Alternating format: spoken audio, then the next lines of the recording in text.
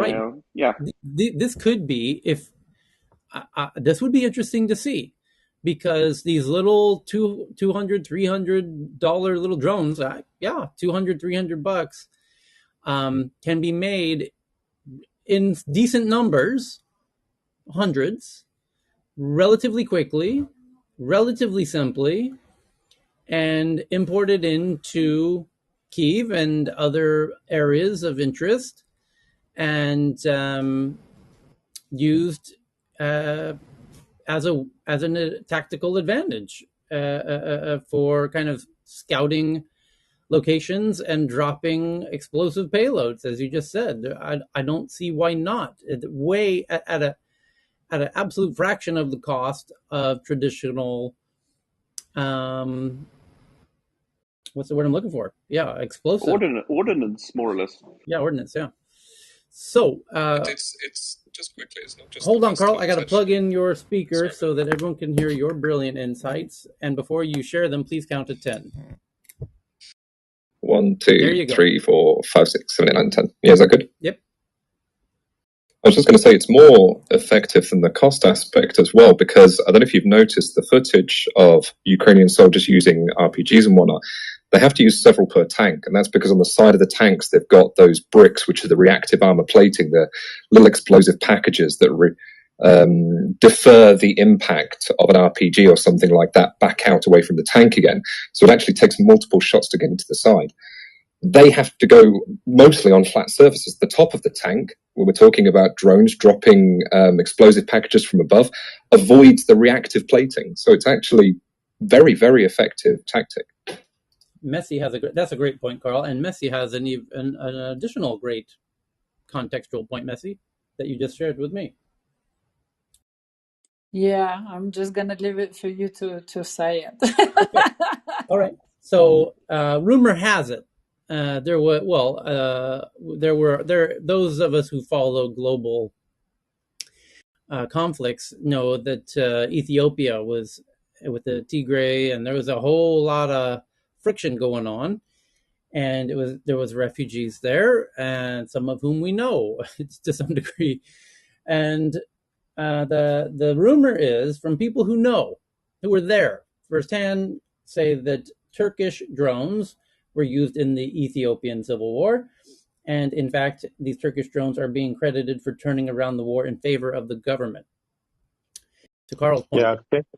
Can I just add something? Because drones have been used in the India-Pakistan border as well. And I'm going to make a prediction, and I'm putting it out there. Somewhere down the road, military drones are going to go the way of landmines. They're going to get banned.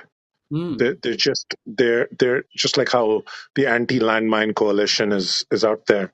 There's going to be an anti-military drone coalition, because every good and bad actor can use them for whatever. And you know what? That's a great insight.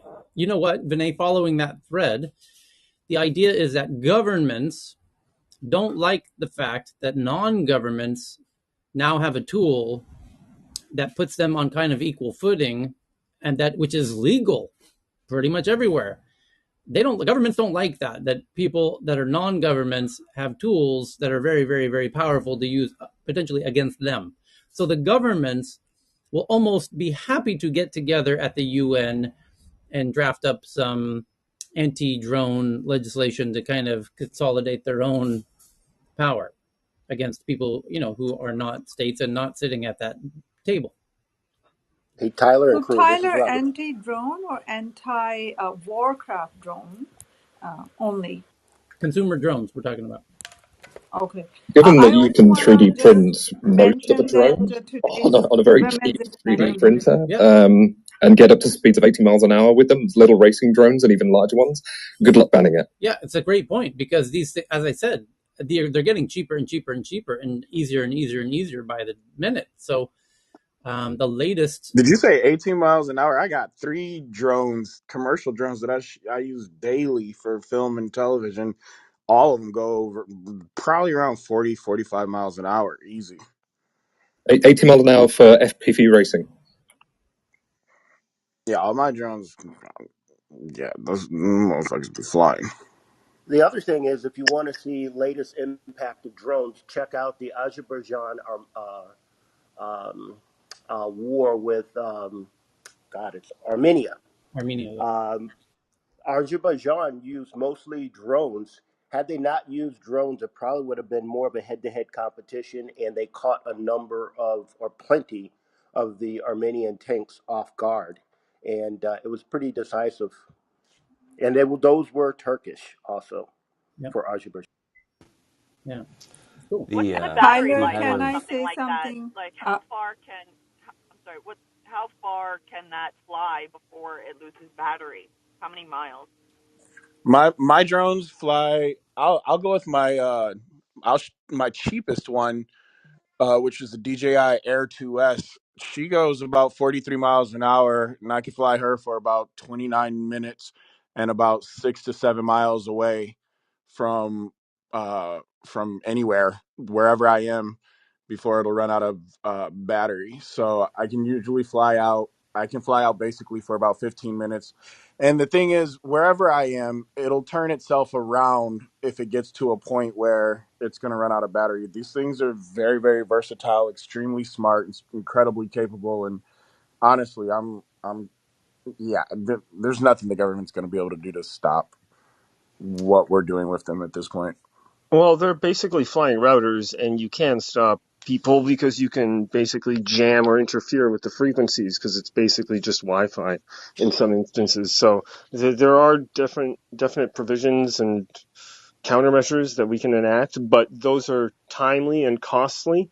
And so if you don't already have the equipment on the battlefield, getting surprised with a $300 drone that destroys a $1 million tank is kind of ridiculous. But I think a lot of countries have seen the difference between having them on the battlefield and not having them on the battlefield. And most recent battles have been decided I think most assuredly with drones. So the richer countries can afford to buy more drones, it seems. Also, Well, now Isn't keep in there a mind, law? drones are there was not little toys. the Drones come aviation in many policy. different sizes. So you have drones that almost are the size of a Cessna to some that are a little bit smaller. You have kamikaze drones, you have recon drones, you name the size, and some can stay up for hours, some can stay up for over 20 hours. So there's various sizes for whatever you need them for. Hold on. Matt, you were Isn't saying? there a law that they No, I need was to just going to stay within? say, I'm sorry, it's always the delicate dance of trying not to talk over somebody.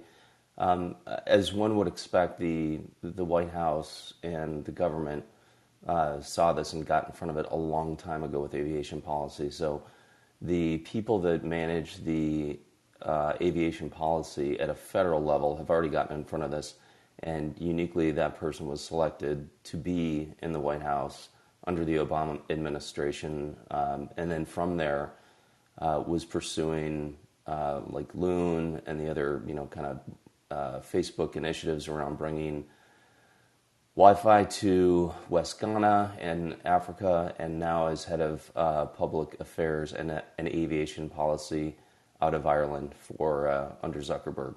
So they got in front of this situation, at least with one company, by getting in front and serving under the Obama administration. Nothing against Obama or anything.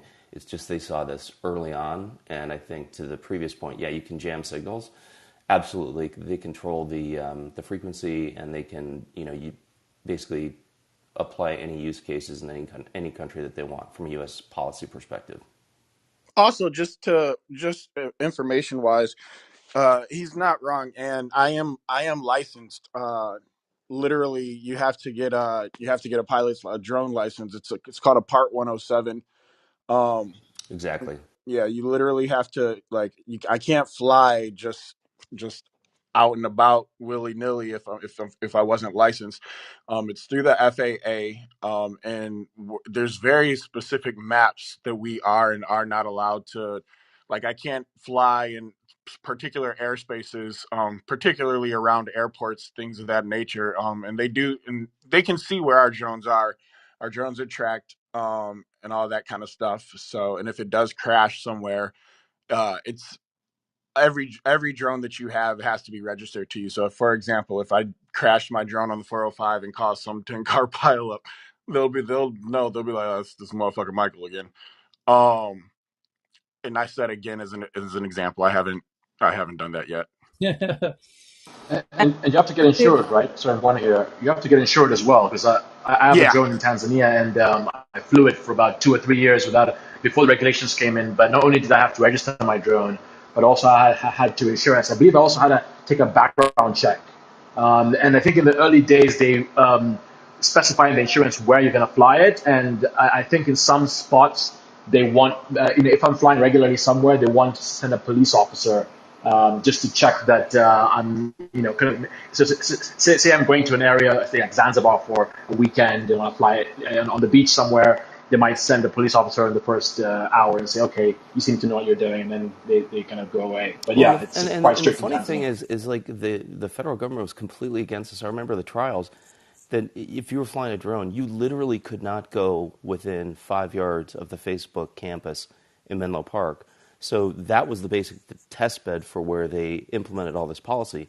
If you went, 5 yards west or 5 yards east of the Facebook headquarters, which used to be Raycom and Tyco, that's where they set the policy. So they were purely against it until Facebook sort of set the standards, and many others, DJI, and the likes of others. But that's where they set the policy. So they were very much against it in the early days. And then they said, okay, this is how we're going to test it. This is how we're going to establish policy for the U.S. So long history, but very much on point. Thank you. Isn't there a rule in US that they have to be within your visual equity, like within your vision? And if it Nah. flies away from your So visual field, it's so still. the way that works, no. I when I put my drone out, I don't even. Sometimes I kid you not, I'll be sitting on the couch watching TV, and I will launch my drone in my living room off the dining room table and out the window on the balcony and fly for miles and just film everything. I do that very often to get overhead footage, just straight down satellite kind of angles and whatnot for clients. I do that a lot with real estate too. And so, what the rule is, though, is that you do have to have vision of where you are. But the vision capabilities are on your like when I'm flying, my iPad. I have a controller that's connected to my iPad, and it's literally a 4K feed that I'm getting in vision that entire time. So you don't have to be able to see your drone. It's impossible to see it basically after about the first 5 seconds up. That thing is gone. Yeah, 100 meters. Yeah, so in my experience flying the drone, the biggest dangers I've had when I've lost one drone in the ocean in Cape Town once. The biggest thing I've learned is that you have to pay attention to the wind speeds at different altitudes. So if you go too high or a certain altitude, maybe the wind picks up there and carries your drone off, right? And the wind can get, particularly in Cape Town, or even areas where I fly near Kilimanjaro, they can actually exceed the maximum speed of the drone, which as was mentioned is about 40 miles an hour. And then that way, if the wind picks it up and you can't recover it, then you're screwed. So my second drone, I almost lost it recently, but I was able to recover it by just changing the altitude by a couple of maybe 10 or 20 meters, 30 or 40 feet, and then I could finally control it and get it back to where I was. But things like that, point to training required, just kind of more experience. And so I'm a big believer in that for as part of the kind of licensing and approval of someone to fly a drone. Like the more you fly, the more you obviously get more experience. But that's one of the things I learned. Like be careful of the wind speeds at different altitudes. Well, regulations are in place to also. It's not just it's to the regulations all make sense. For example, here in America, you can't fly your drone higher than 400 feet. In fact, you have to hack your drone in order to actually do that. Because as I said, the software that comes, anybody out there in the audience or on stage that has any DJI drones already knows this, but the software that comes with it that you control your drone with, it tells you when you're approaching that 400-foot limit. And when you do hit that window, your drone will it's not that it doesn't have the capability, it will literally just stop and fly against that invisible ceiling, so to speak. So our Yeah, drones absolutely know what it is to be a woman. yeah. Just to be clear, yes, I know that there's a altitude limit, but think about trees and just the wind corridors. Even below that 400 feet, 100-meter limit, the wind speeds can actually be different, and so it's just you just have to be careful. You have to know what you're doing. Like a building can suddenly obscure the wind, and then suddenly you or some trees, and then suddenly you're like, oh my god, there's a big gust that kind of just takes it away, even at like 50 meters, right? So yeah, it just depends. But so what that all means, though, at the end of the day, when we think of it in terms of, so here in America, obviously you would think that the reason I said that it'll be hard for them to take it away is actually because of the media industry, even beyond just war purposes and military purposes. Literally every real estate video I shoot at this point, every film I shoot, every commercial, pretty much every project at some point is going to end up requiring drone footage. And this is just it makes things a lot safer here. It did kill a lot of jobs. It's very similar to what's going to happen with the trucking industry and quite a few industries, whereas automation and certain it's going to make certain things basically safer, despite the fact that it's going to cost a couple of jobs and it's going to kind of kill a few traditional industries. It really is a lot safer to send drones out for this type of stuff. We also use them for search and rescue.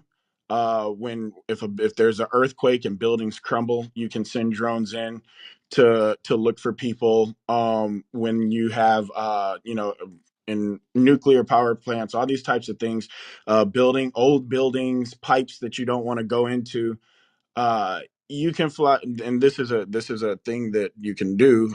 You hire someone like me and they'll fly a drone in there for you, and you can watch the footage in real time. So there's the applications are both, it's not just military, it's not just war. These are life-saving applications as well, not to mention construction applications, entertainment, everything else. So when I said that it'd be hard pressed to cut them off, I meant because there are so many applications outside of the military that these things are starting to become an active part of daily life. Is it regulated, as in is the serial number of the drone registered through the buyer or the? Yes, Okay, yes, important. you can't Any even size, take it right? up until you're registered. Okay, great. Another use case scenario was in Hurricane Katrina and Hurricane Ida when the streets were flooded and inaccessible, and drones were used to provide the medical supplies and so many other life-saving products at the rooftops to people in Louisiana. Yeah. Yep, exactly. Talking about the drop in medical supplies, one of the most successful actually medical how the medtech and research company in a zip line, I think in Rwanda, one of the things that they do and successfully they have been doing is reaching into red areas where there is like blood or transfusion, blood transfusion or organ transplant or whatever the need might be, but very difficult to reach to clinics and hospitals and these kinds of medical supplies. They just drop it with drones. So in fact, I think they are expanding it even developed countries, including Japan, because they have been doing that really successfully. Other Ukraine-related topics? I have a bunch to get into, and one Oh, that, Tyler, yeah, before we move on, can I just wish all the women of tech news today a happy International Women's Day? sure. Yeah. Yay. National Women's Day, Happy ladies. Women's Day. And fathers who have daughters and mothers. Happy. Yes. Happy to Sounds like everyone. sounds like a Ladies who would John like to Mayer song. celebrate, I'll be having punch and pie later on. You can come through. Where is it? Where is it? Not Subway sandwich. Nicholas, that sounded like a John Mayer song.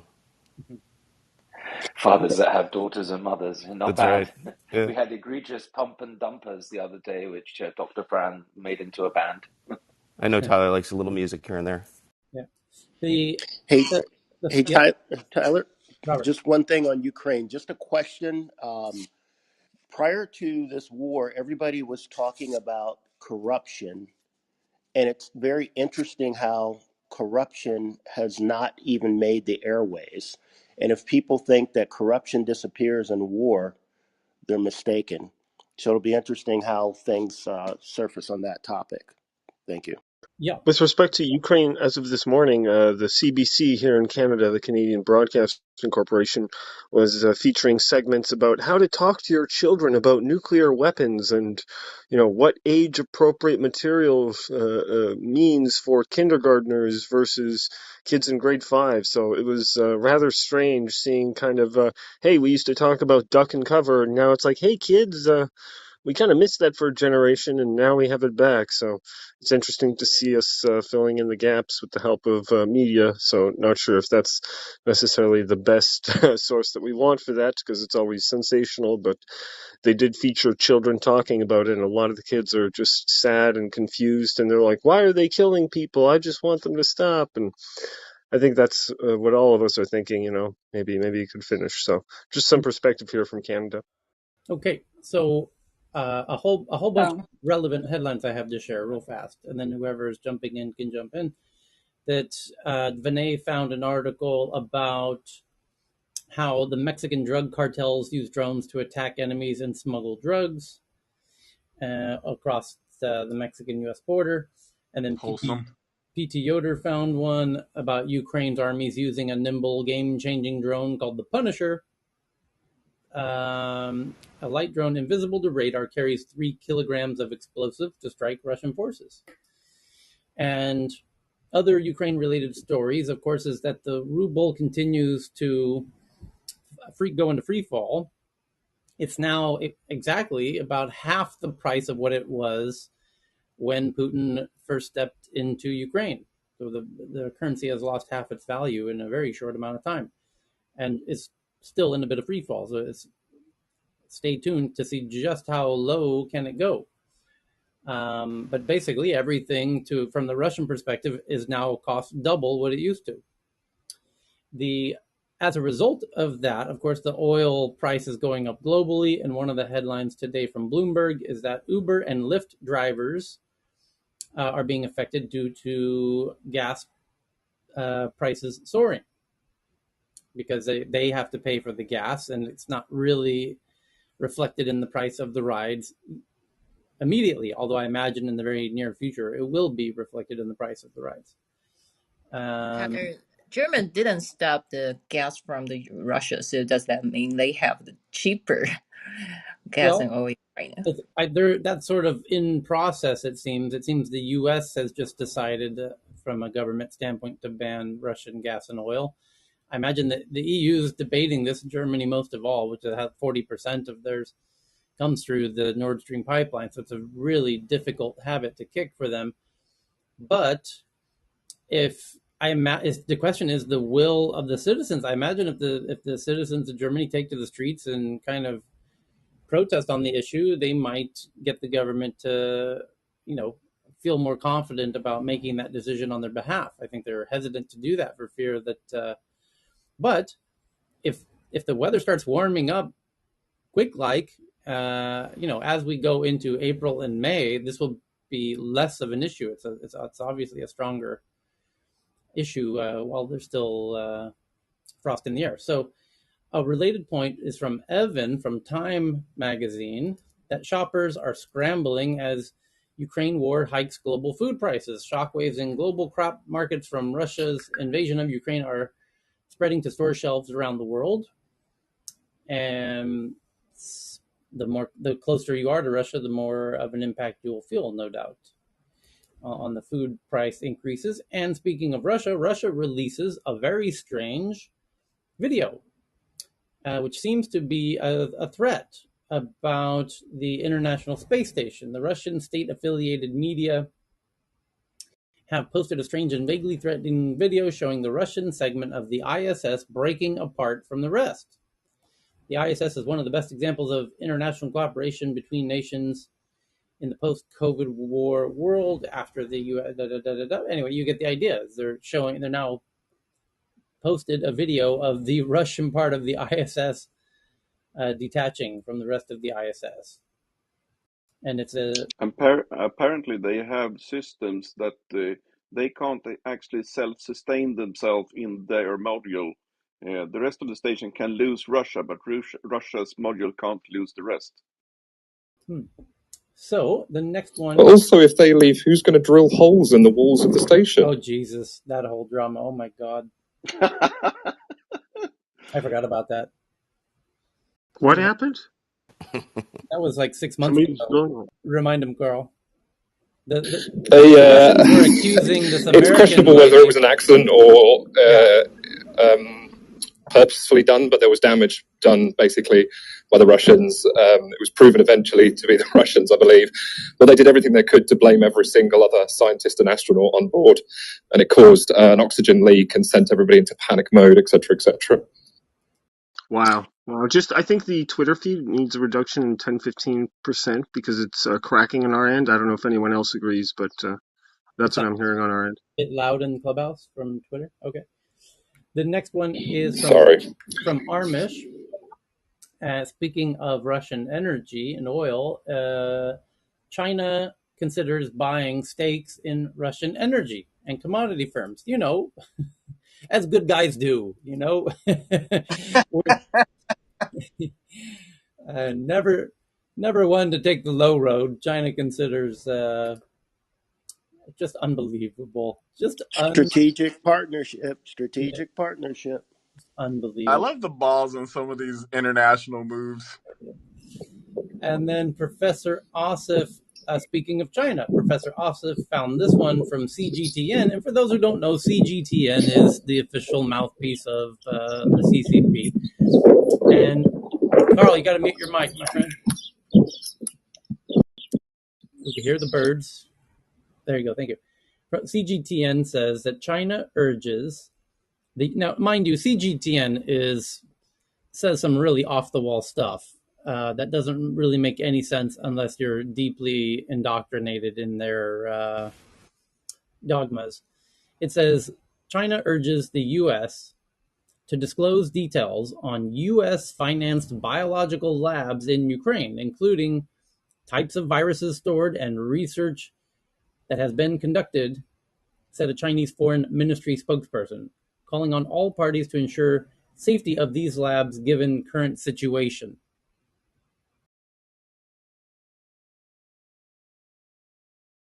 Carl, you got your hand up. Go ahead. It's not on this topic. It's so much, but Shell in the UK as well have put out a new statement. A week ago, they promised that they were pulling out of all sort of Russian collaboration and imports. And then I think the public did what they always did and assumed that meant immediately, which obviously from the perspective of a large corporation, you can't necessarily pull out part of your supply chain that quickly and not have your shareholders go into heart arrhythmia. So then they continued to buy oil from Russia and the public threw their arms up, and they've issued a new statement this week, which is that they are effective immediately, apparently, although they've not given a definite timeline, pulling out of all imports, which is about 8% of their supply. They're also closing all of their service stations on Russian territory as well. So we'll see how that goes. Okay. And one more. Yep. From NHK. Russia released a list of unfriendly quote unquote nations. Oh, Singapore is one of them too. So if the countries are still going to continue to do deals with the Russian companies, the Russian government has to approve it. And apparently the debtors will have to open a Russian account and to transfer the Russian equivalent of whatever deal it is into the bank and do the transaction.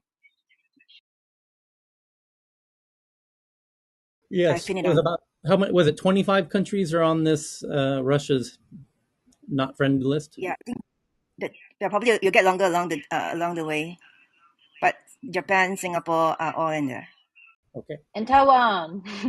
Oh yes, welcome. Yeah, it's a by the way, country now. so is Norway, and that tells you pretty much all you need to know about just how awful this group of countries is on this. Don't forget that devilish San Unfriendly. Marino. San Marino and Norway. Norway, But the evil. it's good that we are still under the unfriendly list and not under the hate nations, right? Blessing in disguise. Oop. Okay, so we can now get into the big tech news tweets. Have we gone through the Ukraine stuff for today? Going once. Going twice. Okay. So let's do the big top headlines for today.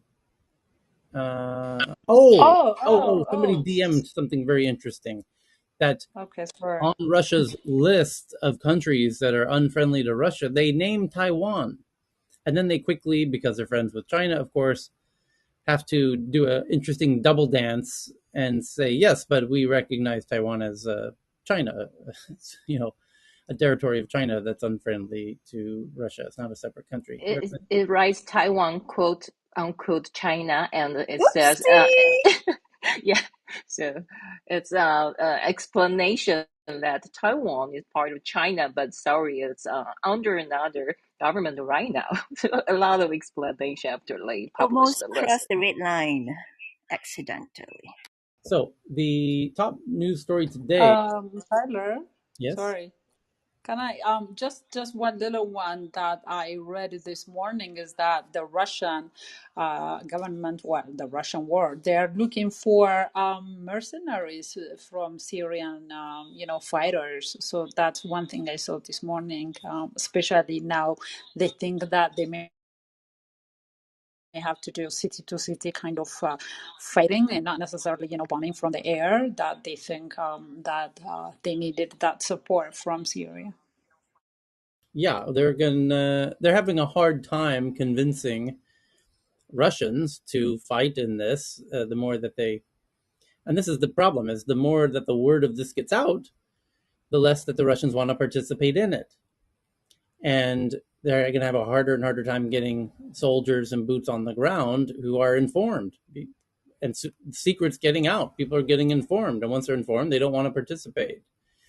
So that's why they went to Chechnya, because they had an interesting leverage point of offering them more autonomy in their region if they participated. So they had a kind of personal interests for participating. Nothing against Ukraine whatsoever, but they were happy to participate, but it didn't much matter. They all got wiped out almost before they even really entered the floor. And then they were asking Belarus to participate, and then the Belarusians internally decided not to. And in fact, I saw a interesting video of Belarusians who went on their own accord to the other side and started fighting for the Ukrainians. But actually, we left out potentially the most important development of this whole Russian invasion in the past. Since we met last time, I think the biggest change, along with the drop of the ruble, which was easily assumed, is the weapons that are now reaching Kyiv and the Ukrainians. Now javelins are now seen on the ground, and there's photos being posted of Ukrainian forces with javelins from Germany, ostensibly, although somebody might know precisely who donated the javelins. And that itself is a total game changer as well. There's going to be the cost, this air domination and these planes and the Russian jets and helicopters are now vulnerable, for lack of a better word, and that's going to get very expensive. So stay tuned. That's the supplies are coming in rather swiftly now, which is giving a lot of additional support, much needed support. And then the planes are now ostensibly making their ways to the Ukrainians, and this whole thing is still got plenty of gas left in the tank. So the big story from today for the tech headlines is that Google plans to acquire Mandiant, which is one of maybe the biggest cybersecurity company that, to my knowledge, for about $5.4 billion, or $23 per share, because Mandiant's publicly traded. With the deal closing later this year, Mandiant will join Google Cloud. And this shouldn't surprise anyone. Microsoft did something similar recently, acquiring a substantial cybersecurity company to merge it with their cloud called Azure. And these cloud companies like Microsoft Azure and AWS, Amazon Web Services, and Google Cloud all have to up their cybersecurity because that's the name of the game. It turns out that those big cloud companies, and those are the big three, Microsoft, Google, and Amazon, are viciously, fiercely competitive with each other over getting customers. And I know this firsthand very well because all three of them have been paid sponsors of my events. And every year I have to decide whose money to take and whose check to cash. And they are very competitive to get in front of entrepreneurs and CTOs and sing their own, pitch. And part of one of the main value propositions, or one of the main decision variables or matrices that companies are using to decide which company they go with, in addition to cost and uptime, is security. So if cost is the main factor, security might be the number 2 factor, and uptime. Matt? I was just going to say that, I'm sorry, it's early here. I know, If you by the take a way, look at the... Matt, we got to disclose that this is way in your ballpark. You are very... Yeah, no, and everything I'm sharing is public knowledge, but if you were to take a look, and this actually just... if you look at the former CEO of John Chambers, and you may say, well, that was a router company. Since he left as chairman, he has been running JC2 Ventures. And whether it's the startup community, JC2, whether it's M12, whether it's the Microsoft, and by the way, M12 is the startup arm of Microsoft. And if you're a tech company, you probably have a startup arm that's, to Tyler's point, you're looking at the landscape saying, okay, what's the most compelling use case, technology threat? And I think I got a link in here that showed like real time, I think it was Radware, that shows all the cyber. So you would think about, warfare 20 years ago, 30 years ago, thinking of, tanks and missiles. Yes, they're there. But if you look at the cyber attacks that are happening in real time, I believe it's on Radware. I'll put it in the chat here.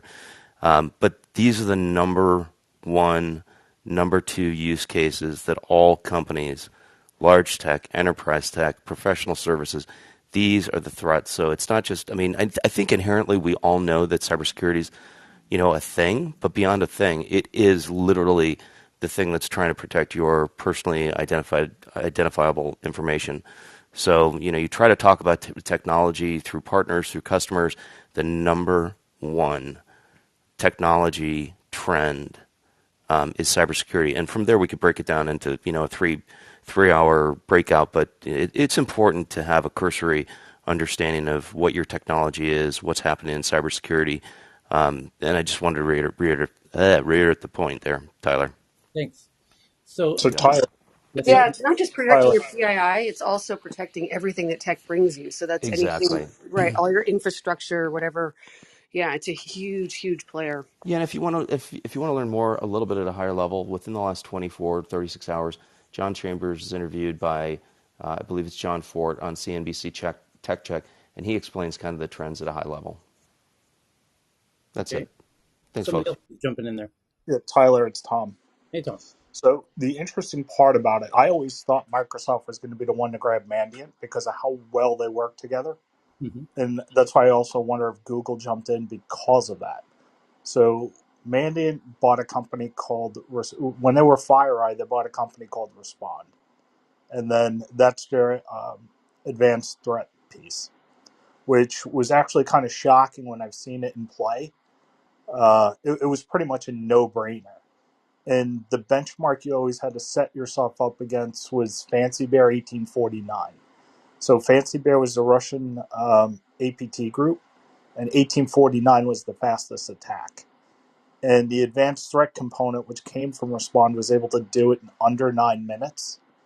And because of that 9 minutes, it was because of the human that was involved and actually putting the whole case together for why this is a true positive attack and why there needs to be remediation done and how fast. So this is going to be an interesting play, and I'm assuming it's all tying into Google's Chronicle piece, and that's going to be game changer for them. Love the group names and the pseudonyms and all that stuff. Very diabolical.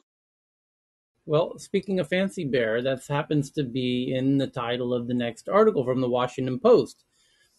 According to Google, Russia's Fancy Bear, which is kind of the FSB hacker outfit, has launched.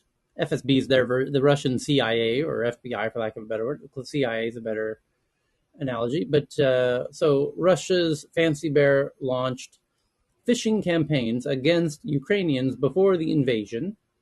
Makes sense, obviously, as Tyler would have told you.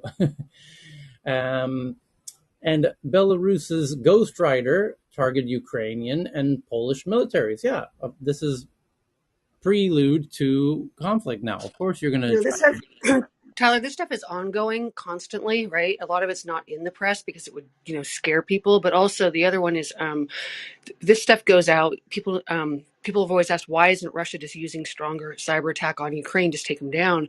And I heard some interesting articles, which are that because they plan on taking over the Ukraine, and if they shut everything down and screw everything up, then they have to take it over and fix it. So that's why they're not going, full out against each other, or at least against the Ukraine.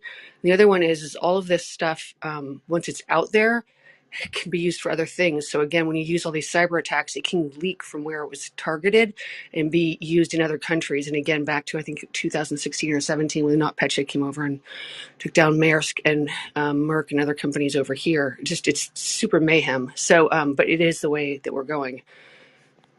It's very much like radiation that way, except it spreads much more quickly sometimes. So, Like a virus. that's It's a it. definite, I mean, the analogies are there for a reason. It's definitely a virus. And I mean, it's hilarious. Whoever made that comment earlier about the names. I mean, if you listen to these things, they are absolutely hilarious. Bears and pandas and kittens and rats and all their names. And also, the offerings. You've got ransomware as a service, malware as a service, fully structured programs with support desks and escalation paths. And, They've got customer service. they And their do. payment They do. processing, right?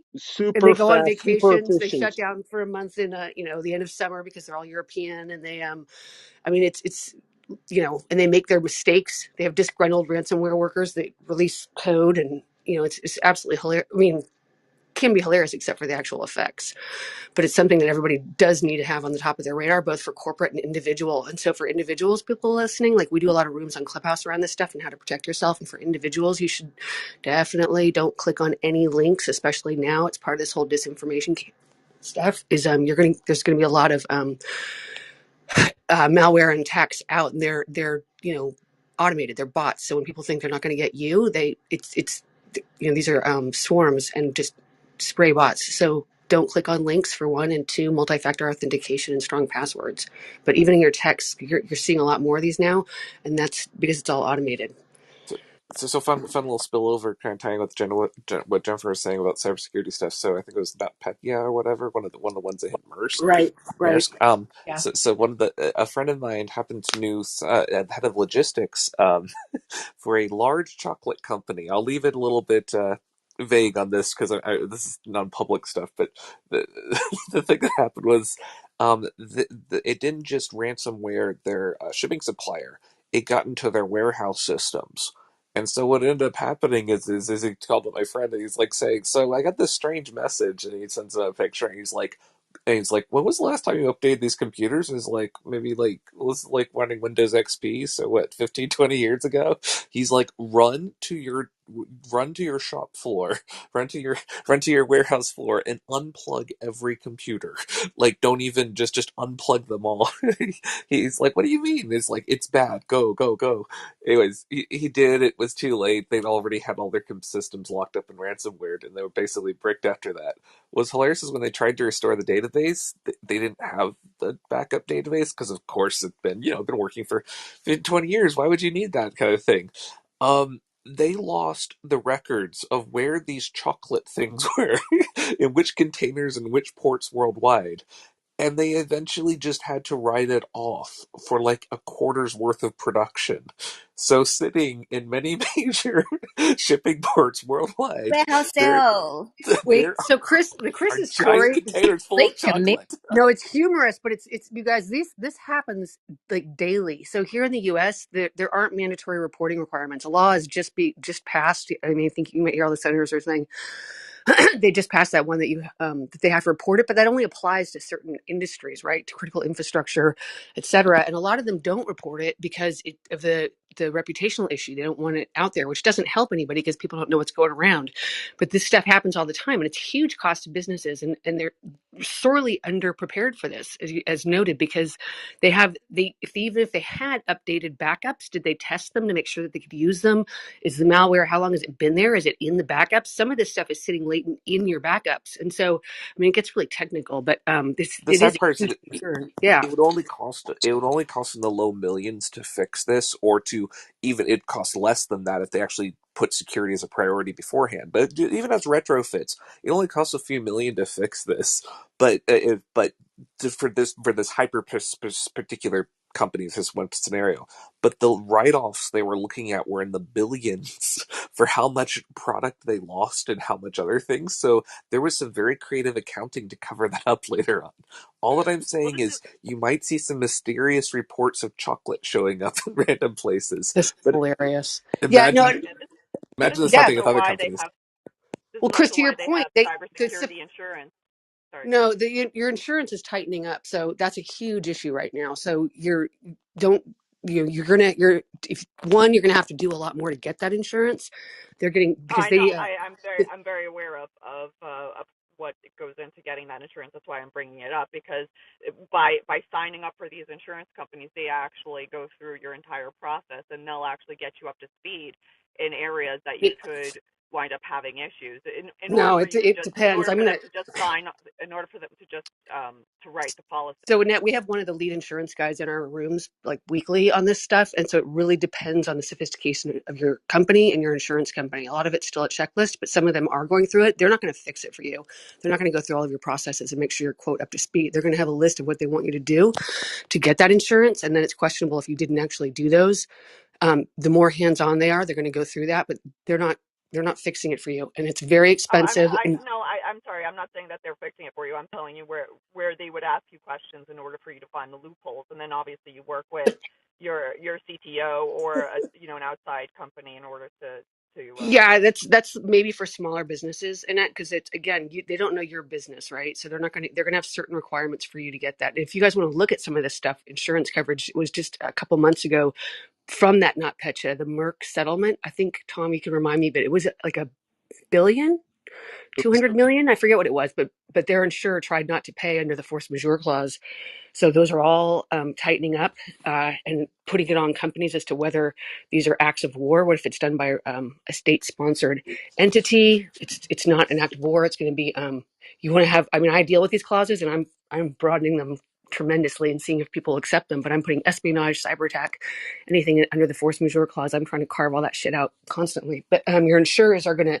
start to really push back. Lloyd's of London said they won't do acts of war, which they are not going to do that, and that's going to ripple through the insurance company. So insurance and government are the two areas that the standards are coming out, and that will trickle down from there. As Annette said, they are heightening what they require from you, but again, and that is going to drive some standards, but it's not a perfect fix. They don't know businesses; they're just putting out general standards, and same with military. If you wanted to be a contractor for DoD is a big one, but a lot of them are coming out now with the standards that are being driven down through their contractors, subcontractors, et cetera. And it's something for companies. They just aren't aware of it. And we talk about this a lot. So Chris's point on this one, these companies aren't aware of it because it's not reported. Now they are. Now it's like, getting much more heightened news basically in like the last year. But this stuff has been out there for years. And so people, that's why you're seeing so many more CISOs and CTOs um, and chief information officers. Anyways, Chief so liability, eighth man. it's the Lawyers Full Employment Act. But anyways, The bigger problem is, so from an old perspective, and this goes back to the old days of Microsoft, the mindset of the corporations are we're not going to update to the latest version because every Yep. time we did it with Microsoft, things broke. So the bigger problem they're having nowadays is they don't just have the insurance companies, but they have the auditors coming in. So when you have regulatory coming in and say, well, you have to upgrade your program, because I deal with this on a daily basis to see how far behind people are.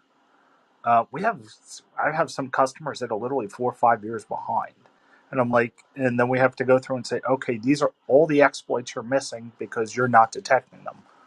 Or, people are marking, like Log4j was the reality check for a lot of people. So developers would always go in and market a false positive. They go, no, it's needed. There's no CVEs, nothing associated with it. So what happened over the holidays is with Log4j, all these developers now felt the pain because they had to go through all the ones that were marked false positive to see which ones were true positives. Okay, because these are the exploits. So when this whole Russian-Ukrainian war took out, I literally did. There's a site out there. I won't say it on here because we don't know who's in here. From an OSINT perspective, you can find all of them that have Log4j exploits. The number of Russian government websites that were in there was astonishing, as well as Chinese sites as well. I mean, and it's that simple. I mean, we've Everyone loves Java. yeah, Chris. I mean, perfect. We've walked through the scenario of, okay, all you have to do is click on a link, and what we do is send something that's called a canary token. It gives your geolocation, and we show another tool that gives us your home IP address. These are all done from APIs. Then we can tie it to a New York City bus that's driving by your house to actually get a picture of you, because guess what? Those New York City buses have open APIs that are pretty much open to the internet, just to give you a reality check. And I always just call this developers gone wild, because for feature, there's always causality. All right. So every feature has a cost. I just want to throw in something very briefly that kind of tying with that feature. Every feature has a cost. I had a brief conversation. Well, it was a few hours, but it was a lot of fun. But I talked with the head of cybersecurity for Underwriter Laboratories. They were spinning up a new division. This has been like 7 years ago. It was a while ago, but they're spinning up a new division for selling cybersecurity insurance and such. And he said one of the problems that we're running into internally is that you can never know when it's perfectly protected, because when something is unhackable, it's like you can't do that because there's so many layers of complexity. The best that we think we can do is just to have layers with things, and that was something that kind of evolved for some of our conversations. They wanted to bring me on as an advisor actually after that, but I was like, I got some other stuff to do. Kind Well, of should take us up on it. to add But to that, Chris, yeah, it's not just layers, it's the resilience, because nothing's yeah. going to be fully protected, right? It's not even going to be like high numbers protected. It's to your point, it's layers of protection. And then what is your resilience plan? So you have to look, your disaster recovery plans. And again, this is stuff that businesses, haven't had in place as much. So you can't blame them, or it does require education throughout the public, but it's getting those in, like what happens if this goes down, what happens if that goes down, what's dependent on what, and then this comes, I think it's come up in this room before, like your what happens if your systems are down, how do you even communicate, and remember when Facebook went down, they couldn't get into the building because of all their Gucci IoT devices, badges to get in, they couldn't even get into the building. But it's, if things go down, what is your resilience layer? And then to tie that back to the beginning of the conversation, Tyler, your stuff's not unhackable on the cloud. These are you hear the reports all the time, the S3 containers, et cetera, getting, are leaking data or getting hit. So it's, where is your stuff? Depending on your entity, again, what is your entity and what are your resources? It should be risk-based for your company, but understanding that, oh my God, some chocolate just showed up at my door. Just kidding. But, and then just to Tom's point, oh shoot, no, what was I going to say? Oh yeah, on the updates, it's not that easy. It's not like people can just get these updates and go, oh, you should have updated. A lot of these systems, you say, are very complicated with a lot of moving parts. That's the big problem with hospitals. They're on stuff that is so old that it's not supported anymore, but to replace it requires a complete, overhaul of their systems. It's super costly. And people, a lot of people say, well, then that's part of doing business. Well, here's the problem. I mean, it's incredibly costly or incredibly difficult to even know. And look at a hospital and how many vendors and sub-vendors and pieces there are. So a lot of this, that's just one example. There's, schools are getting hit right and left. City of Baltimore, both their schools went down. And I think they also had that phishing with the controller over there. And then, So everybody's getting hit down to your, local florist. The hackers know your business. And there was another one where they had a negotiation, and I think they wanted like 15 million. And the company was like, yeah, no way. And they were like, look, we've done that. We know your operations. We know how much you're losing daily. So they're that sophisticated. So just honestly, I love watching this stuff because it's so entertaining, but it's bad stuff. One last Yeah. point that I want to Yeah. just, I'll be very brief for this last point, but we know how to create mathematically, like, mathematically uh, uh, uh, stable systems. We know how to create computer code that is verifiable in a way where it cannot get into a bad state. It cannot get into a situation where it leaks code. The thing about it is that those systems are made according to very different software engineering practices than those currently considered to be normal. The current idea with software is build it fast, break it, agile, pivot on the customer, everything just in time, etc. But you see what that does with the rest of the supply chain in a physical manner. We're having similar versions with those breakdowns happening on the software side. It's just that most of the stuff breaking down is invisible until it's not, until you have a catastrophic failure.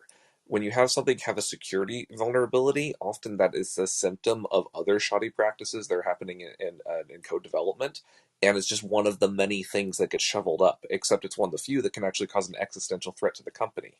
Now, what's interesting is that if we decided that, hey, maybe instead of software doing everything in the kitchen sink, every feature has a potential attack surface, incorporate library X, Y, and Z, and if it's like, getting through a wish list for the management, if instead we said, look, software has one function or one tiny set of functions we did up front, and here is the capabilities of what it needs to provide to the business, make this rock solid and impenetrable.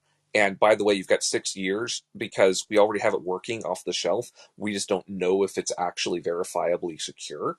Build this thing from scratch. Don't use anything off the shelf, but go through and mathematically verify the whole thing. There's languages like Erlang and such that have decades of system uptime without having any flaws. Like, it is possible to create flaw-free software. It's just very, very, very different from industry norm. I think that if we even put that out as a possibility for core critical systems, that could be something we could actually aspire to, and eventually those could become more standard practices. But right now, the idea is that move fast and break things is the only way to get things done. And I think undoing that sort of harmful thinking is going to be one of the first steps to actually building software that we can actually be proud of over the long term. Hey, Chris, I'm going to jump in on that because I think that's a great idea, but it's very utopian.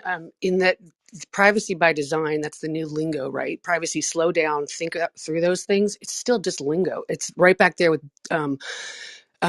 that's security by design. Sorry, security by design, privacy by design to protect PII. And again, that's not even built in from the start. Your build fast and break things, and every feature has a vulnerability. Absolutely, but think of it in companies that grab all the data grab all the data you can, even though you have nothing to do with it, and it's you're not securely, you don't have rights to it. You don't get any valuable use out of it, but get everything on every user that you can from everywhere and store it forever in who knows what containers that are probably unsecured. But it just doesn't trickle through. And it would be great if it did. We'd be in a much better state. But again, people are, in addition to the not slowing down and looking at this and actually rationally approaching the, well, I'm not gonna say it's not rational, but there's different stakeholders, right? So product wants it out the door, legal wants it slowed down, marketing's already sold it. It's got to come from your exec team. There's just a lot of different stakeholders out there. So as you're pointing out, there's a lot of tensions in these how to approach these.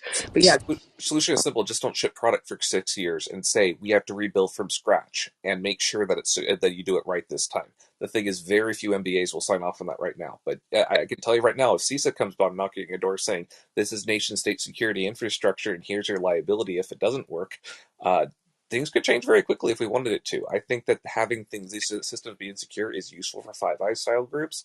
It's just that they're starting to realize that overseas groups are also affected by it, and now it becomes more of a global thing. I'm going to Chris, step back. I'm Hey, totally with you on this. But Jennifer, can I ask you a question? If I could just get yeah, a but I quick was going to question in. also point out to Chris that some of these people take the penalty from these regulators. They'd rather get penalized than pay the money Yep.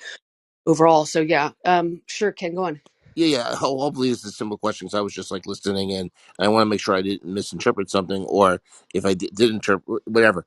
I'm a little tired because of the hours.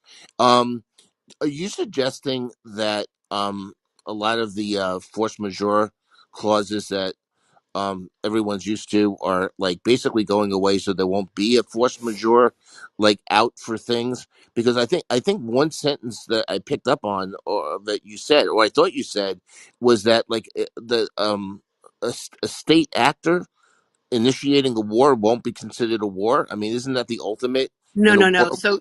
So that's backwards. So what I'm saying is actually force majeure is something that is, was something that was always in your general clauses at the end and maybe like two sentences long or one sentence long. I'm now making them a half page and they're listing everything in there because I don't want a judge to go, well, you didn't mean this. You have to call it narrowly draft your force majeure, meaning you've got to put all those words in there. So you put in pandemic, epidemic, can't go to work because of a pandemic, espionage, cyber attack, acts of war, et cetera, because you don't want to judge. That's what happened with the Merck case, is that the judge said that the broad clause act of war did not, wasn't, because it wasn't an official act of war, even though it could have been a nation state act, Walls. not Petya against somebody.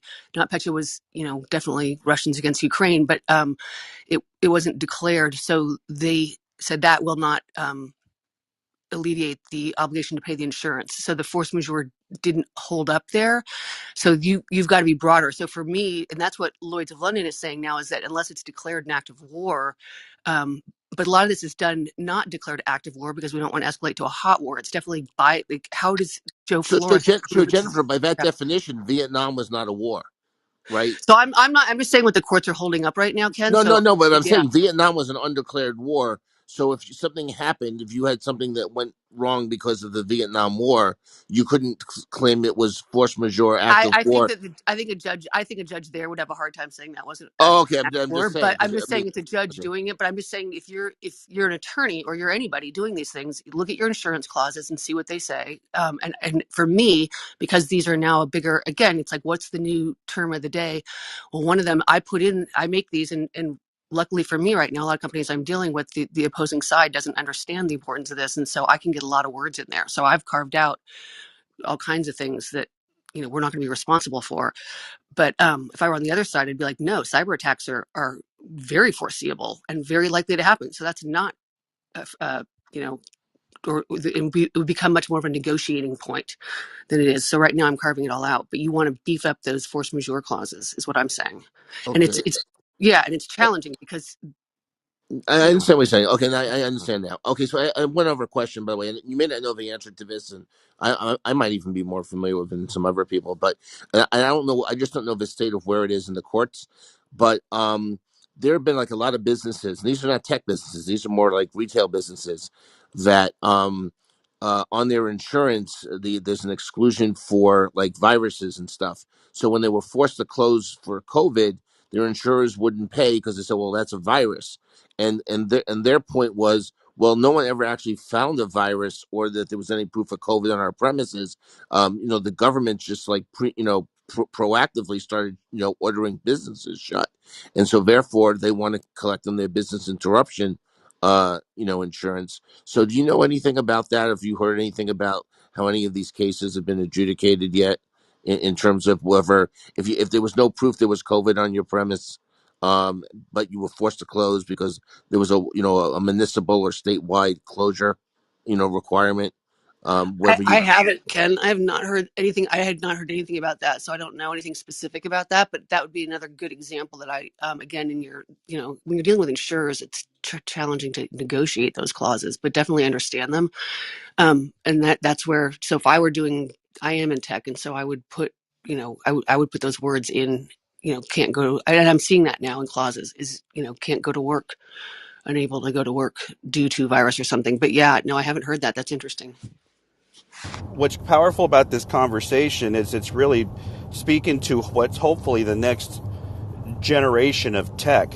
And when I say that, what I mean is we have a Web 2.0 where the hacking culture was let out of the box in terms of a dominating culture, and that little phrase of move fast, break things. What we're learning and what we should have learned a long time ago is the last part of that is put our customers at grave risk. And so now what you're hearing is Jennifer leading the ship, and what her and Tom do in their security meetings are really part of what is the next phase of a really much more secure, thoughtful, professional approach to software and service deployment. There's a concept that I was calling it deployment grade services. Okay, historically, technically, the whole tech industry would talk about service-oriented architecture, talk about services, how software kind of evolved into this service delivery platform.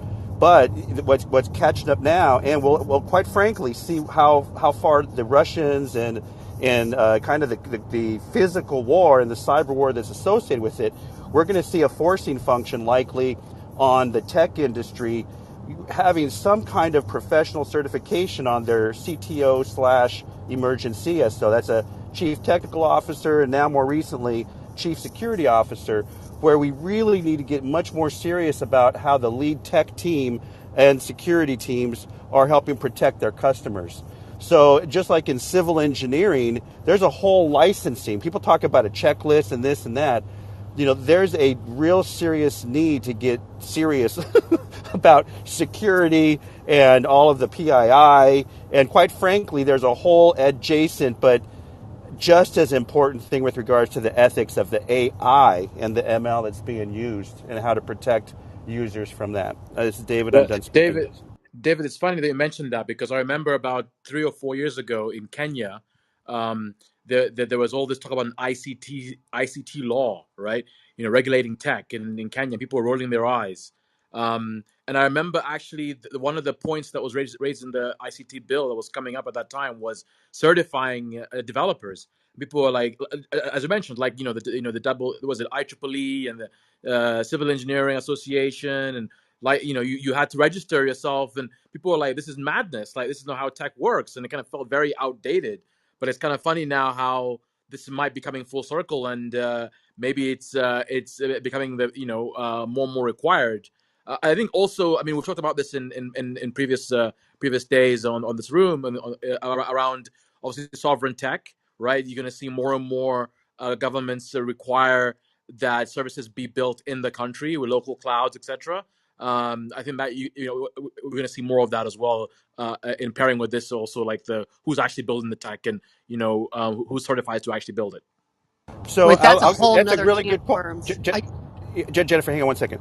So let me just for 30 seconds chime in here. It's really a cultural thing and it's generational to some degree. In pre-web and during Web 1, Apple companies like Apple, Sun, HP, we took a lot of we focused a lot on this word architecture. Okay, and it was everything. Architecture is everything for those companies to this day, but it was everything. We did not have the risks as we do today. But Web 2 was, quite frankly, I've always had a problem with the word hacking and the whole concept behind it because it's bullshit. So it doesn't surprise me that kind of Web 3 and just even the more contemporary notions are this need, and it's going to rise to a demand hopefully because it's just you can't put your customers at risk. It's just not right culturally. Thanks. Wait, let me jump on a couple of things here. So one, as you noted, engineers aren't required to take ethics classes, and so there's a little bit of a gap there. That's where the ethical AI is becoming such a big issue. Is they're noting that these guys don't take ethics. There's also a lot of downstream unintended consequences or unforeseen consequences, which goes against the build fast and break things. But again, honestly, you just sometimes like Facebook started as what a college hot or not thing, and now look where it is. I mean, there's a lot of things that grow and. I just saw some privacy stuff on Facebook. You should see what the stuff they capture on people. But the other one is building within country. This is a huge issue. So most this worldwide internet. China has its own internet. Russia is on the worldwide internet, and so as we take them, as we stop working with Russia, a lot of their stuff is going to become unsupported. So this whole tech issue is like so many different prongs. So again, like look at who you're dependent on, and again, China. A lot of tech we use is from China, so who knows what they've embedded in our systems. But these dependencies, will it be supported? So you're going to see Russia's infrastructure is going to struggle because a lot of their stuff is on, Western tech. So there's, as you're noting, it's something that's going to have to be looked at a lot more as we move into more sophisticated tech. And yeah, I used to work at Sun, David. So exactly. Jennifer, everything you specified, everybody's happy we're going to take Russia offline. We also have to realize the underlying consequences. One, there's a ton of companies that use Russian development teams. You and I have talked about this online, and nobody's calculated that risk. The other thing that we haven't calculated is the massive loss of intelligence that we're going to have. Because a lot of that's done through open source, if Russia's companies and everything else are no longer online, we have to rethink the way we're doing intelligence collection on that. Also, the other underlying consequences, what we've seen is as sanctions are brought on them, China's not putting no sanctions, so everything's going to China. So all that is building a stronger China, essentially. Even though we talk about, oh, they can collapse, they could do that, anything can happen. But the reality of it is they can help support each other a lot. I mean, I have so many plays in my head from this. We talked about, I learned a ton from this room. That's why I keep coming back. Like the whole wheat supply. Well, we know Ukraine did it. Why can't we shift it down to, Poland? Since most of the people that have left Ukraine have gone to Poland. And then take all those jobs that have been lost in the tech space from Ukraine and bring it to Poland because they have the underlying protection of NATO. And I think the beauty of this room is so many people have different specialties that you sit back and you learn from every day. So thank you for having this. I think there's regulations for refugees, though. I don't think they're allowed to work. So there would have to be an exemption for that specifically so that, for example, the rest of the world could hire all these Ukrainian refugees and then perhaps lessen the burden on the host countries. But unfortunately, I think security sometimes is an illusion. It's layered, and I would encourage everyone to look up x86 instruction set DEFCON 26 by Chris Damas, and you'll see that the battle was lost even before we turned on the computer in some instances, where there exist things known as cryptographic instruction sets, which give root level user access just by having the right instruction and data sent to the processor. So there have been developments in that direction. There's a randomized instruction set processor called Morpheus. I believe it came out last year or was announced in collaboration with the Department of Defense. And so it kind of shuffles the instructions every time so an attacker can't use any of these leaking attacks and other things because most of the attacks exist at a very fundamental hardware level. And then, for the most part, software tends to be reliant on those kind of mechanisms. So, at least from my perspective, that's been the most shocking thing that I've come across. I was like, oh, right. When AMD was selling their processor technology to China, there was all this discussion about instruction sets. Well, there's these magic numbers that give you the keys to the kingdom, it seems. And in some instances, they're able to compute it for a processor within 24 hours. So you can actually decode your own instruction sets, and it'll be an instruction that's not listed in the Intel manual for that model or anything. It'll just be blank there. And so that's kind of the level of security permeability that exists. So. Okay. Nerding out. That's what you do with this room, Tyler. Love it. Love it. High five to Jennifer and all the old web onesters in the room. Well, it's on the topic of developers, right? Because today Apple will be doing their talk, and I think it will be mostly on trying to sell developers.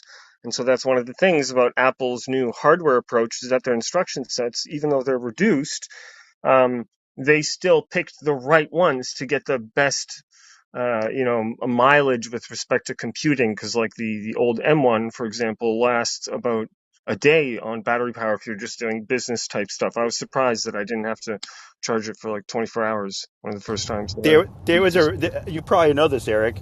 Back in the 80s is when there was a whole approach to reduced instruction set computing.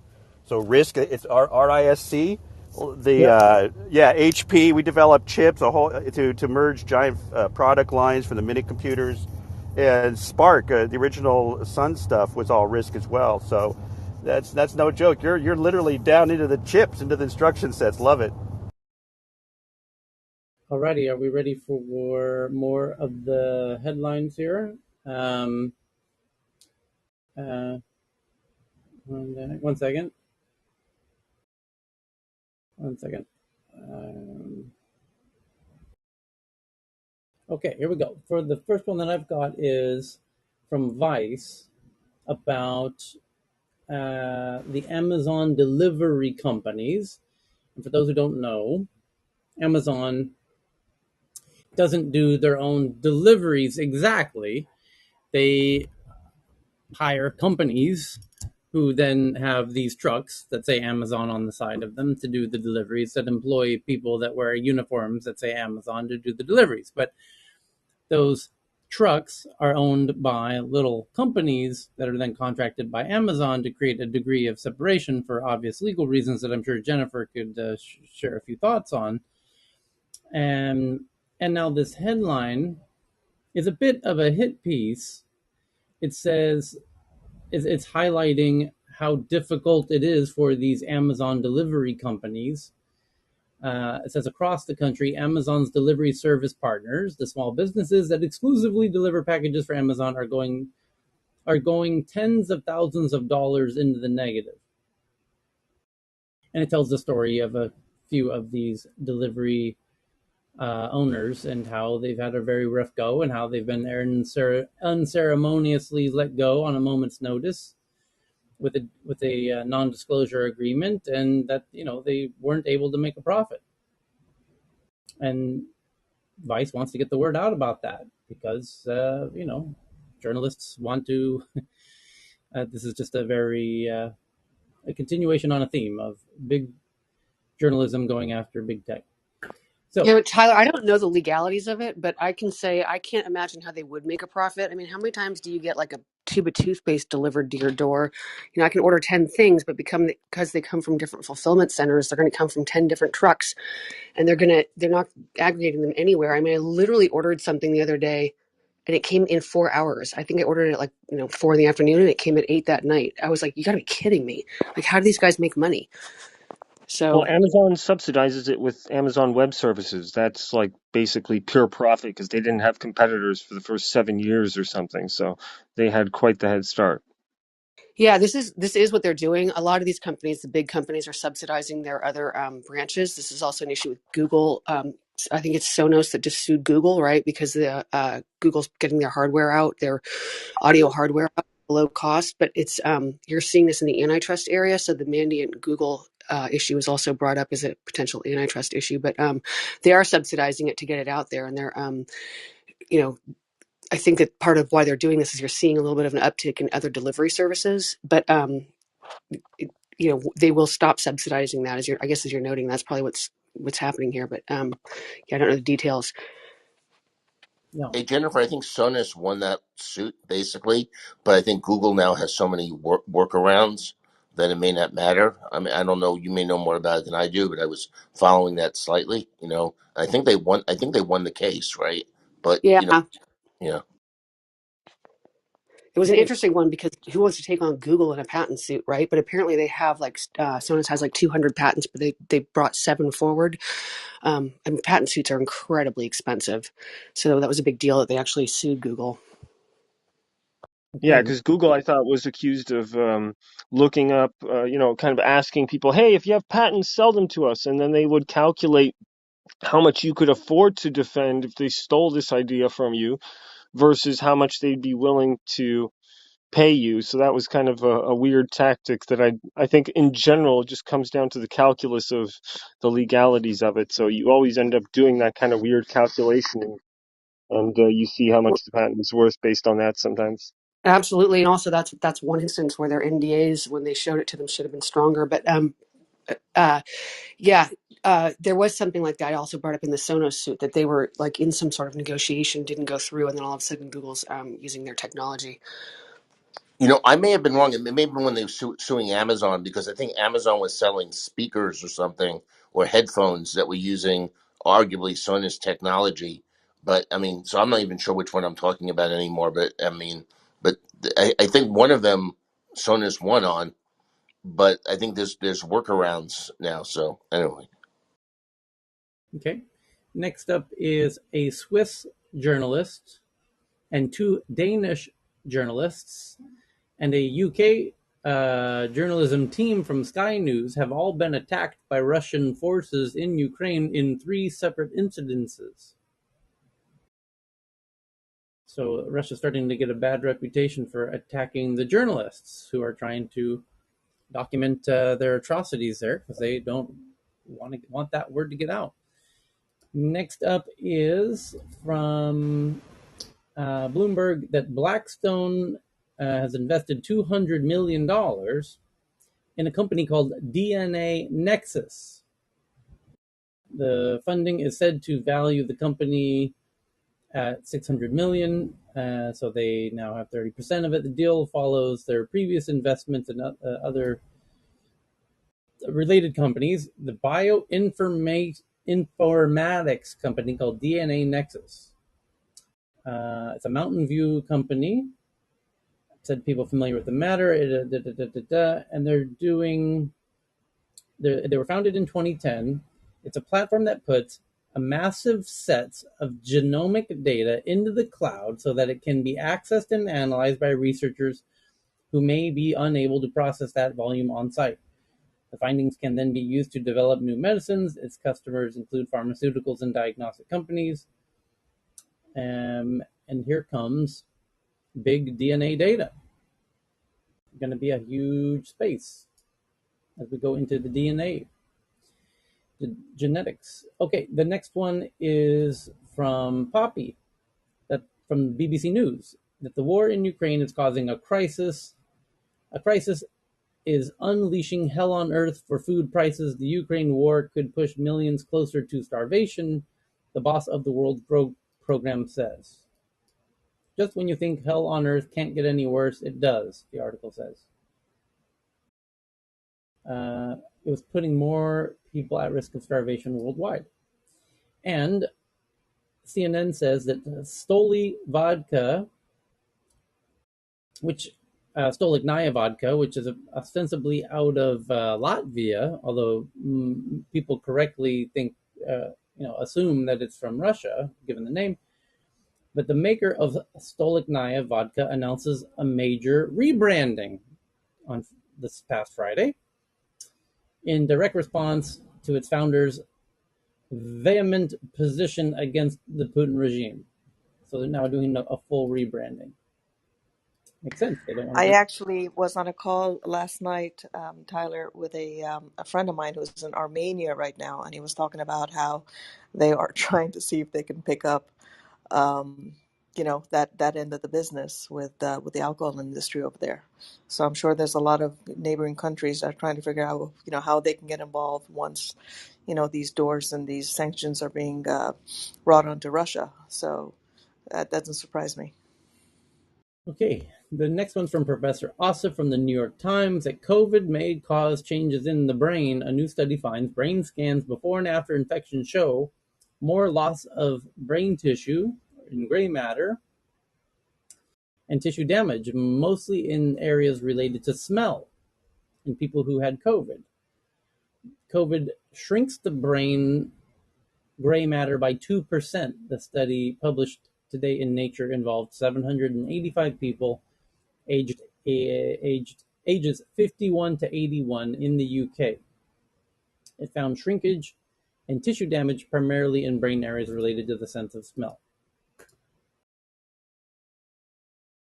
And Wow. This is like according to the other study that we covered in our MedTech newsroom, where a lot of studies and collective data showed significant impact on cognition and the brain functions of people affected by COVID and long COVID, signifying that just developing natural immunity by not getting vaccination is not the right way, just because the prolonged effect of COVID infection on the body, cognition, brain, and mind, as opposed to getting vaccination, which does not have these side effects.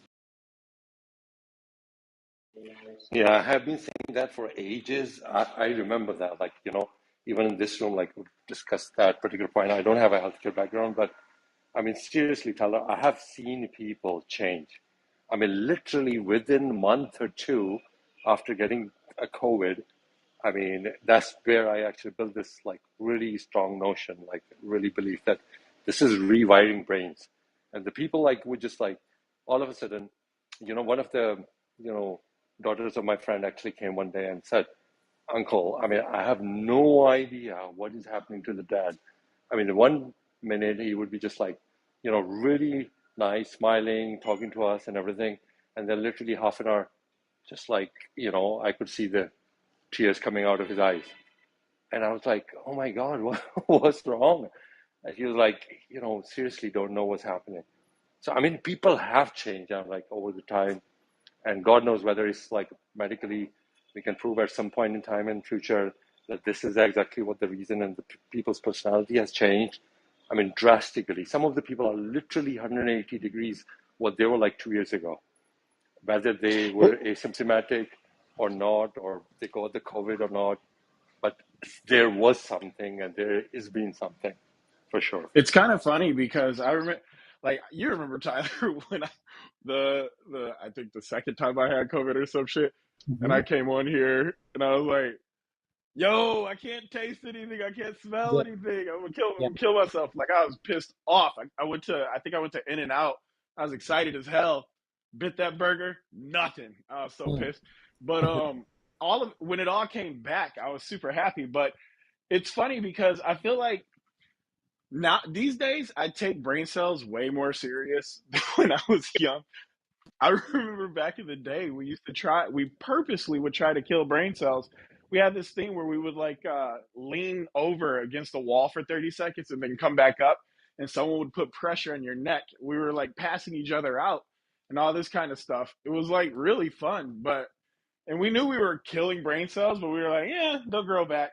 But now these days, with what everyone's saying about COVID and all of that, it's got me wondering: is do other things like flu or do the measles or do any of these other things cause issues in the brain? And are we freaking out just because COVID is the first time we're talking about those things, or is it really a unique thing to COVID that it's the only thing that actually alters our brain chemistry? Because I have a feeling like other things do as well. We just never actually talk about it. Great point. Thanks, Well, Michael. are you trying to refer just the infectious disease, measles and flu specifically, or other chronic illnesses? No, Because there are he's chronic illnesses that affect your cognition. he's just talking But about the tendency Eh, to overanalyze and fearmonger on the issue of COVID. Yeah, that's okay. all I'm saying, Aaron. I don't care what disease it is. It could be cooties. All I'm saying is it probably had some kind of impact on our brains, but we just never it's never been a thing we talk about. A lot of the stuff that I see surrounding COVID, by the way, um it's really strange. You got to understand from the perspective of a kid, a 80s and 90s kid in America. I remember elementary school on the back of my fucking report cards, I had vaccinations that were like literally required for me to like be in school.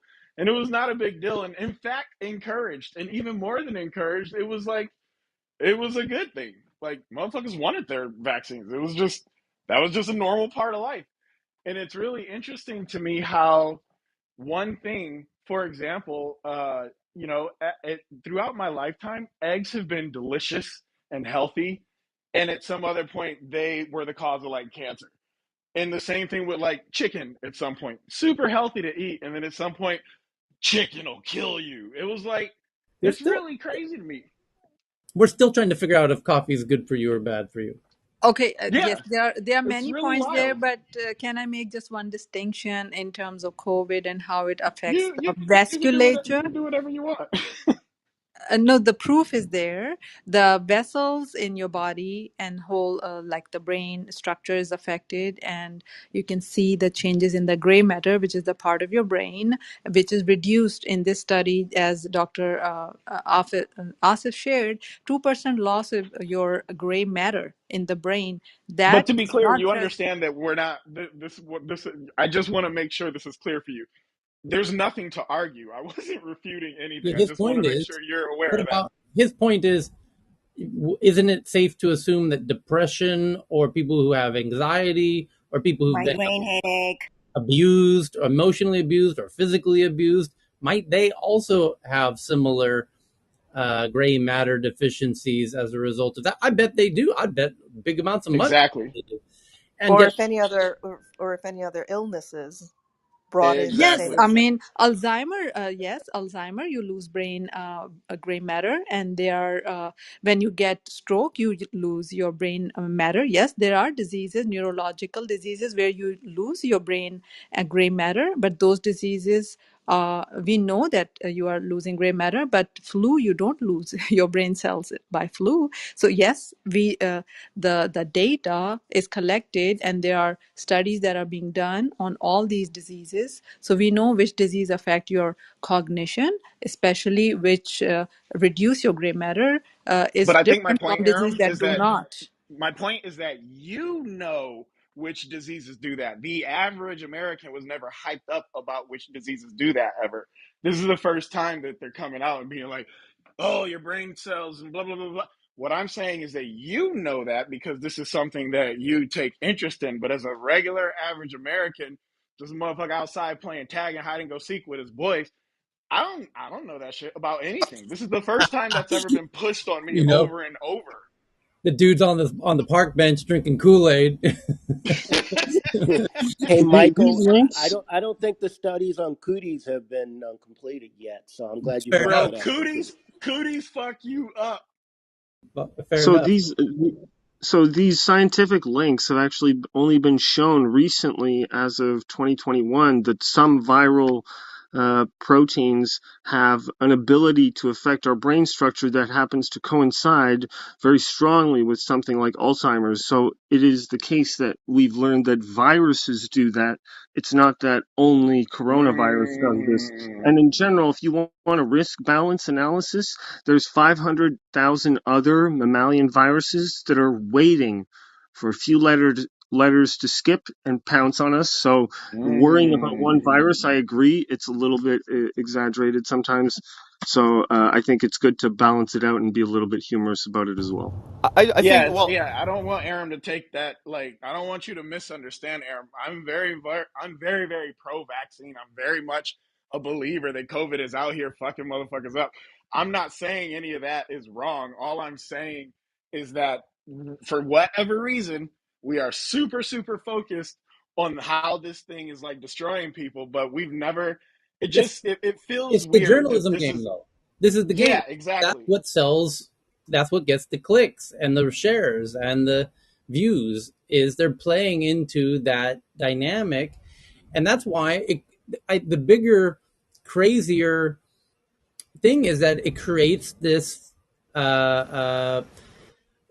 unbalanced sense of reality where people get far more afraid of statistically things that they shouldn't there's other things that they should statistically be much more concerned about, not to downplay, Mm, not to say they shouldn't be concerned about those things, but they get right. misrepresent or disproportionately represented in ways that cause an unbalanced sense of a misequilibrium of concerns.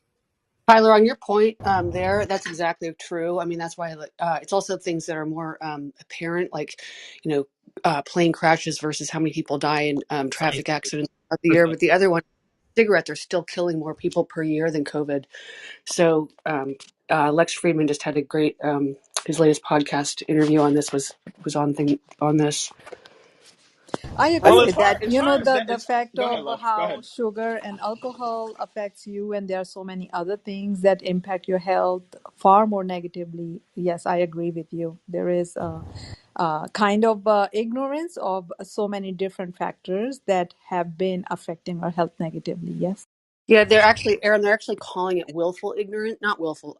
Oh God, I forget what it is, but because it's regulators and big companies. Back to the tobacco one, is that even though they're prohibited from advertising in certain ways, they just get around that and do it in other ways that are equally uh, pushing people into smoking. I mean, it used to be a big thing to smoke. We look around now and say, who smokes?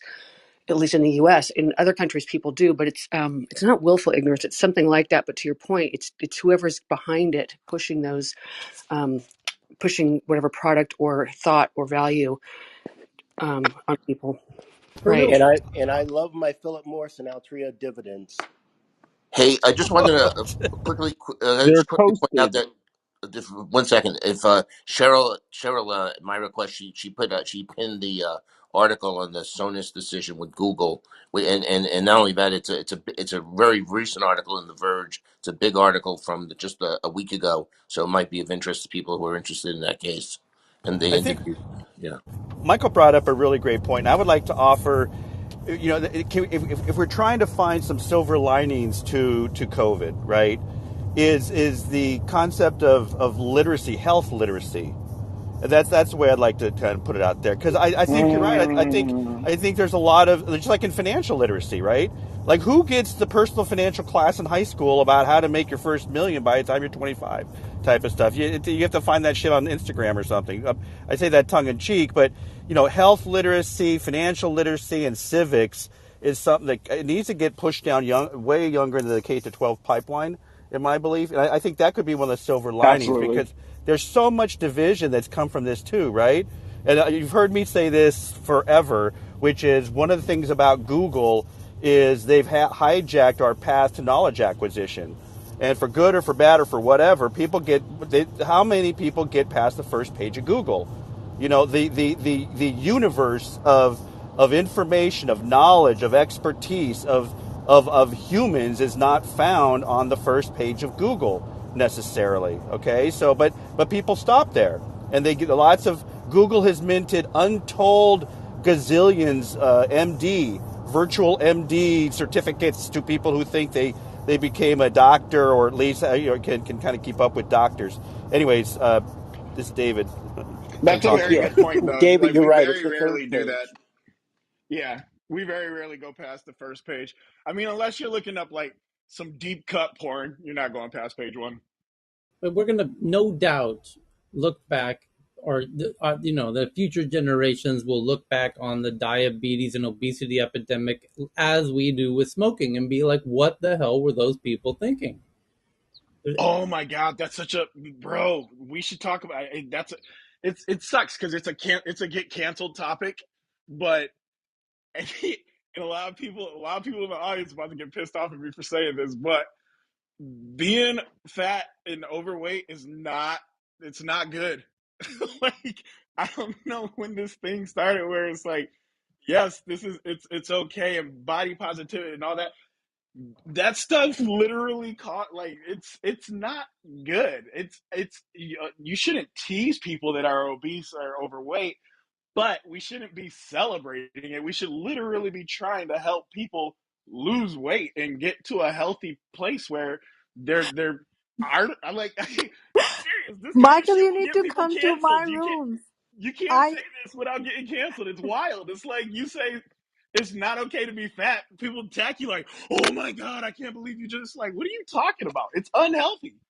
You And need Corporate to come Micah, to I my obesity love tax. my rooms on food the gut industry health. dividend. I hold those rooms where I go in detail in how sugar is toxic and poison, and it shouldn't be even allowed, as well as there are so many other chemicals that you were mentioning earlier are making our food poisonous, like chicken and eggs. And I host these rooms where people do push back on this body positivity type thing without realizing that it has nothing to do with the self image and a lot more to do with the pathology that we are creating with these toxic products that we are consuming. And why are these even allowed by FDA? And I ask that questions all the time. See, I don't mind it They're not, being but Michael, allowed. they're not I just just think that. allowed. They're promoted. That's another one of the ones right there back there with cigarettes. Fructose is I promoted. It's subsidized. It is. It's pushed into our. It is. Yes, Talk about it. Go subsidized. Alan, ahead. your food in your Sugary supermarket and drinks. restaurant, and that's the problem. The food there, most of them are greasy and very sweet. So I think it's the it's a whole But society problem, not just a problem. if we, but if I love the dividends too.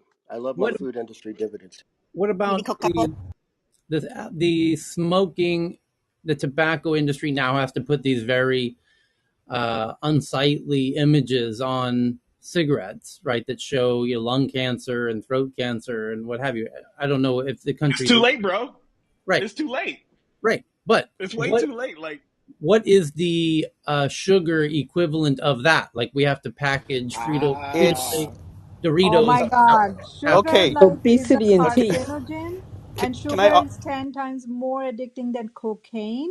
Sugar causes diabetes, heart disease, obesity, and all what is a Kit Kat number one bar going to cause look of like death.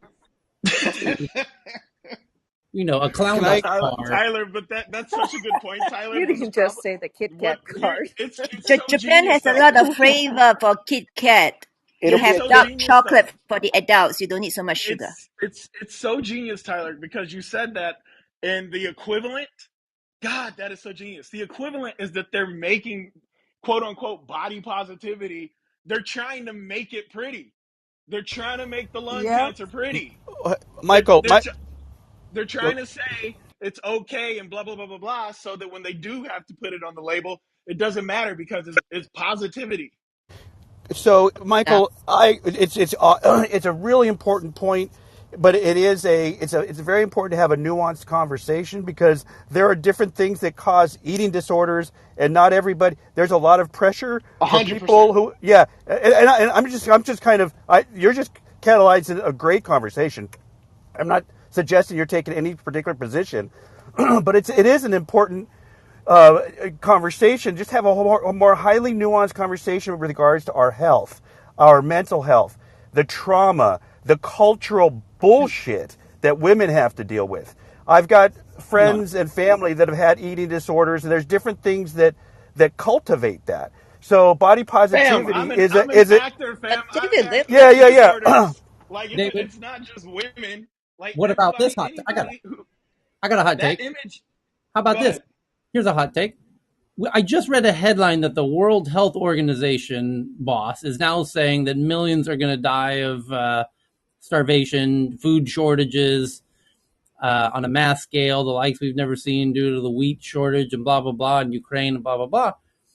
Okay, once we get into that, if that whole scenario unfolds, might there then not, and people start empathizing with, the masses of millions of global food shortage. Global food shortage might become one of the key words of 2022. Global food shortage, right? Just like Mm. climate change, we could have global food shortage. Now, if we go into a world where we take global food shortage as a given, like climate change, there's a lot of deniers, and then it came around, and there we are. Would we not then need to redefine people as being calorie privileged? Oh, I That's love that angle. that's a Calorie privilege. Hey Tyler. Mm. You So know I was what? in a. I'm sorry. Go ahead. I have a good solution. If everybody, just look at what the Japanese are doing. They usually only fill their stomachs 70% full. Oh, great point. They don't 80. waste their Come on, food, Cheryl. and they live 80%. longer and more healthy. Cheryl, it's The 80. Japanese Hey, corporate David. obesity tax, though, I think that's the more impressive I thing. think you can't even get insurance in Japan if you overweight. But in Well, Well, your Thailand, company they have gets this taxed, sugar. right? Yeah, yeah. but Cheryl, Harry. Cheryl is Deadass. trying to share a very serious point that the Japanese, God bless them, have this really interesting cultural kind of rule that the parents teach the kids from a very young age and everyone buys into, which is you don't eat to the point of exhaustion or even complete fullness. You eat until you're 80% full and then you stop. You stop eating when you're 80% full. Period. Doesn't matter what's going on. You're having a great time. Hmm. Doesn't matter And what's left on the table or anything else. You don't go to 100%. You stop at 80%. That's the rule. And It's the that exact opposite of America. We eat until we hate precisely. ourselves. and If I don't get to Asian. if I don't get to 120%, I'm leaving a negative review on on my my trip to Hooters, because there was the basket of chicken wings didn't get me. I didn't have to wobble out in a wheelchair Tyler, They to the car. I shorted me mean, two wings. there's so Tyler. many cultural issues with this. I mean, funny things about it. For instance, in Iran, you go to someone's house for dinner, and they're gonna wind up serving you twice or three times, and you can't leave that plate. They'll get offended if you don't finish their food. That's also So very Latin and very Caribbean as well. exactly. It's That's Yeah. also true. very, That's Eastern, very true. but black. actually, Very Yeah. but black. Eastern Tyler, culture too. They You have feed to you tell Tyler, them until you that are just world food dead. shortage, so they have to change Tyler, their mindset. Tyler, there's something very interesting about that. As my dog started barking. But And Cheryl, that's such a great, a tradition and scientifically proven to extend your health and livelihood by eating 70 or 75% of your stomach's capacity and not reaching full satiety has proven that it extends your life. Yeah, It's they such a live great longer. way to be healthy. And but behind that philosophy, they the Japanese also ask you to eat slow, because if you eat slower, then your brain will start to fear food. So you eat less with that. So at 80% your step. Yeah, so you're not only eating less, by eating slower, you're eating even more less, and your brain is getting the signal that you're full. Great, very good one more tip. Yeah, traditions. but I loved what Aimee said, because the cultural aspects are very true. In Asian countries, it's almost a sin to be overweight. You check out the link at the top of the room. And tell, yeah, I put that, yeah, check out the link I put there. But the other thing is that telling somebody, well, just eat 80%, who is addicted to food, is like telling an alcoholic, well, just don't drink so much. It doesn't make sense. Done. It can be trained. It can be trained because once you start eating less, your stomach will become smaller and you get full easier. But So if it you're can be using trained. That's food to true. fuel more than just satiety, or They've however, I they've never. And I clearly agree with they've Dr. clearly never been to Fernando. the Sunday morning buffet at Marie Callender's. That's what I want. Exactly. Japanese people, their food is different. Their food is not like engineered to cause this addiction. And But I do don't some think, do some and I don't cultures have think, better pass through? and I don't think they have been in Ethiopia either. So it is very, very offensive culturally in Ethiopia if we don't even like eat as much as like almost you're dying, because I think there is even a culture. It's slowly changing, I guess, as development comes in. Say- But you can't even show your plate. Your plate has to keep on. You try to finish your plate, and then they have to keep on refilling it. My husband, I'm married to an American, actually made a mistake once. He was invited to a house, and then they gave him the local drink or something, and then he said, "Oh my God, this is amazing." So each time he was half a cup, they keep on refilling it because it's offensive to have it half. So it's just impossible to try to do what Cheryl said in Ethiopia. I think it would be offensive. They would be offended. So I Can have I? 3 decades in the food bev industry. All right, and if you look at some of the history, if you guys ever had the chance, if you actually saw some of the original recipes from the very beginning, they were probably closer to what the family made at home. But over time, to make the balance sheet work, things like that, and the mad scientists, things were changed over time. It's just fascinating. Then the other thing is, we used to talk about share of stomach, I think in the 80s and 90s, and we dropped that really quick because that was not, popular, especially as this, I guess the stomach started expanding. We used different slang. And then lastly, we're talking all about intake. One of the things we're not talking about is the outtake, because that is also an issue too, by culture, by location, and food implication. It is your outtake that is a huge implication to you, to everything too. Thank you. I'm out. Right. Tyler, if I Good might thoughts. step back to something you mentioned with regards to the effect the climate change is going to have, not just on food, just because of the weather extremes. It was last weekend there was a bunch of investment analysts, I'm sorry, who were talking about the second, third order effects of commodities, and this is all real. So I think I mentioned a couple of days ago, as if, but likely as Putin's war lasts for 5, 10 years, as everybody in this room and everybody who hears this is going to know, the climate problem is going to grow. We're basically flying right off the cliff, y'all. The IPCC report unfortunately came out the same friggin' week that Putin decided to start his escapade. And so I wanted to say something and just kind of throw it down in a real thunderous way, which is the climate crisis is going to have a way of backhanding and backslapping lots of very unhealthy cultural norms, because we are going to start to strive with this fact that life itself is a zero-sum game on this tiny frickin' blue marble. Lots of these gluttonous cultural norms that we've kind of like chuckle. I'm Latino. We have the manteca and all this stuff. A lot of that stuff is going to start to be on the wane because we need to find a way to live wisely with a lot less resources because what I just said about life being a zero sum game. Thanks. Good point. Good point. And good talk, y'all. Good talk. I know Tyler probably got other headlines you want to get to before this Apple shit go down. Yeah, we By do. the way, Tyler, Yes. just a breaking news. I think you already mentioned it. I think everyone expects it, but Biden just officially announced that U.S. is banning oil import, any kind of import to the U.S. And he mentioned that even though there were some European countries that may be resistant in terms of banning oil import, but he said that it was important enough for the U.S. to just go ahead and stop that from importing, knowing that it would really hike the oil purchase and even other commodity costs would go up. But he said it's the right thing to do.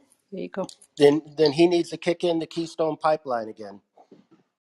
Oh, they're going down to Venezuela to get them to turn on their pipes down there. Exactly, too. Literally right now. I think in that article, Messi, I think they also wrote that it's going to go above $4.17, which was the highest it's been. So if it goes at $300 a gallon, then per barrel, I'm sorry, then it's going to get much higher than 417. So let's be really clear here, y'all. What we're doing is we're pulling the plugs on everything we can do economically, because if Putin continues, and if, like a lot of analysts say, he's not going to be happy taking a part of Ukraine or even whatever, he's going to possibly really pull a trigger on NATO. We could see it. I'm just going to say it because I'm old and I can just look back into history. There is a way that this could turn into the draft. Okay, and no one needs to kind of poo-poo that as a future possibility. So your extra even $2 a gallon, it's going to be painful as what. But anything we can do to kind of avert that. We need to know, looking Hey, back, if that were to hey, occur, that we did everything. It's a freedom. every, You're paying for your. Sorry, everything we can. it's patriotic. You're not suggesting like riding bikes and shit, are you? I mean, that heaven forbid we have to get on a goddamn bicycle. Or Riding a Oh, are walk, Tyler, you or are you're you so get suggesting Or Scandinavian right get now. walk. an Oh my Like are God, electronic you you walk. walk. suggesting that I buy a $1,000 moped or heaven forbid an electric bicycle to get around town? Oh my God, that's awesome. Biking's awesome. But the Europeans Where are are you Walking. going to get Walking. electricity to a bike? yeah, but yeah, where are you going to get or the electronic vehicles. yeah. Anyway, Or just a headset. by the way, you can get a 125cc scooter from Honda or Yamaha or whatever. Asia has a billion of them, and those things will get you around for a week on about $1 of fucking gas. By the way, that's the secret of Asia right there. I just gave it to you, everybody. Well, hello Europe, hello America, listening in from Asia. I'm going to let you in on the Asian secret. We've been riding around on 125 cubic centimeter engine scooters for the past 20 years, and we pay about $1 a month in gas. Tyler, do Yeah, they have the right seats for our American butts? yeah, they do now. They do now. Okay, good. Yeah, it'll work. By the way, Tyler, we fit a family of Tyler, five down here in Thailand. By the way, go ahead.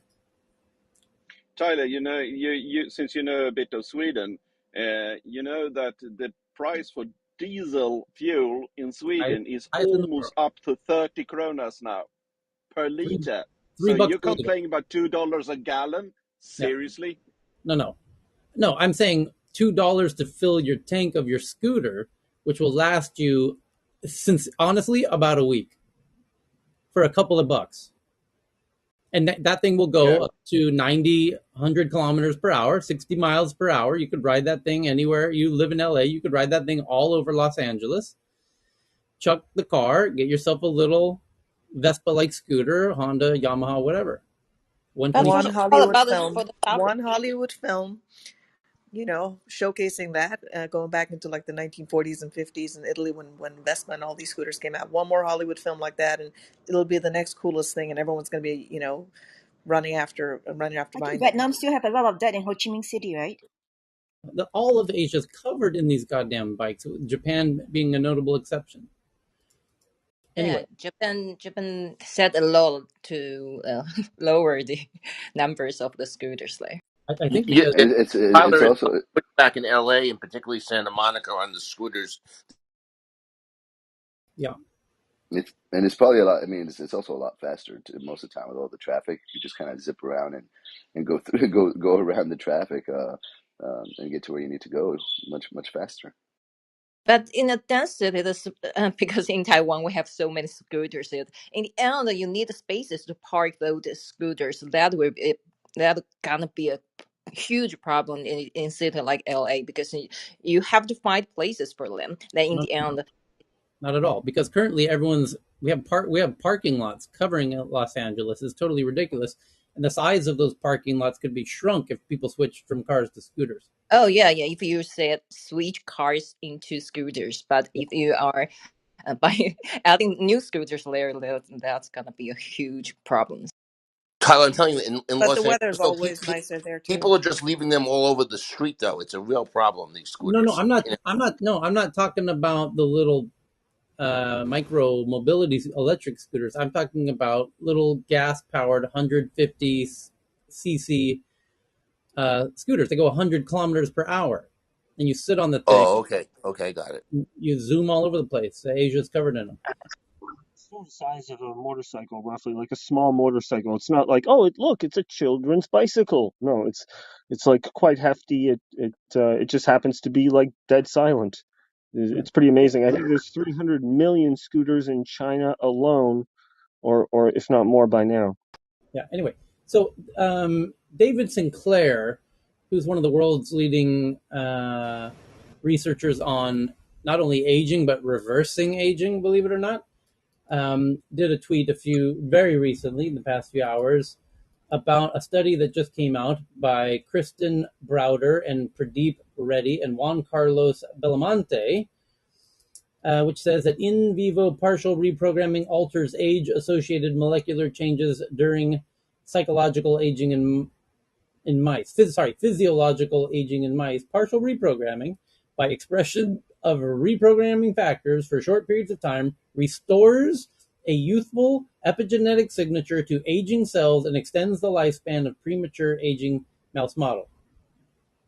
Which means in a lab, they figured out how to reverse aging in a mouse in a way that we need to translate the medical English into pedestrian English somehow. Which I hope is John on stage. John might be able to do that. Well, one issue with the mouse models is that sometimes they don't translate to larger mammals. So True. specifically, like when microwaves were invented, they were originally used to defrost frozen hamsters, and they thought that cryogenic like storage like that could scale up. Unfortunately, the biology didn't scale up. And so in this case, I would question, what are the possible other mechanisms in our genome? That's kind of one immediate commentary, but this is very promising because these I think signatures were said to be information that was lost. So somehow they're either reintroducing information or they're able to find the information if it was stored elsewhere. So I really just exciting. I just pinned it to the top of the room. It says,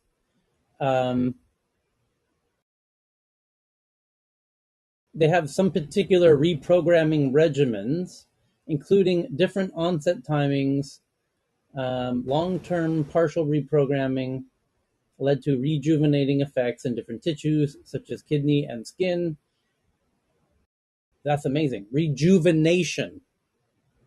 The rejuvenating effects were associated with a reversion of the epigenetic clock. That's reverse aging, y'all. Holy shit. And metabolic and But transcriptomic changes, including reduced expression of genes involved in inflammation, sentience, and stress response pathways. Overall, our observations indicate that partial reprogramming protocols, again, we need to unpack what those are, can be designed to be safe and effective in preventing age-related physiological changes. That means stops aging. Let's see if the medical industry will stop it in its track. Oh shit, we about to be on our Benjamin Button Oh, shit, she just y'all. went there. Yeah, I just High wonder, five to Nada. what age should we stop?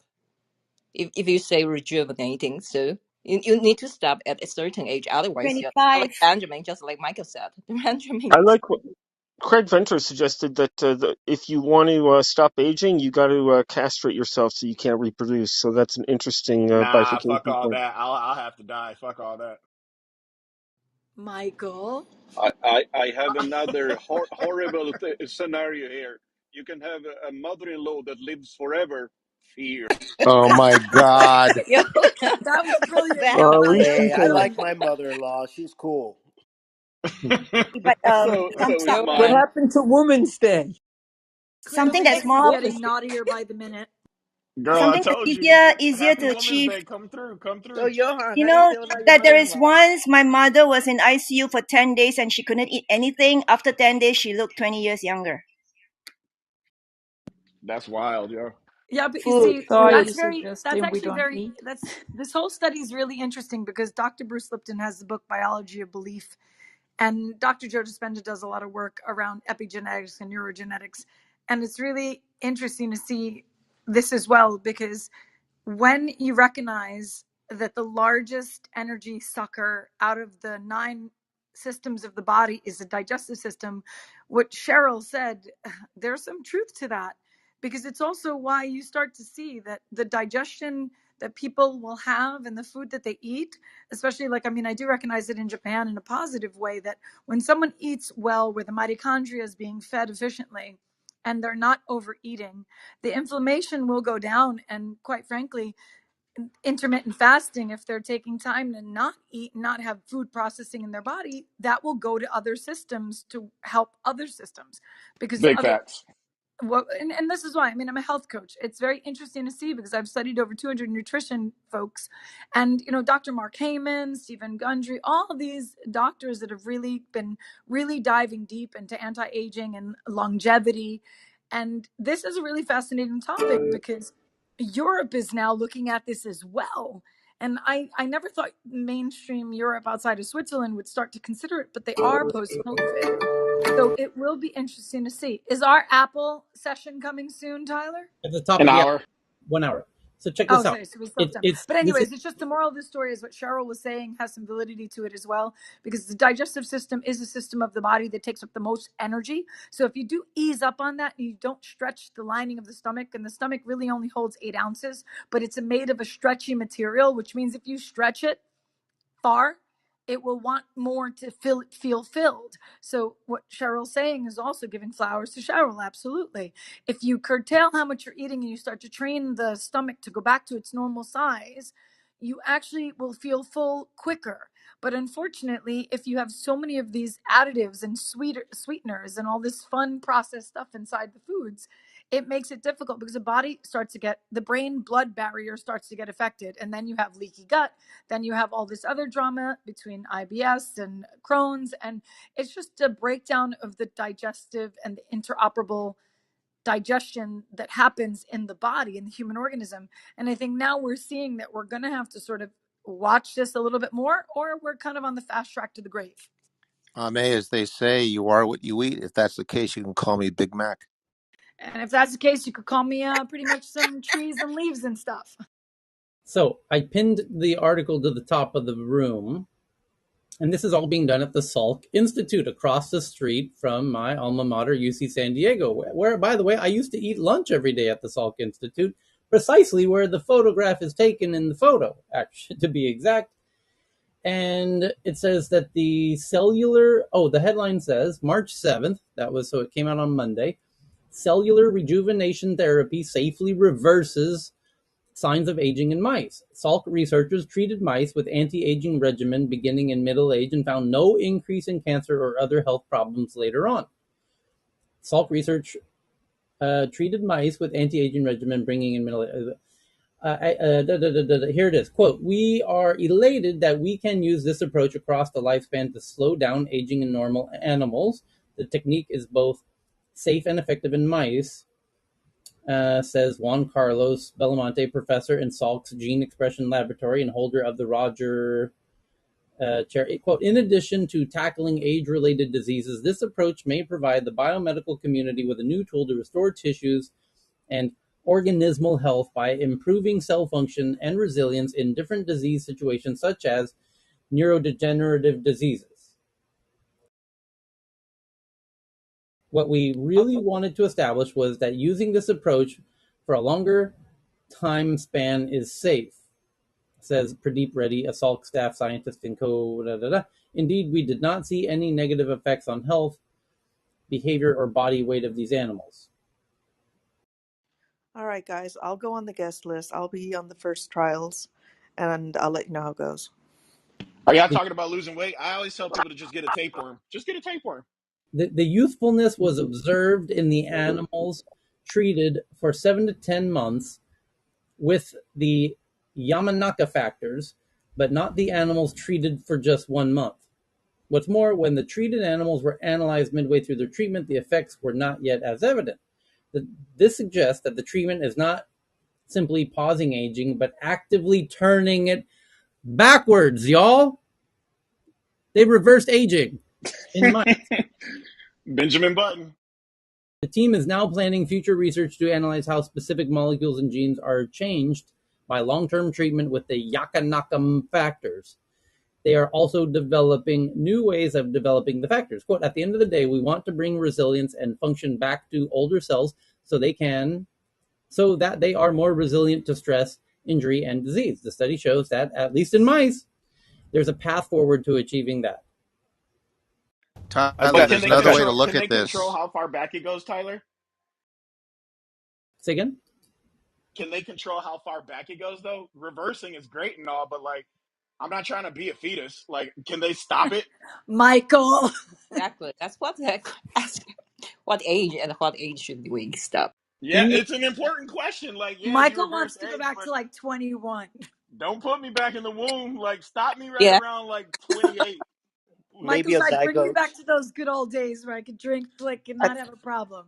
I think But they'll go back to when intelligence starts kicking in. I think there's True. another way to look at this. You know how a lot of things get blamed on by the pharmaceutical industry so that they can turn a profit as opposed to natural remedies. I wonder if this is like sponsored by Orkin. You know, we already have a pest problem, so this will just keep them in the coffers for a long time. I have 2 words to share. First of all, well, okay, you know me. Sorry, I lied. That's more than two. Quality of yeah. First, I'll say Yeah, quality we're at of about 14 what what now. what. I will come back to 2 words, but quality of life. I mean, this is a hilarious topic. It is funny, but we as a species we need to work a lot more on just how we're living our lives. And then I'll close with some with Dolores, my grandma. She was born in 1900 and lived to 103, and her secret was chicken soup every day. So there you go, chicken soup. nice, nice. And then she posted Yummy. a cheeky little. Yeah, but still a little like survives. But It's kind I'm of sure hard to without stop. MSG, right, David? Oh no no. So hang on. So No also MSG. multi generational households. I mean, you really got to take it all into context. I bring up this New World Order in this Ukraine conversation, and I get pushback. Oh, New World Order is $2,000. It's like, mofo. I have a grandpa that was born in 1899. We can talk about world order. That's how life. That's how civilization changes. But seriously, just getting back to chicken soup, multi generational living, and this whole thing about extending the lives. It's like I understand it. I understand it, but we have a whole lot more that we could do in terms of taking care of each other and just living with less stress as well. But I but wonder why. David, I just wonder why they had to pick mice, as if we didn't have enough.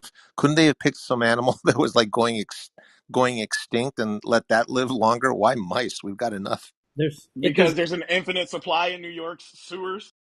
No, you because they're all clones. They're all almost like at industry level precision. So you have very few open or free parameters. So it's like an example of a cloned organism that has been industrialized.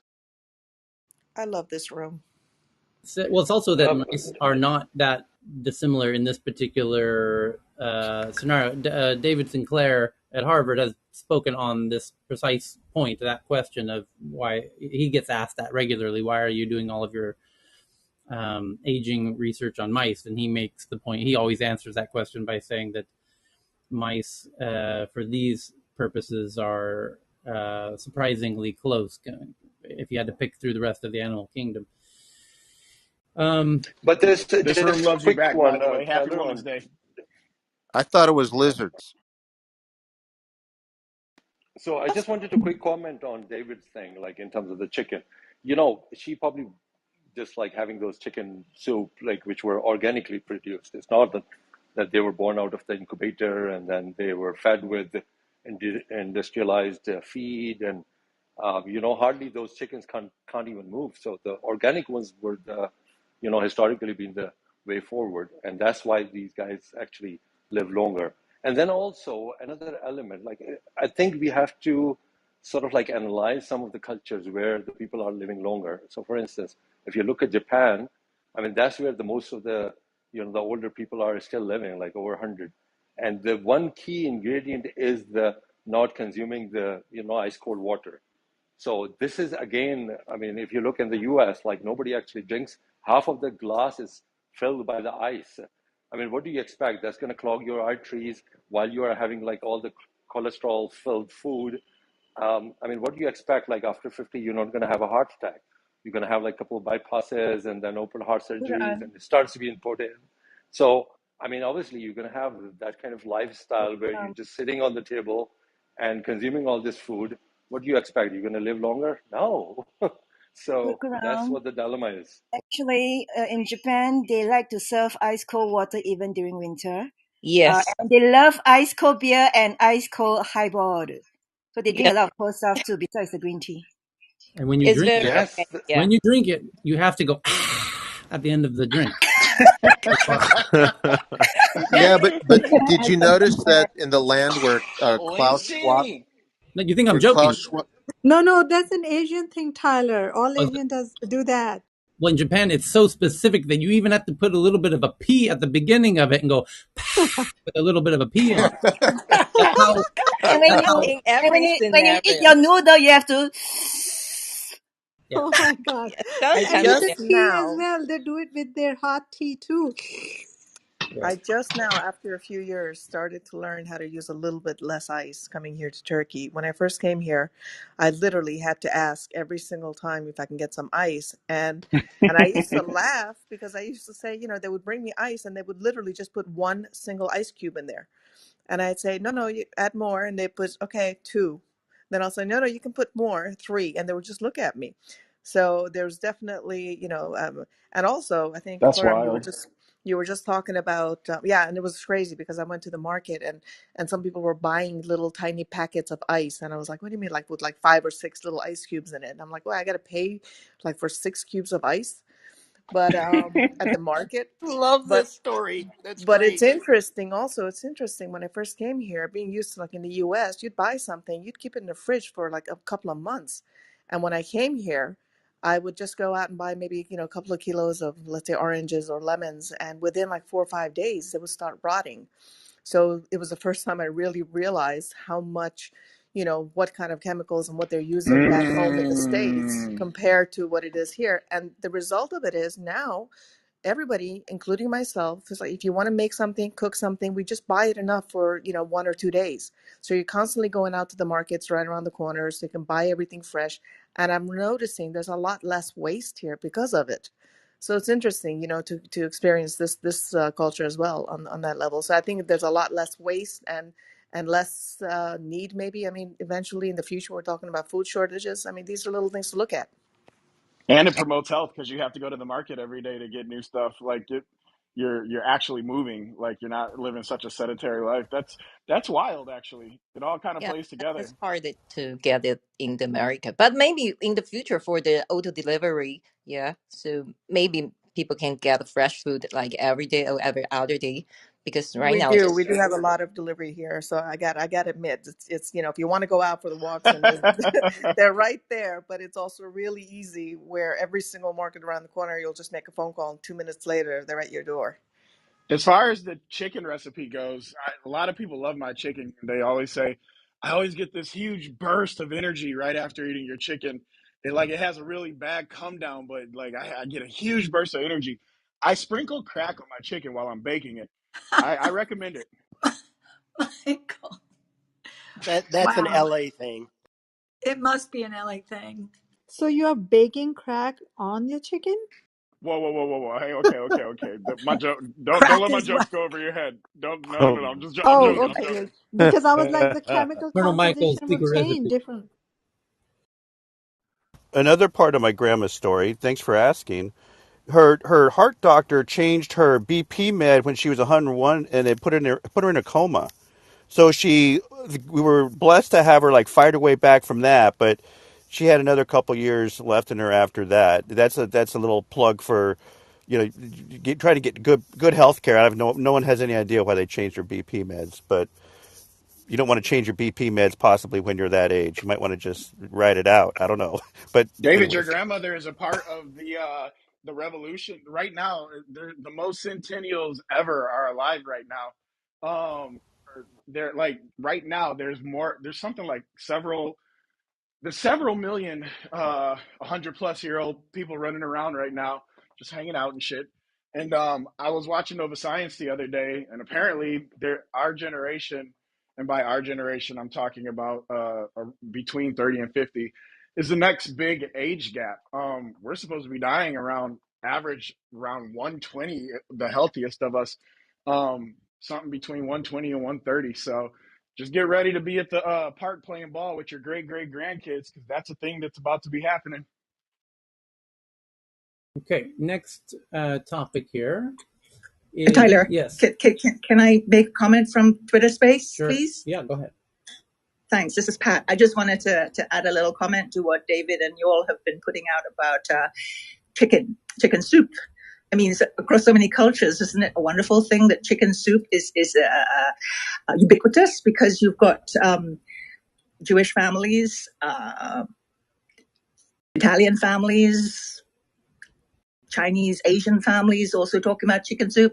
And the Asians in the room will probably recognize Essence of Chicken. There is a label. I don't know if it's still produced or not, but Brand's Essence of Chicken in the Far East has been so popular, and it's something that you use as a sort of tonic. What's another description for tonic? An agent to build your system. So it really is quite a wonderful thing, and it must have research papers somewhere that talk about the flavors, the minerals, the whatevers you can get from chicken in a soup. It must be so fantastic. And the last little bit, commenting from Twitter Space, is about ice. You were talking about ice. You know how we're all so interrelated, and I think sometimes as human beings we forget that we're part of nature too, that we're just part of the whole system, right? There's an interesting thing to note about those of you who have orchid plants. If you put an ice cube, just one ice cube, on top of on top of the soil in your orchid plant and let it slowly melt away, it does wonders for your orchid. Brings out the flowers, helps them regenerate, etc., etc. If you haven't tried it before, try it sometime. One ice cube a week. Thank you, Tyler. Sure.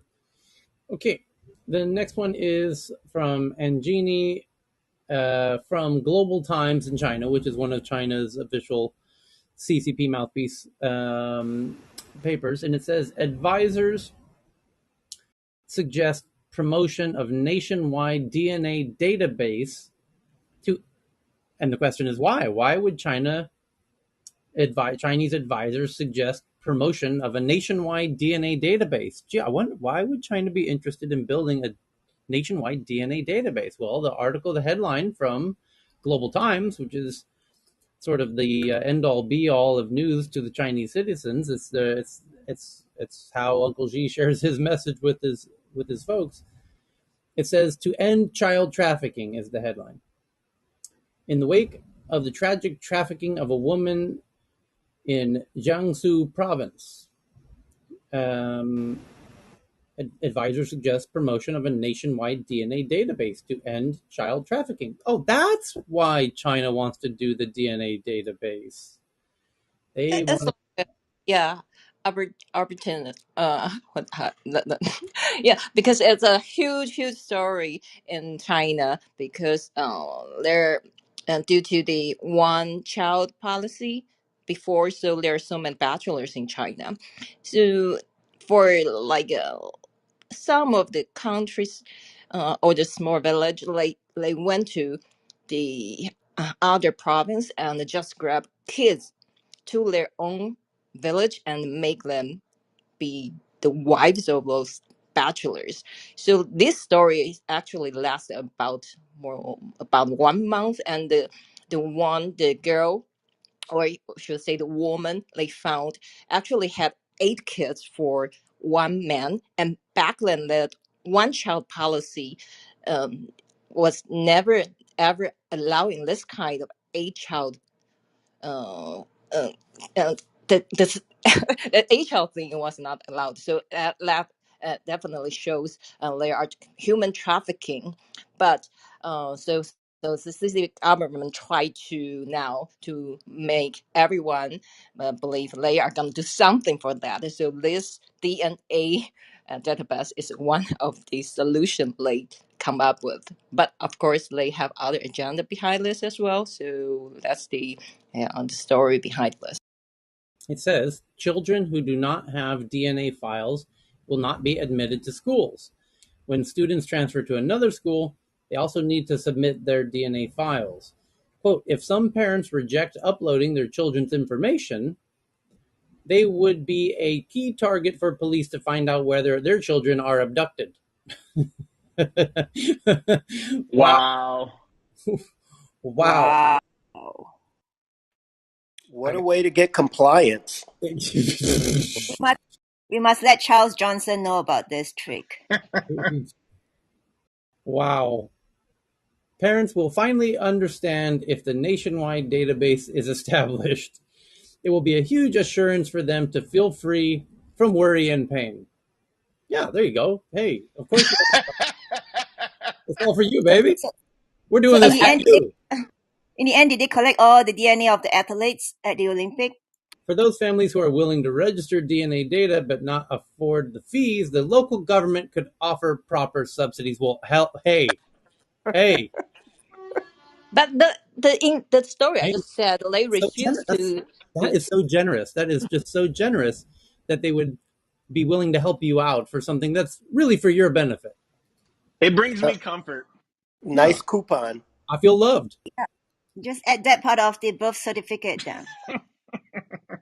I Yeah, feel but understood. sorry. And They when it comes to the statistics thing that we were talking about earlier, right? Like child abductions are typically done by just you know relatives or the missing. It's very very low, really, right? It's not as big as people make it out to seem. And every kid is so scared of getting abducted, right? But if you look at the stats, it's actually pretty very much enlightening. So I mean, I wouldn't want my kids' DNA all over the in the government and in schools system. I'd rather have whoever we want to give access to have that access. This is Norwillian pretty wild stuff, man. I China mean, has 30 BB, million extra bachelors, so that might be the reason why. is abductions that big? I mean, how many abductions happens daily over there? not for That that, this that for kidnapping, the human trafficking thing. Originally, this policy is for and to stop this problem. I don't understand how by collecting the DNA it would prevent abduction. 70,000 children per year. So that doesn't seem like enough for 5 million or 30 million. So well, it on the seems like upside, that's one less problem out there. Wait, are you yeah, but there's, suggesting that maybe the real reason they're building this They, nationwide yeah, database isn't child abduction? Are you? Yes, I mean, that's what I Oh, tinfoil hat on, Tyler. That's what I was thinking. It's wow. not because of the child abduction, it's some other We're being reason they are collecting facetious. data. Oh shit, we got a new case, y'all. That's the best biometric Fully aboard. yeah, identity.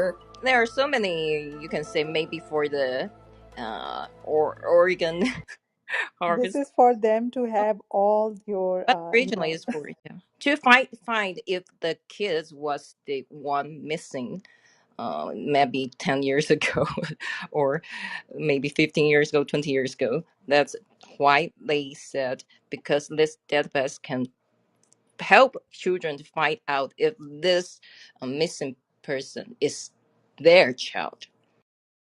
This Okay. seems like a race to build a genomics database in the same way that like big data companies kind of race to get as much data. The next generation of information technology will be genetic based. And so I think they're trying to build up as much information because with that, they'll be able to design better organisms, solve newer problems or different problems that we won't be able to. So it's quite literally an arms race or a genetics race. Well, one of the craziest thoughts that I've ever encountered in tech news was the one where the fact that the state is very focused on reversing the declining birth rate, right? As every regular tech newser very well knows, and they're not shy about this at all. And in fact, many of the biggest moves happening out of China at the moment have one singular similarity, which is they address the declining birth rate, which is an existential threat. But they have what's called a terminal demography, where they have more old people than young people, twice as many, in fact. And they need to fix that, or the country will collapse economically. It's not sustainable to have that too many old people and not enough young people. So the state is trying to encourage young people to have kids, and it's not working.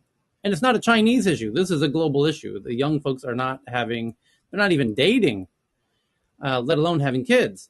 So the state might have to take it upon itself to create kids in labs. Oh no, test tube babies or cloning? We found the article. The regular folks, Cheryl and BB and Messi, and Robert and David will recall this article. Ken, you remember this one about the state figuring out a way to make kids in the lab, and then Artificial womb. Yes, test your babies. that's what it was. It was an Yeah. artificial womb. Artificial. Thank you, BB. Yes. Yeah, South The article China. was about an artificial womb to grow a baby in a lab without parents. So the point there is, then if you did the DNA testing of everybody and you really figured out all the gene expressions and everything else, of course, the natural proclivity is you would then want to optimize the gene selection for the most intelligent, the most beautiful, the most whatever. Intelligence, I think, would be a priority in terms of gene, things that they would be targeting for. And watch out. Maybe strength as well. You could have Yeah. superhuman.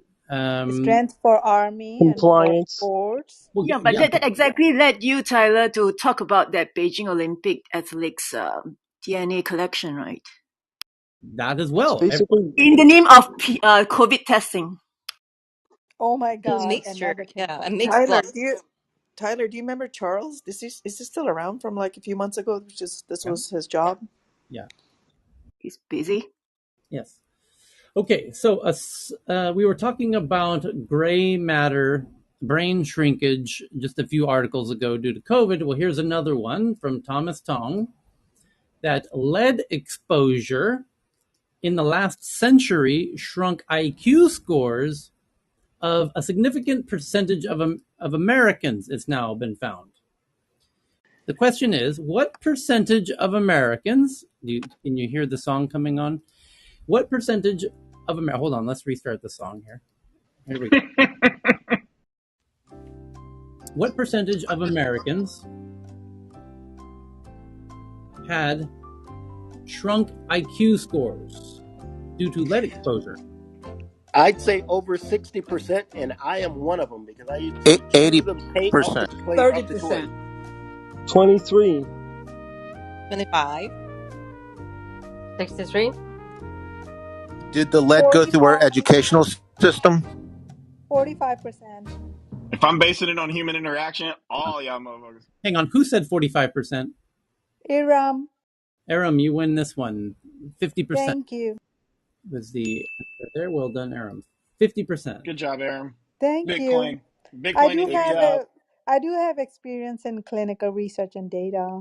But how? So Here's one, a follow up question. What was the main vehicle by which they were exposed to the lead? Lead water pipes. No, Pencils. gasoline. Pencils. lead Ours used to be Leaded gas. crayons. Paint. Ours used to be crayons Oh, and paint, paint. paint, paint, Paint. Leaded paint. gas from vehicles gasoline. Leaded gas too. Yes. Okay, next. Gasoline. because they went into the Gasoline. atmosphere Yes. and then basically poisoned a generation of people. But I don't know Another if you guys reason to know, but a buy lot of the paint electronic used to be based. vehicles and let go of natural gas. The Like U.S. I think the perfect. The Telegraph is reporting that the U.S. and the U.K. appear poised to ban the importation of Russian oil in what would be another blow to the Russian economy. And Jason Henkhaus shares this one from the New York Times that senior U.S. officials are traveling to Venezuela on Saturday to meet with the government Mm. of President Nicolas Maduro as the Biden administration steps up efforts to separate Russia from its remaining allies amid a widening standoff over Ukraine. Some of the largest reserves in the world are in The, Venezuela the in that largest, area. yes. It's the most oil-rich country outside of the Middle East, anyways. So the next, Tyler, did you mention already that the foreign ministers apparently are coming to Turkey for both Ukraine and Russia on Thursday, day after no, tomorrow? no. And by the way, BB just found the article we were talking about from South China Morning Post. The headline says Chinese researchers build robot nanny for embryos in an artificial womb. That was the headline. Thank you, BB. Wow. President Oh Biden, my God. So lab grown babies brought up by robot nannies.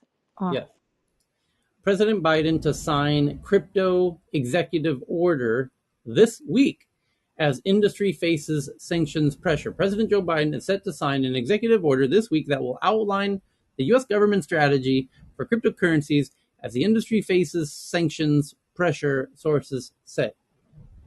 So this could be very the wording of that executive order could have send shockwaves through crypto land because it could really paint the picture of what's to come. And the fear, of course, is that they are going to preemptively try to stop Russia from avoiding all of these sanctions by embracing crypto. So they're going to have to come down hard on crypto. It's not that we don't like you having it; it's that we got to stop Putin from having it, and so sorry, Charlie, we're going to unite the world against crypto in a very, very strong way, so that Putin can't circumvent the sanctions. And next thing you know, the crypto world is falling into the ocean. So, as I said last week, that was probably how things would turn out. Anyway, so here it comes. The next one is from Thomas Tong. A discovery of a novel brain fear mechanisms offers targets for anxiety-reduced drugs. Discovery of novel brain fear mechanisms offer target for anxiety-reducing drugs. A new target in the brain which underpins the eliciting of anxiety and fear behaviors such as freezing has been identified. So another part of the brain has been identified, and it's the part of the brain responsible for freezing during in moments of high anxiety. And so now this part of the brain drugs can be developed to specifically to this particular synaptic area of the brain. That's what that one's about. And obviously, once we get into brain-computer interfaces, we'll definitely tap into that part of the brain, in the horror movie or in the video game at some point. So the next one is, speaking of brain-computer interfaces in the metaverse, Dolly Parton is launching the Dollyverse. Obviously, a Web3 experience offering limited edition NFTs. Yes, And it was so much fun to Wow. watch. She was here on Clubhouse, and she's amazing, as you all know. She's amazing, and it was so nice to see her moving into future. Her Dollyverse NFT. I just loved it.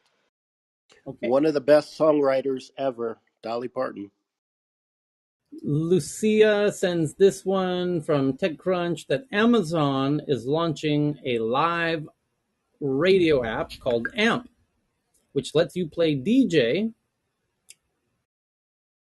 with Amazon Music catalogs. And there was a related article. Where did it go? Where did it go? And About, we know on Clubhouse, the Lullaby Club, they have moved to that AMP app, oh, okay. Amazon. There was another sister related one about, I don't know where it went. Amazon. Hold on. I know where it went. Hold on. There it is. Amazon Prime Video will exclusively stream the Country Music Awards on Monday. An awards show first, where the awards show won't be on TV. It's going to be exclusively streamed online. Amazon Live will carry a shoppable version of the red carpet of this event. So the red carpet normally has dresses and suits and whatever and hats and accessories of people walking down the red carpet. Those items, it's a live stream. Those items will be purchasable in real time through the live stream. So in addition to the interviewer asking ridiculous questions of the people walking down the carpet, and they say, whose dress is this? It will pop up bubbles that you can click and make the purchases in real time. Right there is a vision of the future of shopping. That was 16 years ago in our meetings at the record companies. We were waiting for something like that to happen. Literally, we were trying to figure out how we can do it so that we can incorporate that not only for the events and award shows, but also for music videos, how people will be able to go on and watch the music videos and be directed into, whether it's their makeup, their hair, their clothing, their outfits, whatever it was. And then, of course, you can imagine the kind of sponsorships that you get out of it. I mean, this has been literally, from what I remember, at least 16 years in the making. Finally, it's come. So BB found one from Reuters. The headline says South Korea approves rules on the Apple App Store law and the Google App Store law. South Korea approved dedicated rules which bars Apple and Google from unfairly delaying the review of apps that don't use their payment systems. And this is genius because, indeed, if you are one of those apps that is not using Apple's payment system, Apple's not making money from you anymore.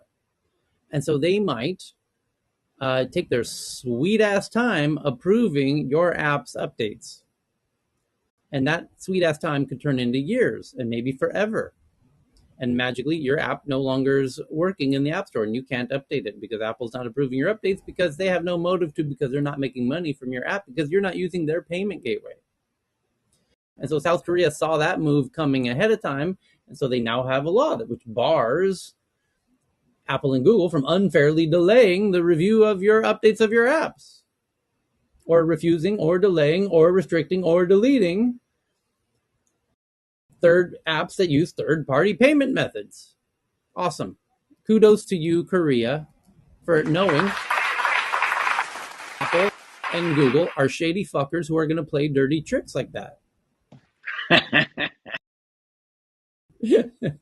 So maybe other countries will follow us to do, yeah.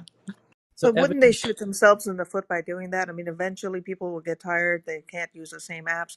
They'll, eventually long term, it could be less sales for iPhones and Apple itself. They'll just cross over. People will start crossing over to other, to other phones and services. Nah, that sweet ecosystem overrides anything you could be you're talking mad to a about room of every time. you're talking to a room of people who've been waiting a few hours for this event that's about to kick off. Right. But this can give the hence, Apple and hence the Google pressure. silence. Yeah, Yes. Hence the pressure. On all our silence. Apple equipment. Yeah. So Evan found this one, that cannabis is Thailand's quote unquote secret weapon to bring back tourists to Thailand, according to the health minister. He says that Thailand has a secret weapon to bring back tourists, which is cannabis. Experts hope that decriminalizing cannabis in Thailand will bring back the tourists. What do they call that in Thai language? They call it ganja in Thai. Okay, avoid that. Yeah. So anyway, what's happening is Thailand is based is their economy is quite strongly based on tourism, second in the world after the Philippines, and in terms of percentage of GDP based on tourism, and that tourism has not really come back to pre-COVID levels, and they're struggling to figure out creative ways to make it come back sooner than later, and at the same time, help the farmers out, which is the other part of the economy in Thailand. And so this is a win-win. Is let the farmers grow this for the tourists. Hey, win-win. So and perfect climate for it and everything else. And If Thailand's very we excited. have food, we are Huh? going to have food shortage. Ask them to grow more rice, Yeah. Well, jasmine rice. yeah, we have plenty of rice. There's no we're one Yeah, of the world's biggest rice exporters, so there's no real fear of that. So yeah, it's a really interesting development here in Thailand that they've deciding to do this. They've known this has been in their back pocket for many years, and they never really wanted to pursue it until a black swan event like COVID came along, and now they're willing to break the piggy bank. But this should be a huge boom economically all the way around for Thailand. Okay, and then anyone else with a tweet that we didn't get to that they'd like us to get to, because we've got 19 minutes I before the. don't have a tweet, but I do have something I'd like to mention, Oh, if that's please all go right. ahead. This sounds like. Yeah. No, it's Twitter related. I just wanted to say to everybody, if you haven't, if you are on Twitter and you are engaged with the Ukrainian issues in any way, please use the hashtag Clubhouse with Ukraine. I'm just trying to spread it around, spread awareness as a way, because it can be a nice way to centralize and channel some posts of solidarity, some important maybe updates for the community here on Clubhouse. So if you're on Twitter and you're wanting to participate in some way, then just try using the hashtag Clubhouse with Ukraine. And that way I'll be able to see it, and some of my mods who are running the long room will be able to see it, and then we can just share it with some of our Ukrainian listeners and supporters who I've been being told, that the room is giving a lot of solidarity and support for them. So if you want to be part of that, then just use that hashtag. But cheers, that's all. Okay. So Ben, who writes Ben Thompson, what's Ben's last name? Ben Thompson from Stratechery, which is a fairly good tech blog, wrote a piece about the sanctions by the U.S. tech companies on Russia may have unintended consequences on India. The West also could use the chips as leverage to compel China to not sell to Russia, because China needs the chips. And America has kind of a powerful position within the chip supply chains. And if China wants these chips, then you're going to have to play along with our sanctions on Russia. And China might be compelled to do that, to have access to the chips. That's a really interesting point, that we would do to chips what China did to PPE and masks at the beginning of COVID, which kind of weaponize them against their interests. Interesting point. And also, doesn't China supply a lot of goods to US, and their economy is basically dependent on the revenue they receive from US and other Western countries? Sure. Yes, it is. But China is moving on. China started maybe about almost 10 years ago their 2025 initiative to be Buy China, just like the U.S. says Buy American. So they've been working hard on having more of a consumer driven, domestic driven economy like the U.S. economy is. Granted, they'll still be a manufacturing hub and everything like that, but they're trying to smooth out some of this. Yeah, like call it internal circulation. They try to do everything in China. Yeah, Okay, so but wouldn't that's not gonna be equal to the amount they're making from here in terms of numbers? Of today, it isn't. Over time, it will be. So it's an initiative of theirs. We may be dominant today, but keep in mind, China only needs to get maybe 25% of our per capita GDP to be number one. So they don't have to have equal GDP per capita to be number one for whatever number one is worth. But it's an initiative they're working on. You can see the white paper out there. It's very clear on what they plan on doing. So the EU Hey, Parliament, Tyler, yes, sir. just a quick question. I remember last week you gave some great insight as to the, let's say, nuclear bomb and tech with the United States telling Apple and Google not to.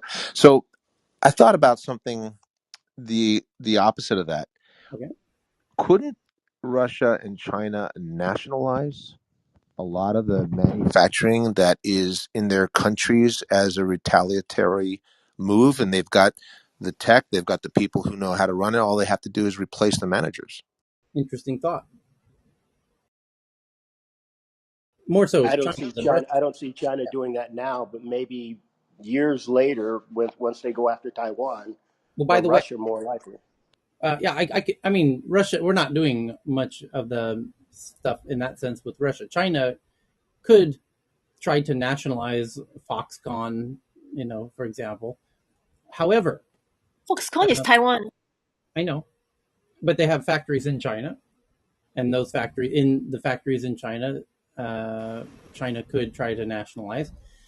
For those who are not familiar with Cuban history, the reason the beautiful massive island of Cuba, off 70 miles off the coast of Florida, is very few Americans have ever visited it, is because Castro, when he did after the revolution, one of the earlier things that he did was um,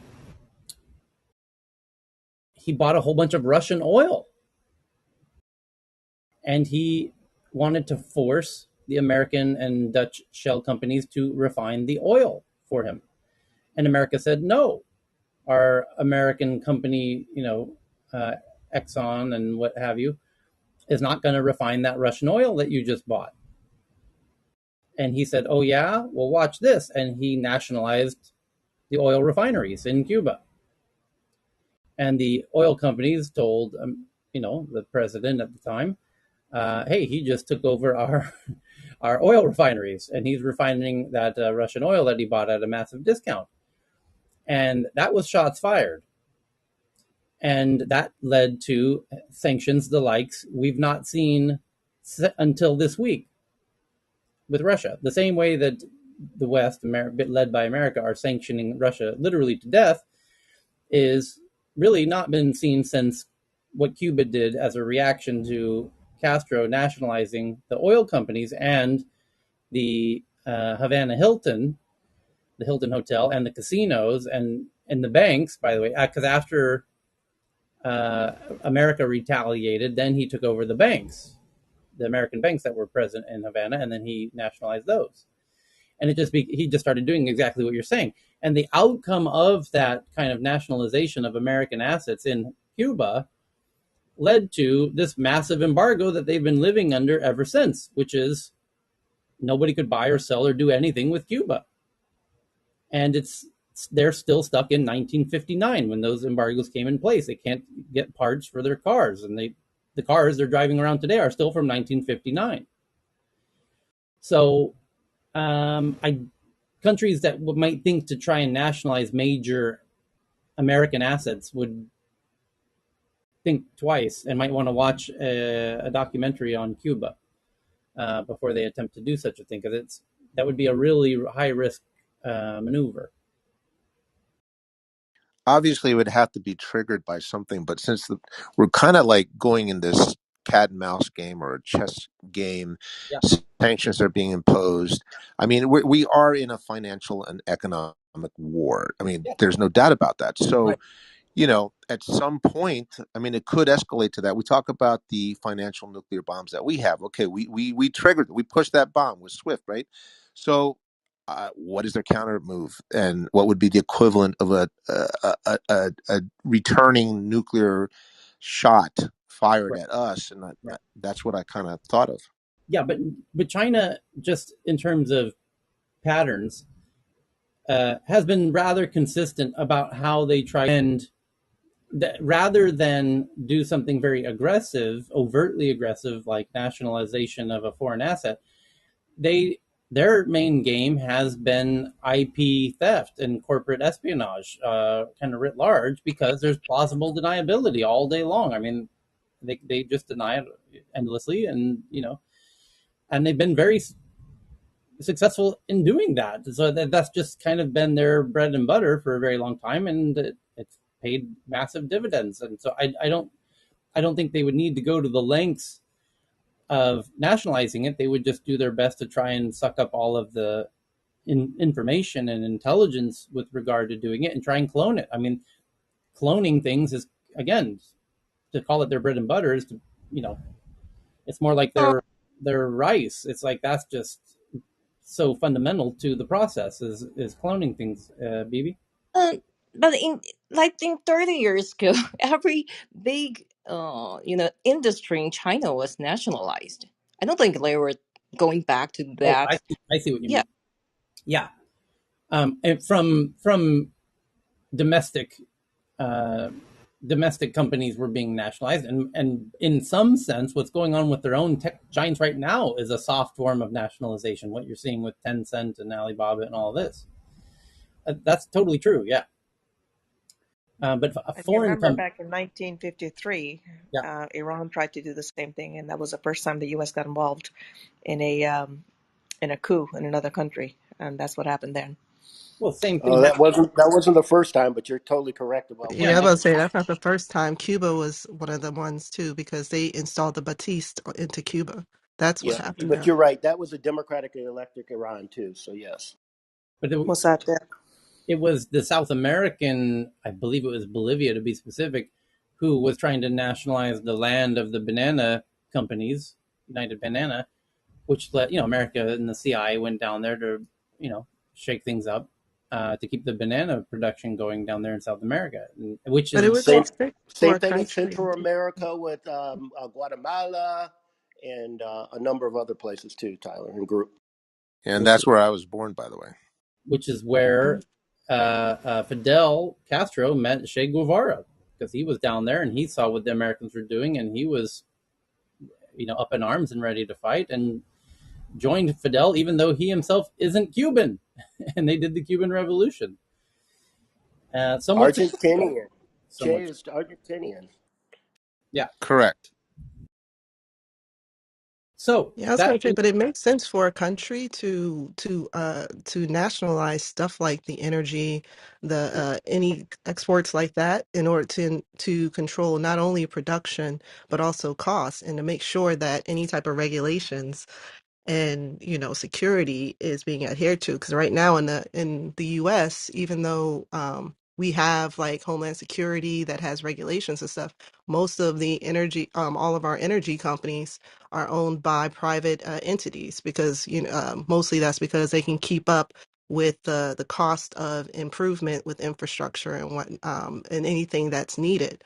But on the flip side of that, if something major occurs, like a hack or something, because a lot of our CRKRs, unfortunately, are networkable, even though they're on a private network, people still have access to. So I can understand why, some of these countries would take control of that. Hi, I'm Elle. Sorry, y'all, I was late. I had a meeting. no worries. So we've got 7 minutes till the Apple event. I've got two headlines left.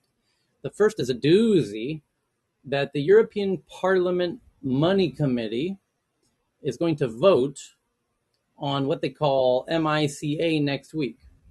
Wording that would have banned proof of work cryptos, that means Bitcoin, has been removed. They were considering banning all proof of work cryptos because they're very energy intensive. They do a lot of work, and the work is your proof that you did it. That's proof of work. Bitcoin is a proof of work coin. They were contemplating banning proof of work because that you're arguably wasting lots of energy to do that work. In a world that's sensitive to climate change, that's why they were going to ban it, and this would have completely banned Bitcoin and any other proof of work cryptos in the EU.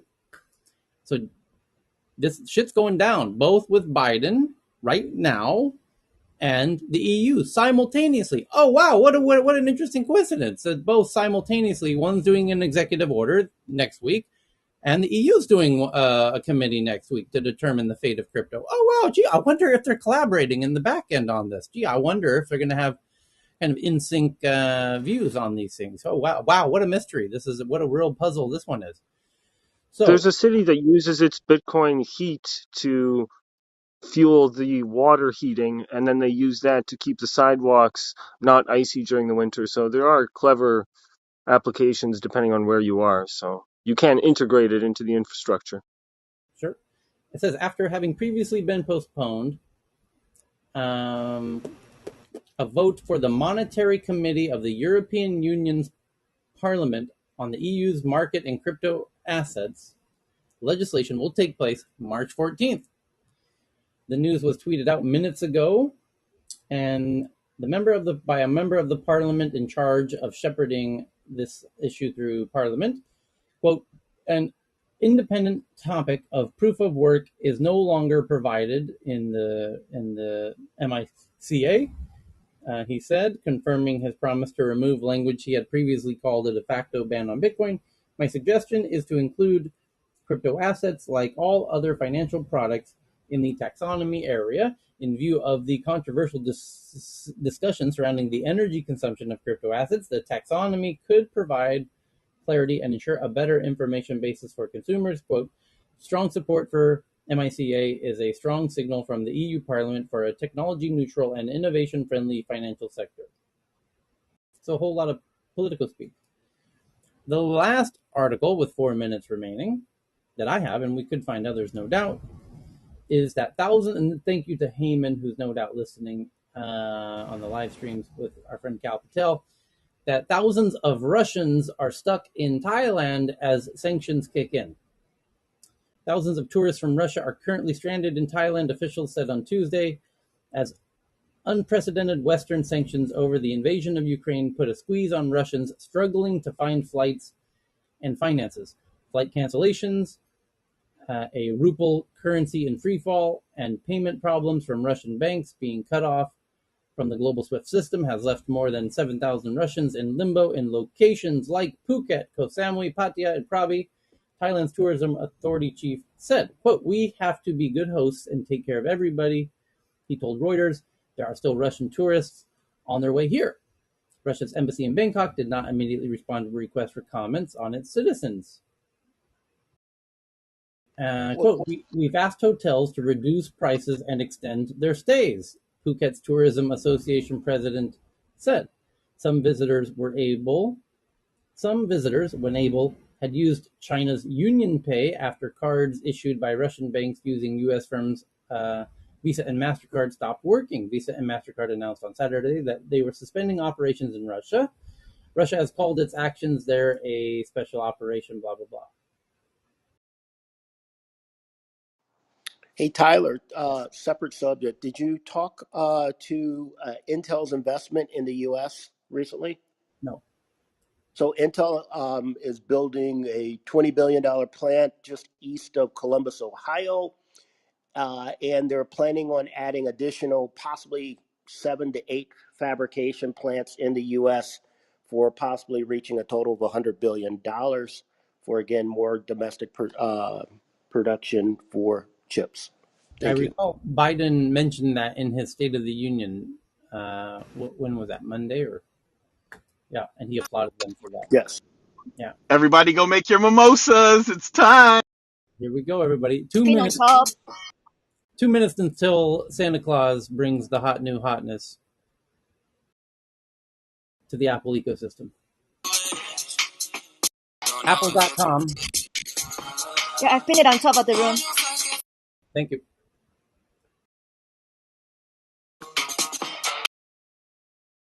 Can you pin it to the top of the Twitter as well, Cheryl, please? Okay. Michael, you're doing the audio. No, I can't because I'm not. I might have to dip out in about 20 All right. minutes. All right. I'll do the audio. Are we ready?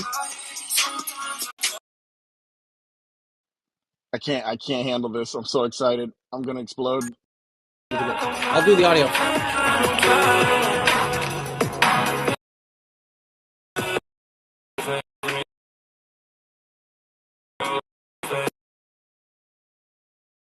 Tyler is on and off.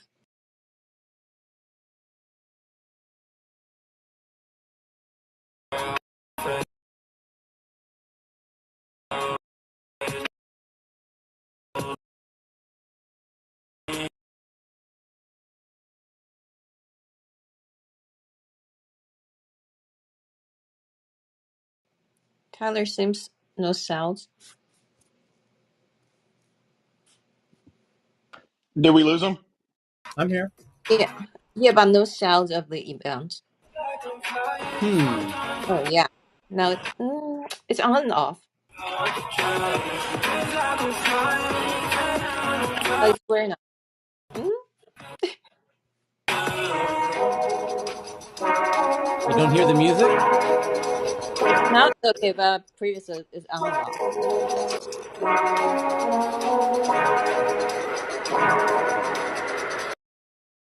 Here it goes. Here we go.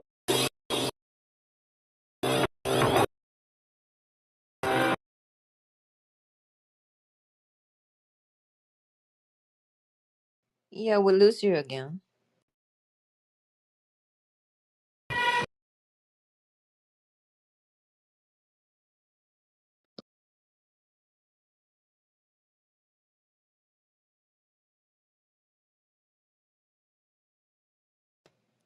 Good morning and welcome back to Apple Park. Thank you for joining us for our first event of 2022. Today we have some great announcements to share. We've been working hard to deliver new products and services that help you stay connected, productive, and entertained. With Apple TV Plus. I've been watching a lot of shows and movies with the time I've been spending at home. Along with great original series like Ted Lasso, The Morning Show, For All Mankind, Servant, and The After Party. We're working with some of the most imaginative filmmakers in the world and making great original movies as well. Like the emotional powerhouse Swan Song, featuring a riveting performance by Mahershala Ali, who earned a lead actor nomination from the prestigious BAFTAs. Joel Coen's The Tragedy of Macbeth, starring Denzel Washington and Frances McDormand. This beautiful film was nominated for 3 Academy Awards, including Best Actor. Remarkably, this is Denzel's 10th Academy Award nomination. And Coda, which was also nominated for 3 Academy Awards, including Best Picture.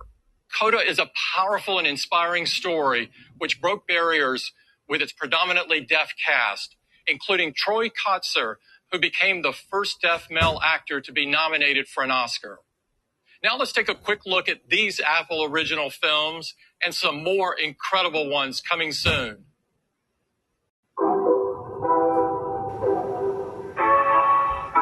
I have an idea. Just take a deep breath.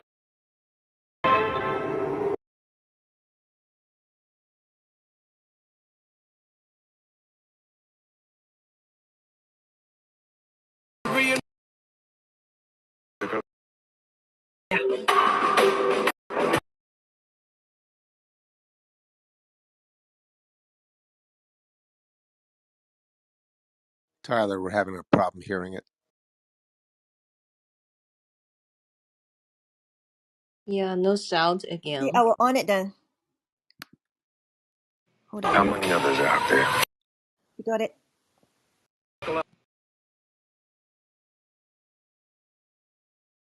Yeah, it might be better coming from Cheryl. Well, yes.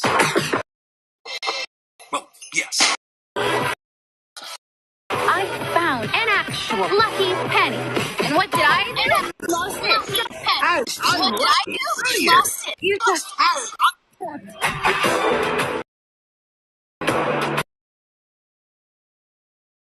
Shall I do it, Tyler?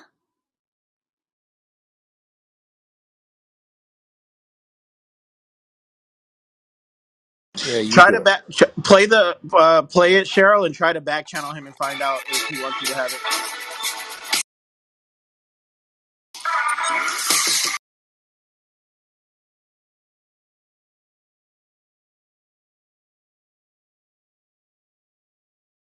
Share I playing?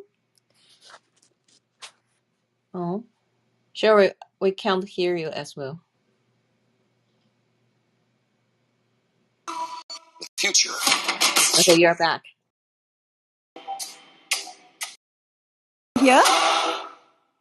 We hope you'll love these amazing movies Yeah. as much as we do. They bring drama, suspense, and joy to our lives. And with Apple TV Plus, we're always looking for new ways to bring more of this to you. And with that in mind, we've got something exciting to share.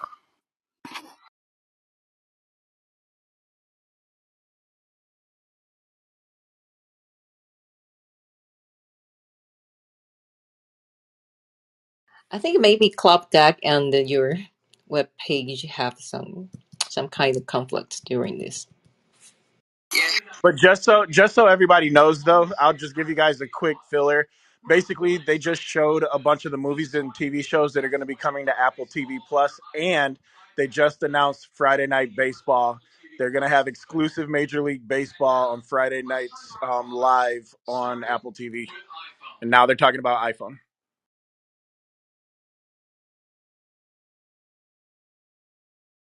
Introducing Friday Night Baseball on Apple TV Plus. Tune in on Friday nights for 2 games you can only see on Apple TV Plus.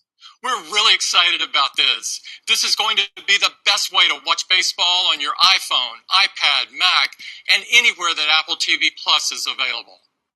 And now, let's turn to our products, starting with iPhone. iPhone 13 is incredible.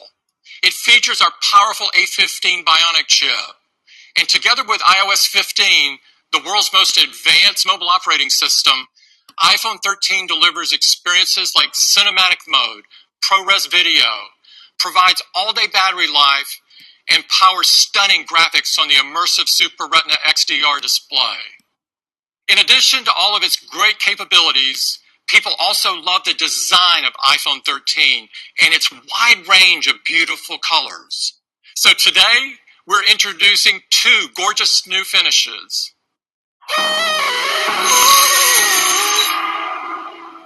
In the dark.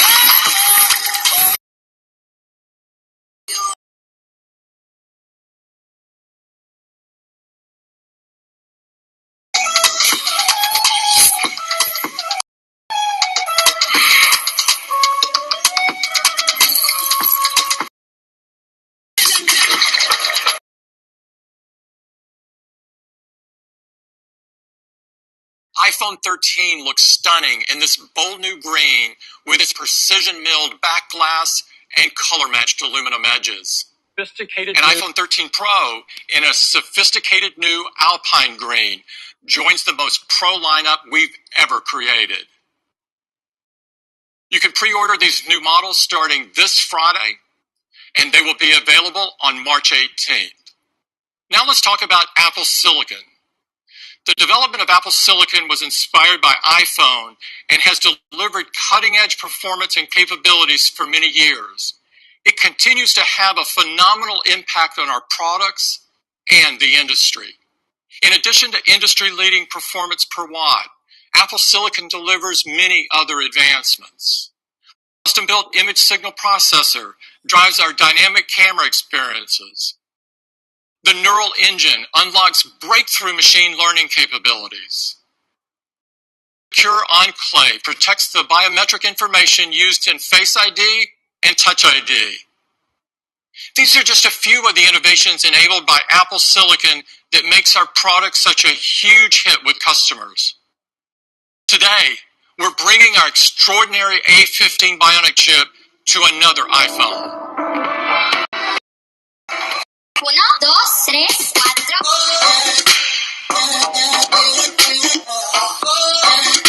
The new iPhone SE.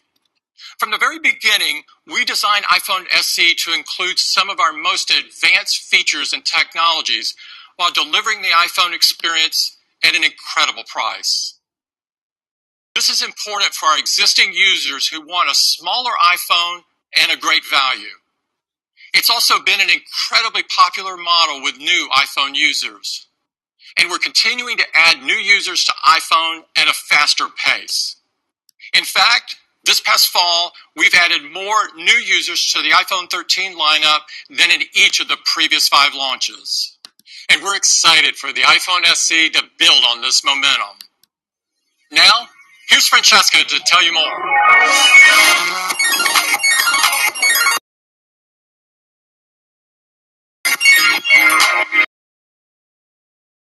At the heart of iPhone SE is A15 Bionic, the same chip as an iPhone 13.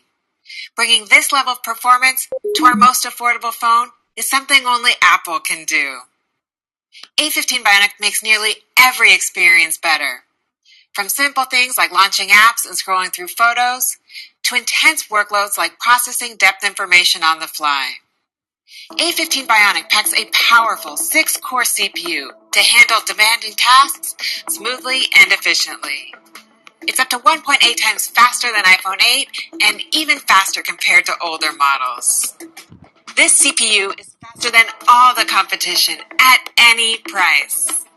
The 4-core GPU is great for graphics-intensive use cases and delivers a monumental improvement for people upgrading. That means when you buckle up for a race in Apple Arcade's next big release, Gear Club Stradale, the realistic graphics make you feel just like you're on the roads of Tuscany, behind the wheel of your dream car. Apps can take advantage of the 16-core neural engine, perfect for machine learning tasks, and capable of 15.8 trillion operations per second, which is 26 times faster than iPhone 8. And if you're upgrading from a phone without a neural engine, it unlocks new ways to use your iPhone that make your life easier. Like live text. Point your camera at text, and with a tap, you can copy it, translate it, make a call, or send an email. iPhone SE isn't just powerful, it's beautiful too. It features our iconic glass and aluminum design in 3 fantastic colors: Midnight, Starlight, and Product Red. It has a 4.7-inch Retina HD display with incredible color accuracy. The display is even more protected by the durable design, which now includes the toughest glass in a smartphone, on both the front and back. This is the same glass as the back of iPhone 13 and iPhone 13 Pro. And with IP67 water and dust resistance, iPhone SE is designed to last. iPhone SE has the home button with Touch ID for a secure, private, and easy way to unlock your iPhone, fill in passcodes, and make purchases with Apple Pay. iPhone SE has even better battery life with the efficiency of A15 Bionic, integration with iOS, our latest battery chemistry, and internal design updates. And we're bringing 5G to our most affordable iPhone, so iPhone SE can take advantage of the latest generation of technology. You get super fast downloads and uploads, lower latency, and better experiences in more places. Like seeing family with higher quality HD FaceTime calls, even when you aren't on Wi-Fi. Or enjoying your favorite movies with friends using SharePlay, or playing multiplayer online games. iPhone SE also has some of our latest camera innovations. The 12-megapixel camera and A15 Bionic create a new camera system that enables powerful computational photography. Deep Fusion optimizes for texture and detail in every part of the photo. Smart HDR4 applies individual adjustments for color, contrast, and noise to subjects and the background. Photographic Styles brings your preferred style automatically to the image pipeline during capture while preserving skin tones. The ISP in A15 Bionic improves video quality for truer skin tones and reduced noise, especially in lower light. iPhone SE comes with all the incredible benefits of iOS 15, including new features like Focus to help reduce distraction to be in the moment, and an all-new Maps experience. And you'll get intelligent capabilities that protect your privacy, like on-device Siri and on-device dictation, that just weren't possible with older phones. iPhone SE will get the latest iOS updates for years to come. iPhone SE continues our commitment to minimize impact on the environment. Like we did with iPhone 13, we eliminated the outer plastic wrap from our packaging, and we use recycled materials in the design of iPhone SE. Like in the Taptic engine, where we use 100% recycled rare earth elements and 100% recycled tungsten. iPhone SE is a fantastic new iPhone that brings the performance of A15 Bionic, the speed of 5G, better durability, better battery life, and advanced new camera capabilities. And it starts at just $429. Pre-orders start this Friday, and iPhone SE will be available Is it on cheaper March than 18th. Google Pixel? Now, back to Tim. The new iPhone SE brings the advanced features and exceptional performance of A15 to our most affordable iPhone. It's going to be great for existing iPhone users who want a highly capable and compact iPhone, and for new users who want to experience iPhone for the first time. Apple Silicon is a huge part of the success of another remarkable product, and that's iPad. The unmatched performance and efficiency of Apple Silicon enables iPad's magical experience, from its versatility and portability to its exceptionally long battery life. It makes iPad the most powerful device of its kind, and even faster than the vast majority of PC notebooks. We have a fantastic iPad lineup, and today I'm excited to talk about iPad Air. We love iPad Air for being incredibly thin, light, and powerful. And now we're taking its performance to the next level.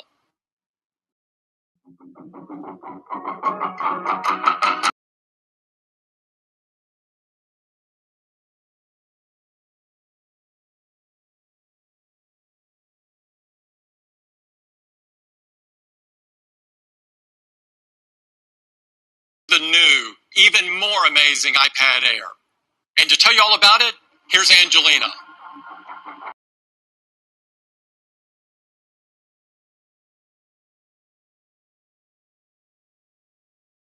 The incredibly popular design of iPad Air is supercharged with the power of Apple Silicon. So let's jump right in and talk about performance. Whether you're a college student taking elaborate notes, a content creator working on your latest project, or a gamer playing the hottest titles, great performance is a key reason users choose iPad Air. So the new Air takes a massive leap in performance because we're bringing the breakthrough M1 chip to iPad Air. That's right. This is the same M1 chip that we brought to iPad Pro. The 8-core design of the CPU delivers up to 60% faster performance over the A14 in the previous generation of iPad Air. And M1's 8-core GPU delivers amazing graphics performance, which is up to twice as fast. In fact, M1 in the new iPad Air makes it faster than the fastest competitive tablet. And the new Air is also up to 2 times faster than the best-selling Windows laptop in its price range. A device that is 3 times thicker and 4 times heavier than iPad Air. So for users doing things like drawing a filter for a social media post with Procreate, or designing the ultimate kid's bedroom in SketchUp, the new Air will fly right through it. And with M1, the new Air becomes a mobile gaming powerhouse. And machine learning workflows are enhanced by the incredible 16-core neural engine, enabling powerful and intuitive experiences, like using Adobe Lightroom to intelligently select the sky from the foreground with just a tap, so you can edit seamlessly. And these experiences really come to life on the Air's gorgeous liquid retina display, with its P3 white color, True Tone, 500 nits of brightness, and anti-reflective coating. Another big update for iPad Air is the front camera, because it will now feature a 12 megapixel ultra-wide camera. which means it supports center stage. This has been hugely popular for connecting with friends, colleagues, and loved ones. And this means that now all iPad models feature center stage. Next, with its ultra-portable design, we know users need fast wireless connectivity when they're on the go. That's why we're bringing ultra-fast 5G to iPad Air. Perfect for when you're doing things like using SharePlay to watch movies with your friends wherever you are. And to support fast connection to drives, docks, and cameras, we're increasing the performance of the USB-C port. It is now twice as fast, so transferring large photos or videos is even quicker. And iPad Air is compatible with amazing accessories that make it even more versatile, like the Smart Keyboard Folio and Magic Keyboard, which delivers a fantastic trackpad and typing experience. iPad Air also supports Apple Pencil 2nd generation, which users absolutely love for drawing and taking notes. And of course, driving the entire iPad experience is iPad OS. iPad OS 15 is packed with powerful new features, like enhanced multitasking, Quick Note, and SharePlay, which make iPad even more capable. And with the new version of Swift Playgrounds, users can build and submit apps to the App Store right on iPad. A new release of iMovie is perfect for aspiring filmmakers working on their latest masterpiece, or for users who are just getting started. The new Storyboards feature helps users create finished videos by using curated shortlists, transitions, and music for a polished result. It's a great new release that will be available next month.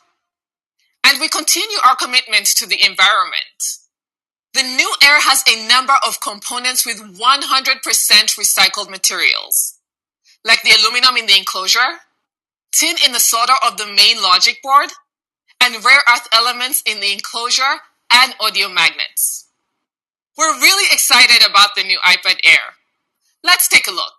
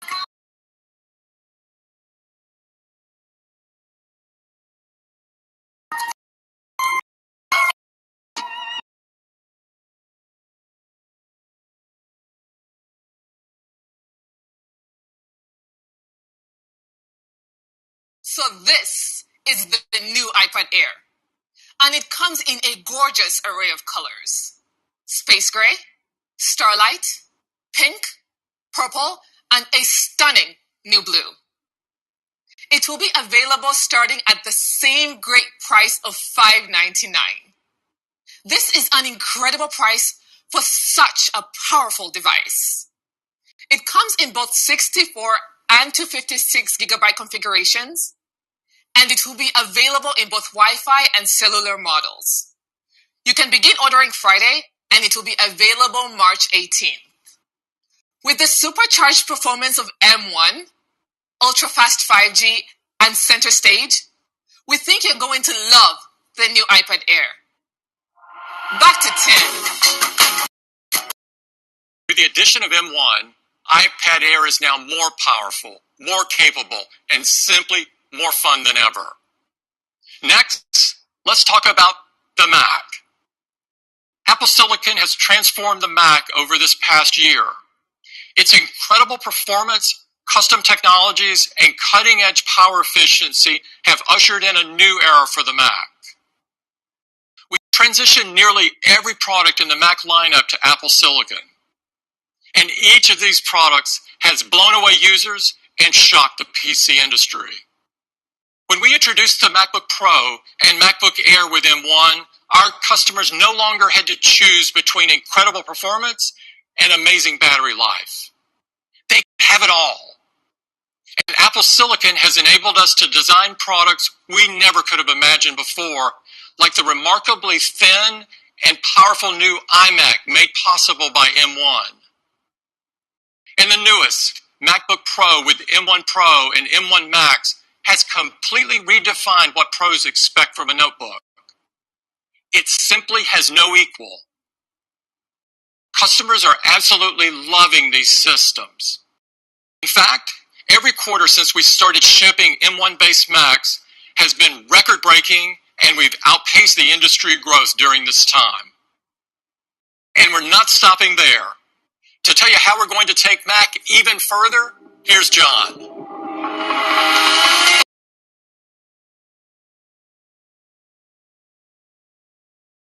Silicon has had a profound impact on the Mac. Every chip in the M1 family has been groundbreaking, allowing us to make the world's best personal computers for our users. And now we're going to take the next giant leap, because today we're bringing Apple Silicon to users who need even more extreme levels of performance to unleash their creativity. We're adding one last chip to the M1 family, and it's going to blow your mind. Here it is. Not fair. Introducing M1 Ultra. It is a monster of a chip, and it brings breathtaking levels of performance to the Mac desktop. So let me hand it over to Johnny to tell you more about its incredible architecture.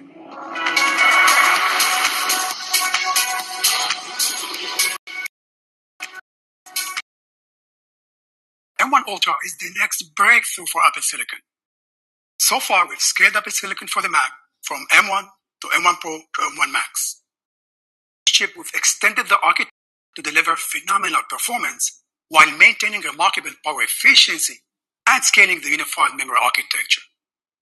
Our approach has also provided a consistent developer programming model across the M1 family. We want to take Apple Silicon even further, with more extreme levels of performance for the desktop. The challenge is that there are physical limitations in creating a larger die than M1 Max. The leading approach is to use two chips and connect them via the motherboard. However, that approach has significant trade-offs, including increased latency and much higher power consumption. It burdens developers with the need to change their code for this architecture. M1 Ultra, we did something truly groundbreaking. It starts with M1 Max, the most powerful SoC we've built to date. With a high-performance CPU, massive GPU, and tremendous unified memory bandwidth, M1 Max is incredibly capable. Performance is delivered while maintaining industry-leading power efficiency. It's even more capable than what we've shared. M1 Max has a secret, a hidden feature we haven't talked about until now. It has a groundbreaking die-to-die interconnect technology that allows us to scale by building M1 Ultra from two M1 Max die, which doubles performance. And we connect the two die with our innovative custom-built packaging architecture. This multi-die architecture is way ahead of anything else in the industry, and we call it Ultra Fusion. The Ultra Fusion architecture uses a silicon interposer that has twice the connection density technology available. It's over 10,000 signals and provides an enormous 2.5 terabyte per second of low latency interprocessor bandwidth between the two die using very little power. That's more than 4 times the bandwidth of the leading multi-chip interconnect technology. The result is an SoC with blazing performance due to low latency, massive bandwidth, and incredible power efficiency. And thanks to the magic of the Ultra Fusion architecture, preserves the benefits of the unified memory. M1 Ultra has 114 billion transistors, 7 times more than M1, the most ever in a personal computer chip. And when you add it to the M1 family, you can see the huge difference in area between M1 and M1 Ultra. This multi-die architecture also supports a higher bandwidth memory subsystem. In fact, with 2 die, the memory bandwidth is increased to a massive 800 gigabytes per second. That's more than 10 times the latest PC desktop chip. Doubling the memory channels also means M1 Ultra supports up to a staggering 128 gigabytes of unified memory for enormous workloads. M1 Ultra also offers an unbelievable amount of compute performance. It has a powerful 20-core CPU with 16 high-performance cores and 4 high-efficiency cores to crush CPU-intensive tasks. It also features a huge 64-core GPU, so it can speed through the most intense graphic tasks. It's 8 times faster than M1. M1 Ultra has 32 powerful neural engine cores that can run up to 22 trillion operations per second to accelerate the most formidable machine learning tasks. And it has twice the capabilities of the amazing media engine in M1 Max for unprecedented porous video encode and decode throughput. Power efficiency affects the entire system, including enclosure design, thermals, acoustics, and ultimately performance. So the industry-leading performance per watt of M1 Max and M1 Ultra is a huge advantage for desktop. M1 Max delivers similar multi-threaded CPU performance to the latest 10-core PC desktop chip while using 65% less power. When we compare M1 Ultra to the fastest 16-core PC desktop chip available, it delivers 90% higher performance in the same power envelope. And M1 Ultra can deliver the PC chip's peak performance while using an astounding 100 watts less power. When we look at GPU performance and power, M1 Max delivers similar performance to one of the most popular GPUs while using 1/3 the power. And M1 Ultra delivers faster performance than the highest end GPU available while using 200 watts less power.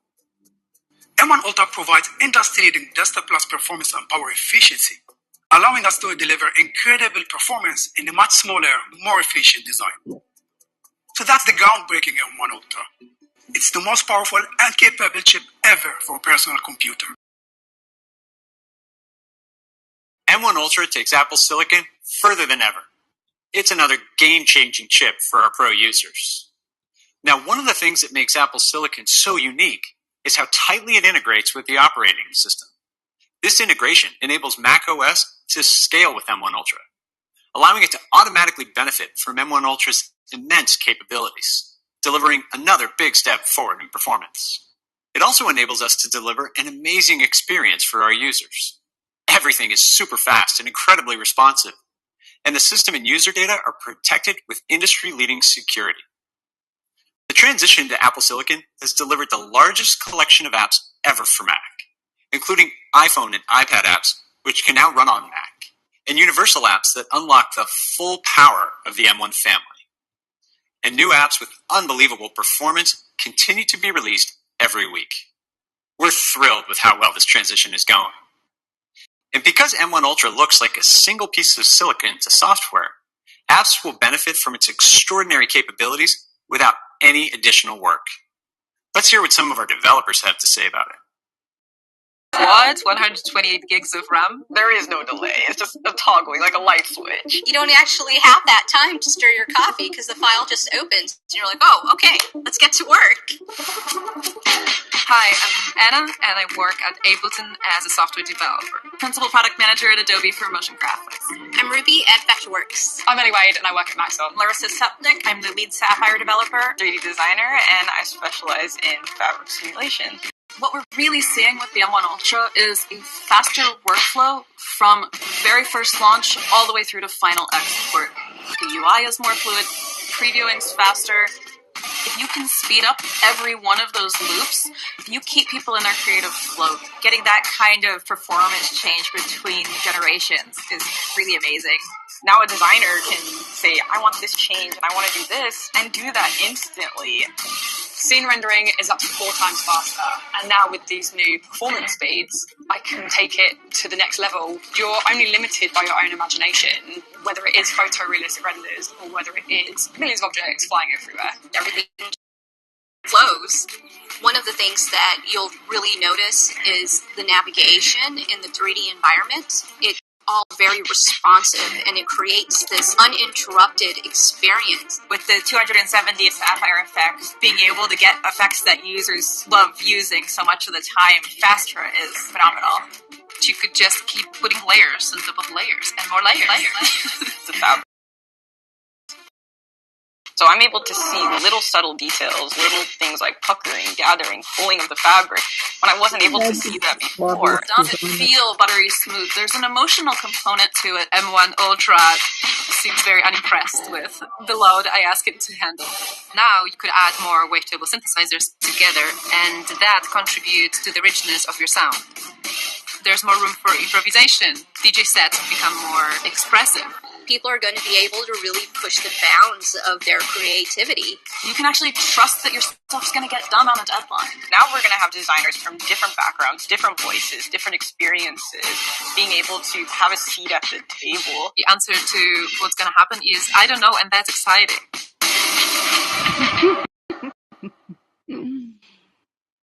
The combination of M1 Ultra and Mac OS cranks up the performance of Mac yet again. So now, let's talk about where we're going to use this incredible new chip. Today we're going to focus on the place where so many people create their life's best work, the studio. A studio is where creators, like designers, scientists, and developers, change the world. Whether it's in a home or an office, each studio is unique, customized with the tools that complete the user's workflow. And for many, the Mac plays a pivotal role in this space. With the transition to M1, we've provided these users with 2 great desktops, iMac and Mac Mini, which have remarkable performance and entirely new capabilities. Yet there are some users who want even more, so they can push the limits of their creativity. First, they want breakthrough performance and capability to turn their studio into a creative powerhouse. Next, they want a wide range of connectivity, peripherals that are key to their studio workflow. And finally, many want a modular system and display so they can create their perfect setup. So that's what we're introducing today. Something totally new that gives our users exactly what they need to build the studio of their dreams. And here it is.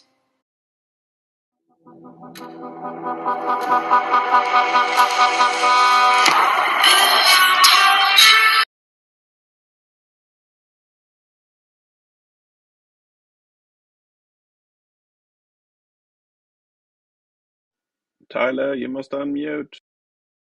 It's not me, dumbass. Oh, that's nice. Big screen.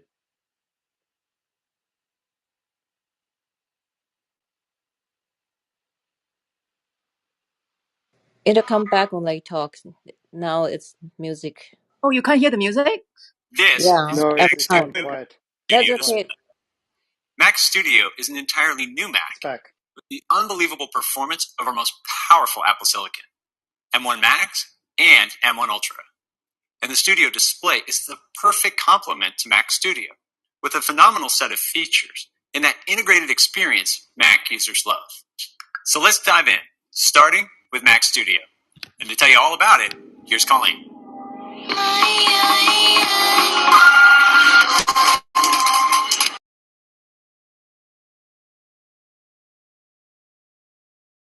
Mac Studio is a breakthrough in personal computing. It's unlike anything you've ever seen before. It's the first computer to put outrageous performance, extensive connectivity, and entirely new capabilities into an unbelievably compact form that lives right on your desk, where it's always within easy reach.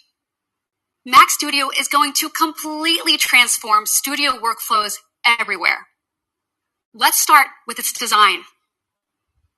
With the power and efficiency of Apple Silicon, we were able to totally reimagine what a high-performance desktop could look like.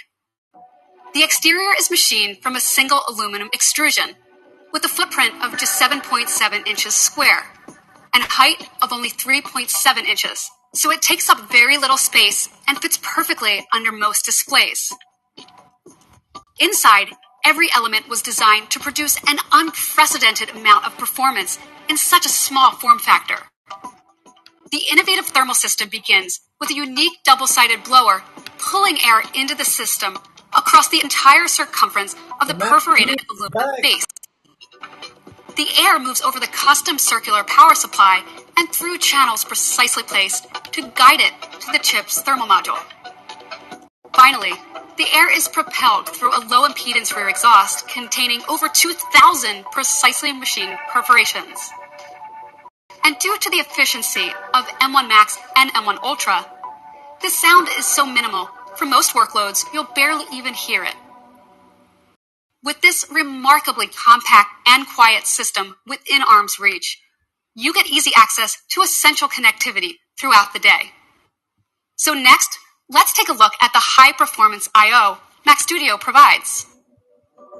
On the back, there are 4 Thunderbolt 4 ports to connect displays and high-performance devices. A 10 gigabit Ethernet port, 2 USB-A ports, an HDMI port, and a Pro audio jack for high-impedance headphones or external amplified speakers. Wi-Fi 6 and Bluetooth 5 are built in as well. And since many users frequently connect and disconnect devices, like portable storage, we also put connectivity on the front for even easier access. Systems with M1 Max have 2 USB-C ports, providing 10 gigabits per second USB 3 data transfer. And with M1 Ultra, these ports are Thunderbolt 4, with up to 40 gigabits per second data transfer speeds. There's also an SD card slot to easily import photos or video.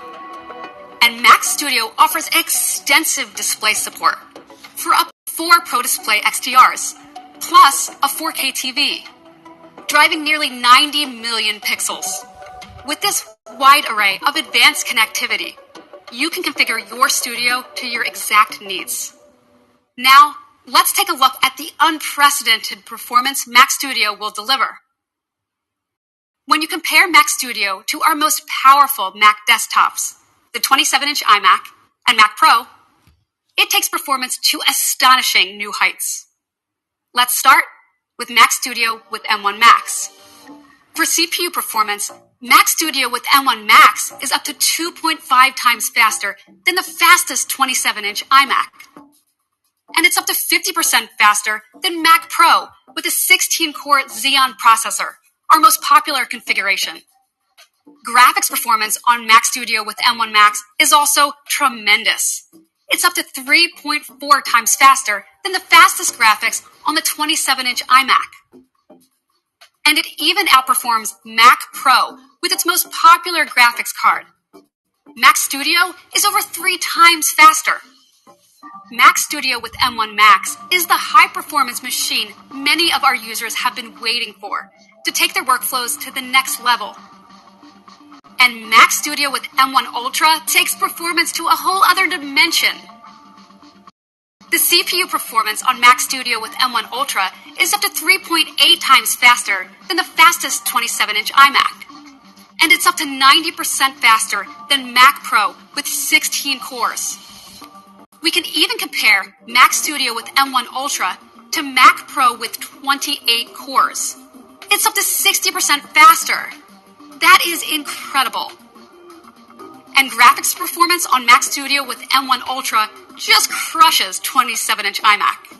It's up to a remarkable 4.5 times faster. It even exceeds Mac Pro with its fastest graphics card. Mac Studio is up to 80% faster. Now, in the same way that MacBook Pro shattered the limits of graphics memory in a laptop, Mac Studio will do the same for the desktop. The most powerful workstation graphics card available today offers 48 gigabytes of video memory. With M1 Max, you can access up to 64 gigabytes of unified memory. And with M1 Ultra, you get up to 128 gigabytes of unified memory for enormous graphics tasks. No other graphics card comes close.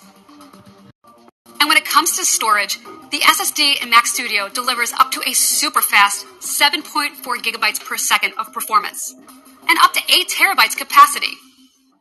Today, more and more cameras are capturing ProRes video, from the iPhone 13 Pro to the Sony Venice Cinema camera. With M1 Ultra's extraordinarily powerful media engine, Mac Studio can play an unprecedented 18 streams of 8K ProRes 422 video. There is no other computer in the world that can do this. To sum up this game-changing performance, Mac Studio with M1 Max is up to 3.4 times faster than our fastest iMac. It's a huge upgrade for 27-inch iMac users looking to move to more powerful Apple Silicon. And for those looking for the most extreme performance, Mac Studio with M1 Ultra is up to 80% faster than our top-of-the-line Mac Pro. So now, let's take a look at how this unprecedented performance is going to transform the studio. With the breakthrough capabilities of Mac Studio, users can completely reimagine their workflows and push their creativity further than ever. For musicians, Mac Studio powers the digital audio workstation they've been dreaming. They can bring their most complex compositions to life with hundreds of tracks, plugins, and virtual instruments, all played in real time. 3D studios have new great capabilities with Mac Studio. Artists can now interact fluidly with more extreme geometry and run complex particle simulations in a fraction of the time. They could even work with massive environments that were previously impossible to render. For software development studios, Mac Studio is an absolute monster. Engineers can now build new versions of their code in warp speed and run more automated integration and testing than ever. Mac Studio brings staggering performance to the photo studio. Photographers can capture and edit huge gigapixel images composited with hundreds of layers and export final images for publish in a flash. And Mac Studio is a powerhouse system for video studios. Colorists can add more corrections to their project while maintaining fluid playback. Editors working on multicam projects can play more streams of 8K video than ever before. Coding video final delivery is faster than ever. Performance and capability that Mac Studio brings to so many studios is going to change everything. There's never been a desktop like it. And when it comes to the environment, Mac Studio raises the bar yet again. It uses far less to deliver its extraordinary performance. Over the course of a year, Mac Studio will use up to 1,000 kilowatt hours less energy than a high-end PC desktop. Mac Studio is also free of numerous harmful substances. It uses 100% recycled rare earth elements in the magnets and recycled tin in the solder of the main logic board. So that's Mac Studio, featuring M1 Max and the new M1 Ultra, the most powerful chip ever built for a personal computer. Mac Studio will supercharge the workspace with breathtaking performance, unleashing your creativity like never before. Now, we designed Mac Studio together with the Studio Display to complete the ultimate studio experience. And to tell you more, here's Nicole.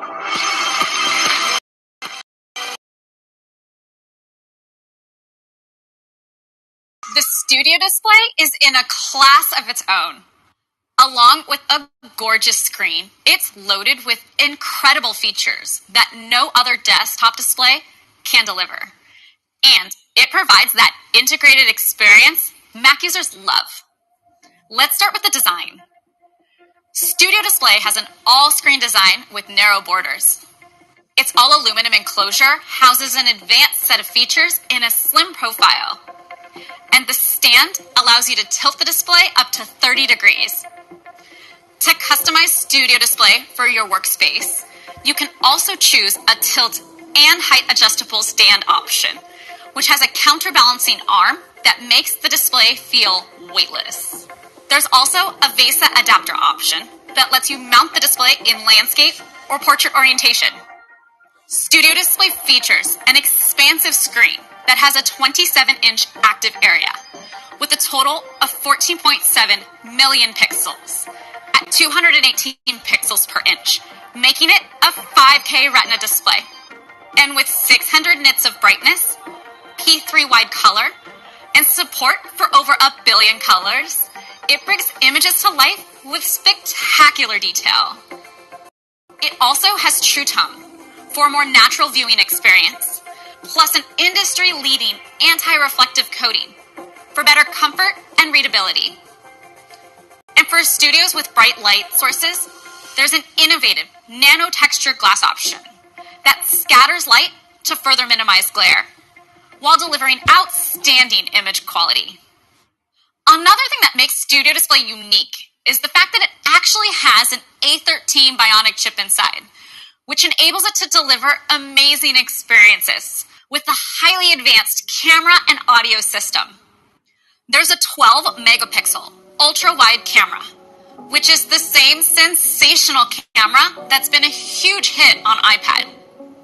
And powered by the incredible technology in Apple Silicon, it supports Center Stage, which comes to the Mac for the very first time. So video calls are so much more engaging. And to make this the ultimate video conferencing display, it also includes an array of studio quality mics. They have an especially low noise floor for crystal clear calls.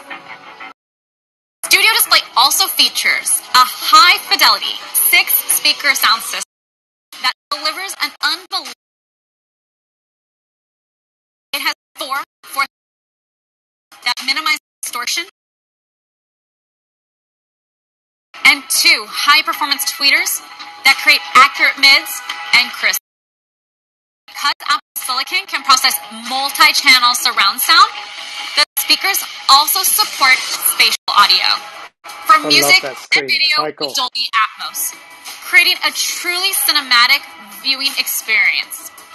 Simply put, these are by far the highest fidelity speakers we've ever created for the Mac. And this is the best combination of camera and audio ever in a desktop display. Next, let's talk about how Studio Display connects with your other devices. It has 3 USB-C ports that deliver speeds up to 10 gigabits per second. So you can connect peripherals, storage, and networking right into the display. And there's a Thunderbolt port, which allows you to connect Studio Display and any plugged-in peripherals to your Mac with a single cable. That same cable delivers 96 watts of power, which allows you to charge any Mac notebook. And it can even fast charge a 14-inch MacBook Pro. And you can connect up to 3 studio displays to your MacBook Pro, creating an incredible edit bay or 3D animation studio.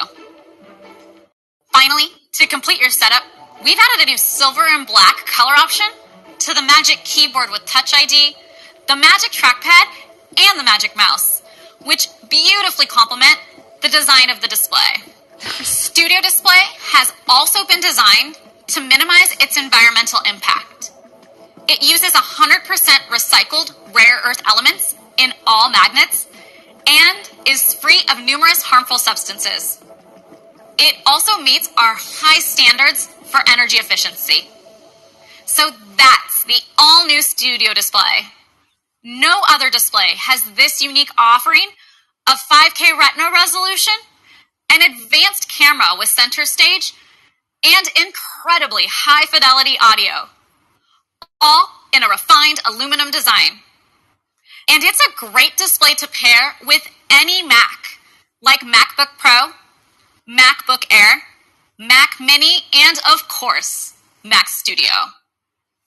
Now, before I hand it back to John, let's take a look at Mac Studio and Studio Display in action.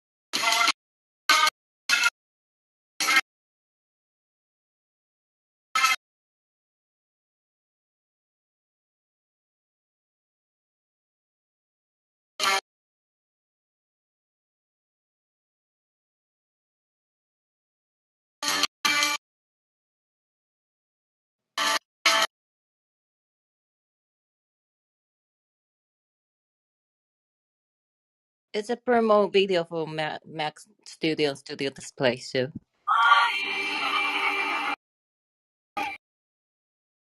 That's Mac Studio and Studio Display. With incredible performance, extensive connectivity, and a modular design.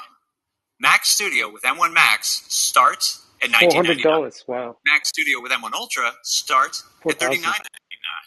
No other desktop in the world can offer this level of performance and capability at this price. And the Studio Display, with its awesome set of features, is $15.99. And it can be configured with nano textured glass and a choice of stand options. You can order both products today, and they'll be available on March 18th. Today we built upon the amazing capabilities of M1 Max with the introduction of M1 Ultra. With its Ultra Fusion architecture, powerful CPU, massive GPU, and staggering memory bandwidth, it's the next giant leap for Apple Silicon. And we introduced Mac Studio, which was designed to put all this groundbreaking performance right on your desk. Together with the Studio Display, these products will empower users to create the studios of their dreams and to continue to change the world. And they joined the rest of our incredible Mac lineup with Apple Silicon, making our transition nearly complete with just one more product to go, Mac Pro. But that is for another day. Now back to Tim.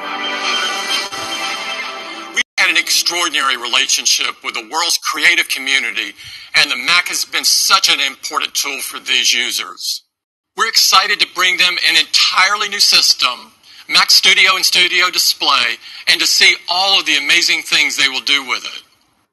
It's remarkable to think about the profound impact Apple Silicon is having on the Mac and our other products. But wait, The there's A15 more. Bionic drives the most powerful phones in the world, iPhone 13 and iPhone 13 Pro. And today we introduced two striking new green finishes. The new iPhone SE, our most affordable iPhone, is also now powered by the incredible A15 Bionic chip. The new iPad Air takes a big leap with the M1 chip as well as 5G, center stage, and beautiful new finishes. It's truly remarkable what Apple Silicon makes possible. It delivers industry-leading performance, technologies, and advancements. And the seamless integration of hardware and software enables us to provide experiences that no one else can. We look forward to seeing what our users will do with all of these incredible products and the impact they will have on people's lives. Thank you again for joining us. Have a great day.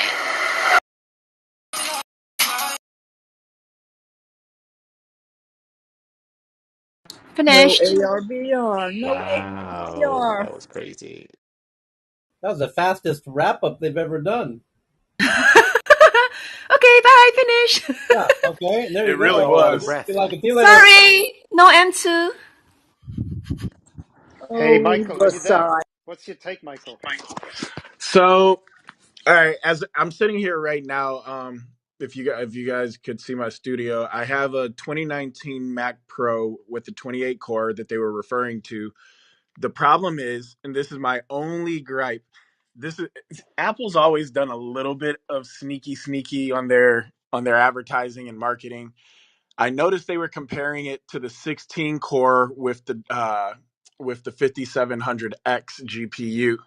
My Mac Pro, the 2019, it's a 28 core. It has two W6800X Duo GPUs.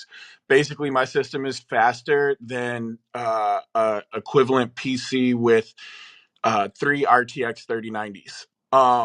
And I noticed that they shied away from comparing to this configuration, which is their top configuration. Um, and I don't blame them. It wasn't. I knew they weren't going to beat this system just yet. That said, this Mac Studio is fucking incredible, and my system this is a $35,000 system. You're getting comparable. You're getting comparable power for less than 10K. You can't really beat that in terms of saving money. And what I will say, as he at the end there, he said that leaves us with the Mac Pro, but that's for another day. Now I do believe that Mac Pro, which I believe is going to be a quad version, which means four of the Macs, chips, I do believe that will probably be on par or a little bit faster GPU wise than my current Mac Pro. But until that Mac Pro comes out, I'm gonna stick with my current system. But goddamn, this is a beautiful and amazing little piece of kit for sure. You know what's I've funny? missed that, Michael. I've missed that. God, it's been a while. Has I how remember the how yeah, many no, it's how just many Apple geeks other than myself and Dr. Fran remember the Apple Cube? Because this thing is Oh, absolutely. spec wise. I mean, Absolutely. the shape of it is nearly identical to the Apple Cube, which was Jobs thought it was a master stroke of design at the time, and it's funny to see it come back in a nearly identical form factor without the kind of plexiglass vibe, but the brushed aluminum. But it's that form factor just doesn't want to go away, and it makes the cube look like, even though the cube was considered a total failure, like a tremendous failure, like one of the The biggest failures. design was awesome. Yeah, the design was fucking awesome, and Steve knew it was awesome. But People it are was, taking the cubes and upgrading them to M1s now. They're doing all kinds of things with the cubes. huh. I'm just anybody else disappointed that they didn't even tease AR or VR, JT? Yeah, for sure. Yeah. I'm shocked. I'm more No. than disappointed. That's I'm coming just later. That I'm a little I'm not confused. disappointed, and the reason I'm not disappointed is because they're being extra quiet about it. And when they're extra quiet about shit, that means they're prepping for something insane. That if I'd be a little more disappointed if they just mentioned it or said in passing, you know, with the new bionic chip, you can blah blah blah blah blah. Like, I like that they're completely ignoring it, because the only reason they do that is when they want you to forget that they're working on something. so Not really. how come they Here it didn't comes. launch the 100%. car? Sorry, I was expecting the car. Anyway, So maybe they're working on that too, because they didn't mention that either. Oh, they've been working on that. They're the latest in that is that they're developing. God, who's the guy? They just poached somebody from a huge AI company in Korea. I forgot who it was, but they just poached somebody big, very specifically for the car.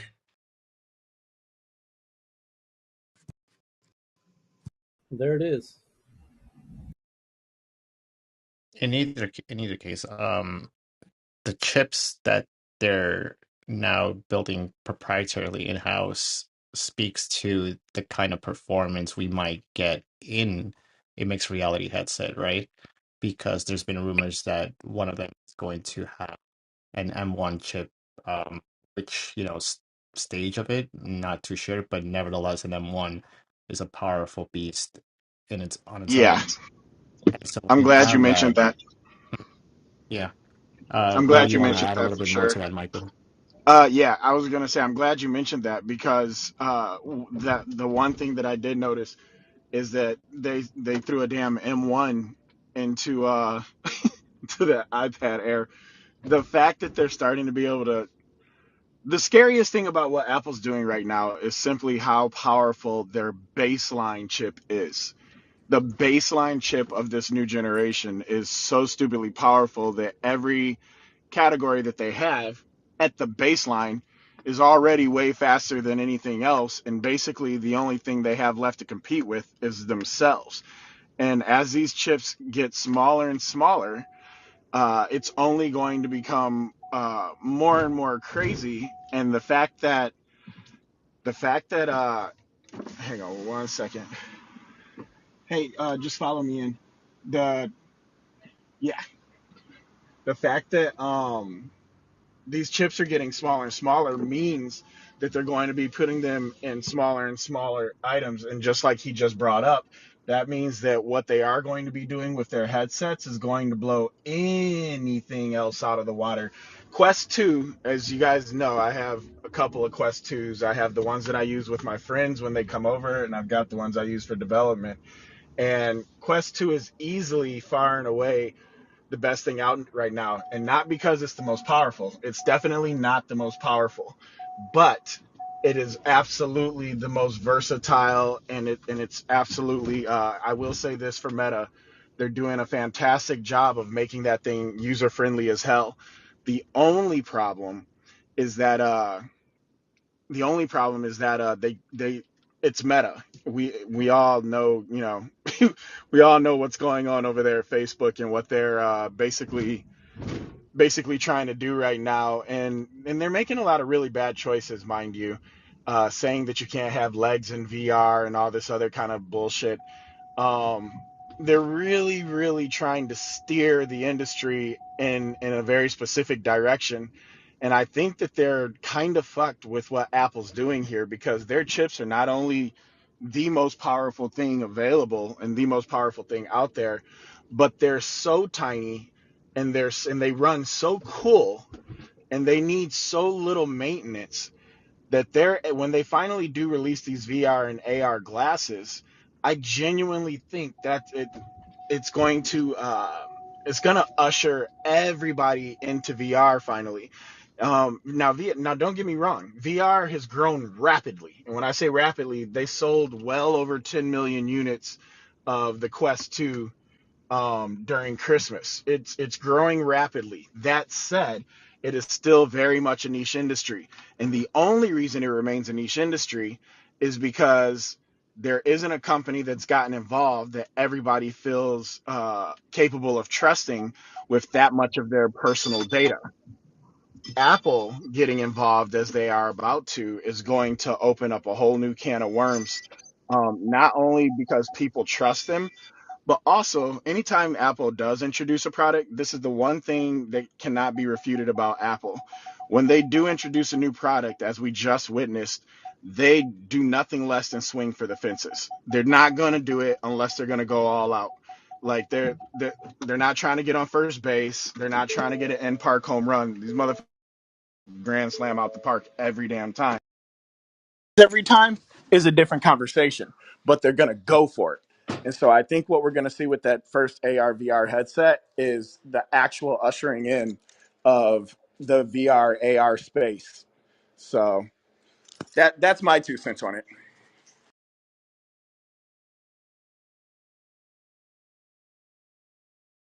Yeah, that makes perfect sense, Michael.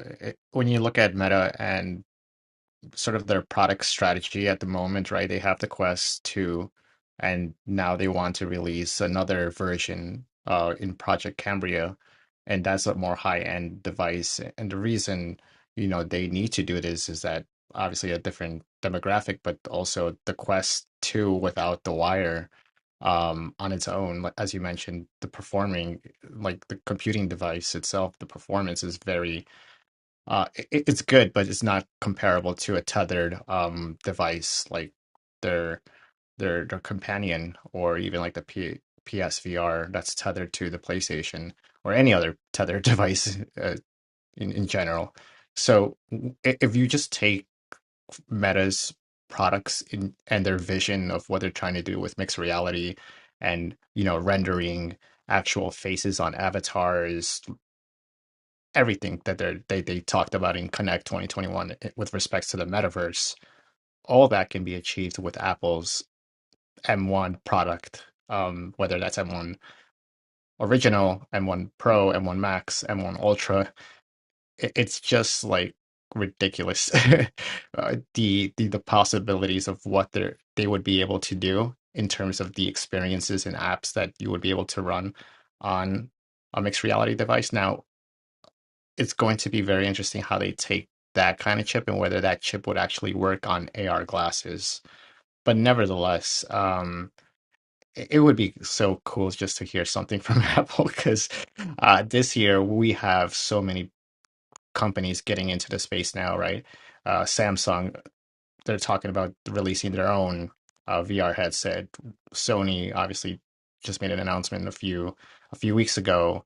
We have Meta with their Cambria project. We have Snap, well, while it's not mixed reality or VR per se, nevertheless, it's still AR and wearable Right. in that same spectrum.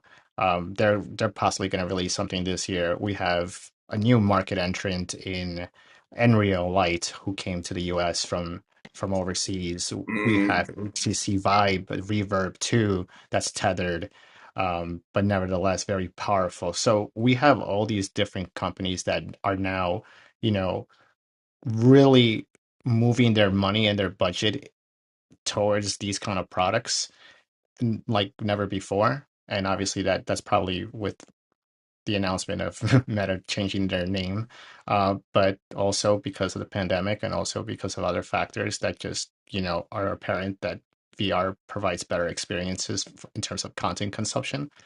Uh, but yeah, Apple, they have to release something, during WWDC in terms of a software announcement with respects to their Reality OS, at least at the very least that, right? And then you sort of get sort of the first inclination that they are serious about this. Once they make that announcement during WWDC, then it's really official. Then that 2022 or possibly, hopefully not 2023. Hopefully they go for holiday season 2022, Q4, that we see It's those interesting, JT. events.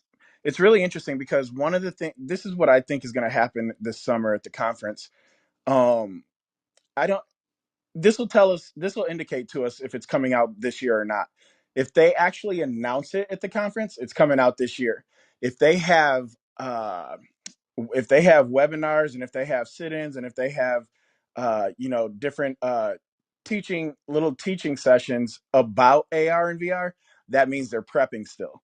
So it'll be interesting to see which way they go. If they're actually going to make an announcement indicating that we're going to get something by the end of 2022, or if they're going to be teaching classes and getting people ready with new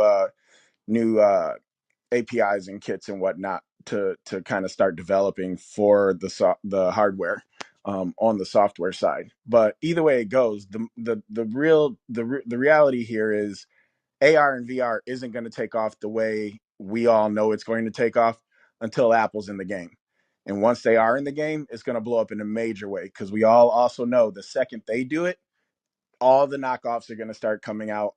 People are going to buy them, rip them apart, and put out those third-party versions of everything immediately. It's going to flood the market, and the next thing you know, we're actually we're hitting the ground running in 2023. So exciting times we're living in right now. This was what a fucking awesome day, eh? Yeah, Tyler, I think it was awesome to watch. I think it was a very awesome event to watch. One thing that hit me was the ultra fusion architecture. I thought it was pretty cool, and I think that it really lays the foundation for other things to come. The way they kind of use the max die, to create one large chip from two chips. I think that mere ability, I mean, reducing that latency between chips to um, providing up to 2.5 terabytes per second, that's crazy. That's awesome. So if you layer that on to other technologies, even AR, VR, and other technologies, you begin to see the possibilities and what's coming down the road. And then on the business side, I was listening to this with my wife, and I said to her, the presentation had like 14 speakers. There were like 14 speakers in the presentation, and only like four of them were male speakers.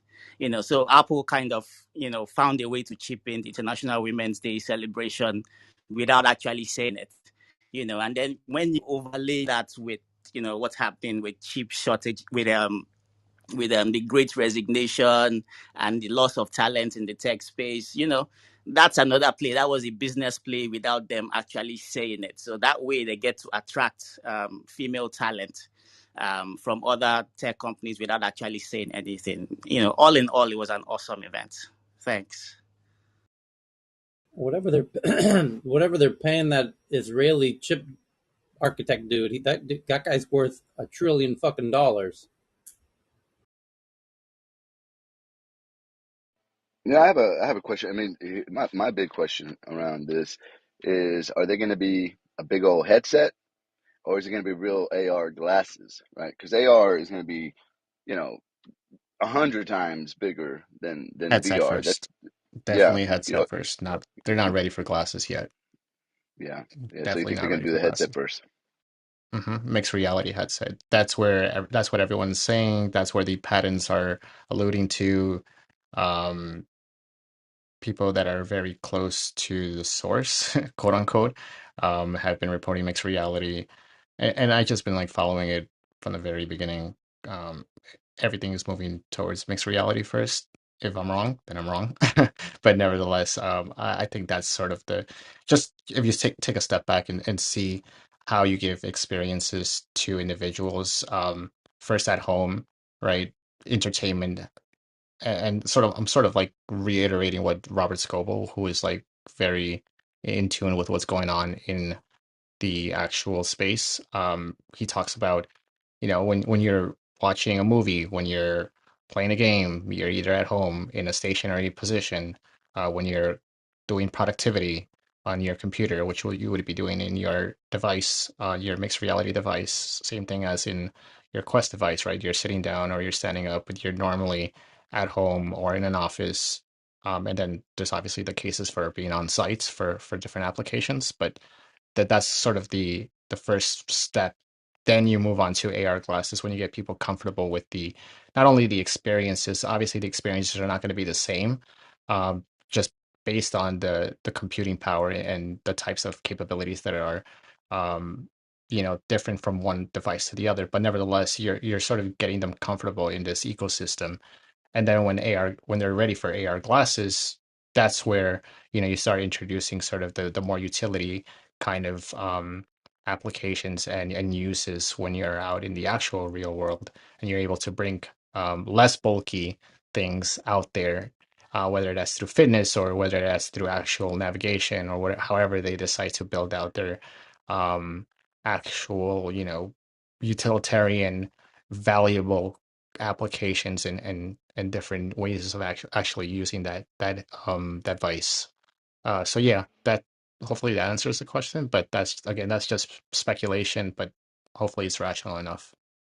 I've got a Yeah, but hot. do you think this headset's going to come out where the front face, like let's say on the Quest, it's they have little cameras to simulate like this black and white stuff, the what's going on around you, right? I'm wondering if they figured out the blackout issue, and just so that everybody kind of understands that, like one of the biggest issues in augmented reality is the opacity of objects to like completely switch from where it's blacked out, right? You could use glasses that can black out, what's going on, or be opaque. So it would be fascinating if they solved that problem, and you still got a headset, but it's kind of like curved, and you could see through it, or you could see the holograms. But if they figured out like total blackout, so you could go into VR, and then and then also go into AR mode where you could see through it, that would be a heck of a breakthrough. And I don't know where they're at on that. Like, what do you think is going to come out? Is it going to be similar to the Quest, where you got this plastic thing where it's and then you're using cameras to see around, or is it going to allow you to kind of see through some type of a glass structure? That's anybody kind of aware of how that's playing out?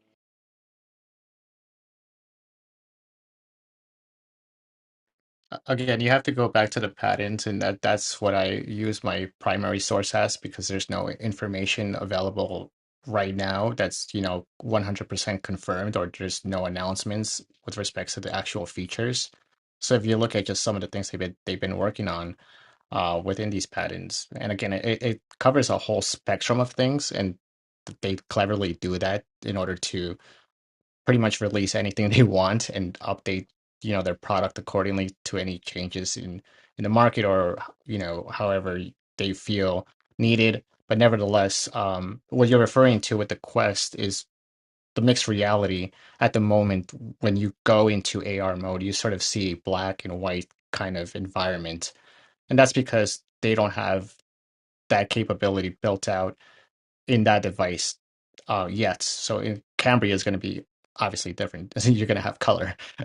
So you're actually going to be seeing through the video feed is going to be passing through into your eyes. Well, you're going to be seeing the actual physical environment with color and be able to overlay any kind of content and anchor any kind of content onto surfaces.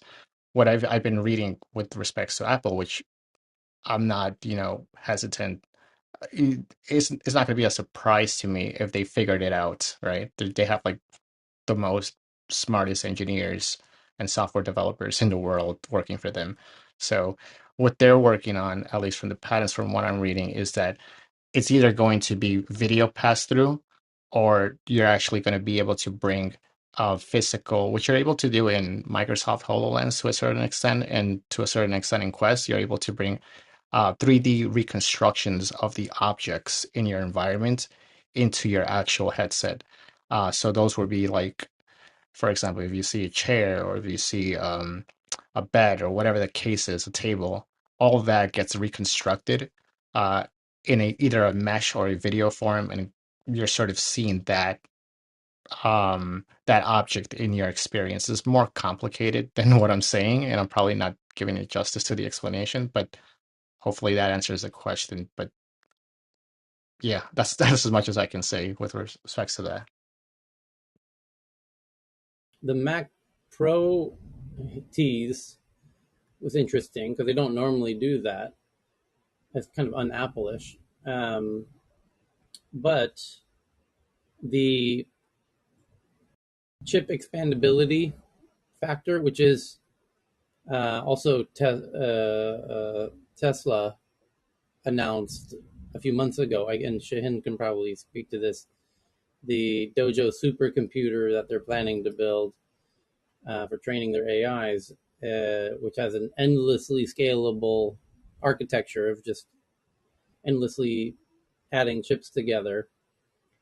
It'd be interesting to see if they can employ a similar endlessly scalable chip architecture to a Mac Pro, because one of the things that make the Mac Pro is the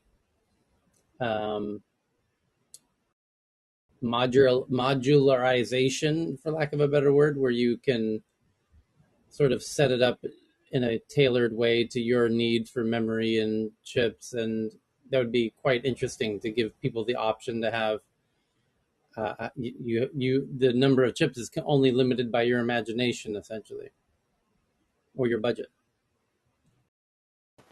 Can I speak to that a little bit, if Sure. you'd like, Yeah. if there's interest?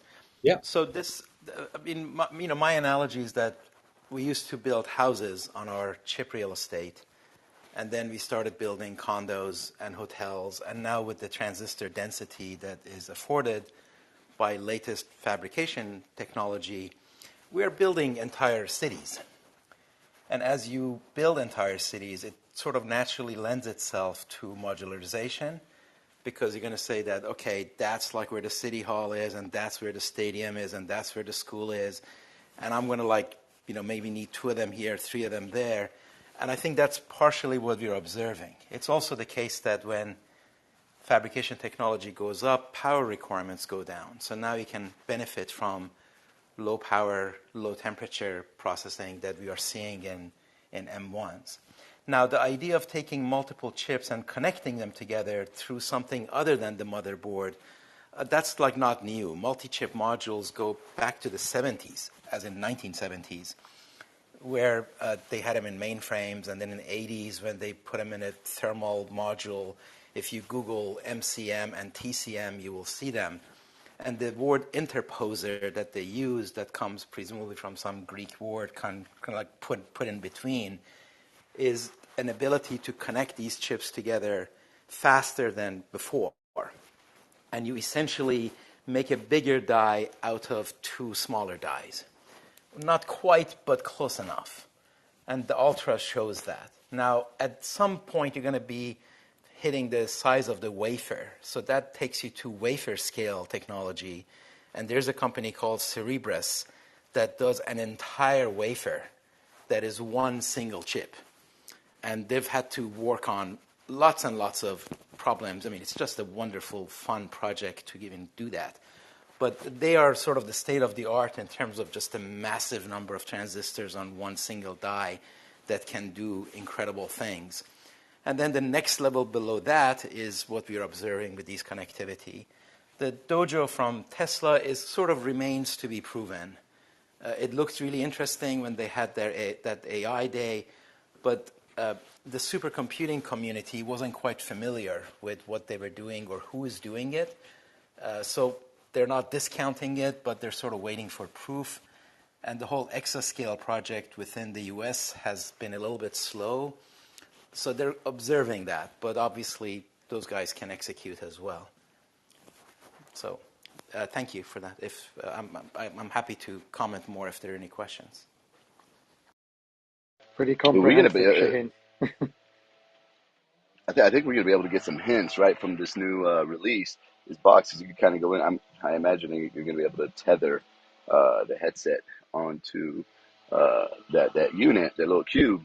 Um, but I'm pretty sure the OS that's gonna come out in there, as well as whatever the display drivers are, right, are going to give us some hints on what's coming. Because I don't think they're gonna release a box without having the ability to hook up to the um, to the headset, right? That thing, they should come out with, you buy this, then the AR glasses come out and it should be able to hook up. So I think pretty soon we're going to get a little bit more insight into what's coming out with the headset. Because and by the way, I'd recommend anybody that has a Quest, don't just play the games, get a couple of apps. There's one called Gravity Sketch and another one called Tilt Brush. And if you want to really see the capability of what's coming in the future, those are just like you just paint in 3D and in three dimensions, and Gravity Sketch is extremely advanced actually, right? And you could do all types of put all types of design structures in there, and anybody could do this. A kid could do this, right? So that's where the real kind of power is going to be. Like websites are going to change completely. We're looking at 2D structures. Like the way you look at data is going to completely change into 3 dimensions. So that's why I'm personally think this is as big as the printing press coming out. For humanity, once we're going to go from 2D to 3D everything. So but it'll be interesting to see what hints come out with this new cube design that they're coming out with.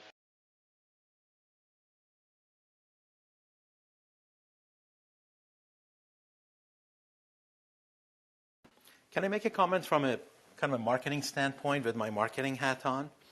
And this is a bit of a perhaps criticism, if I may. Is that okay?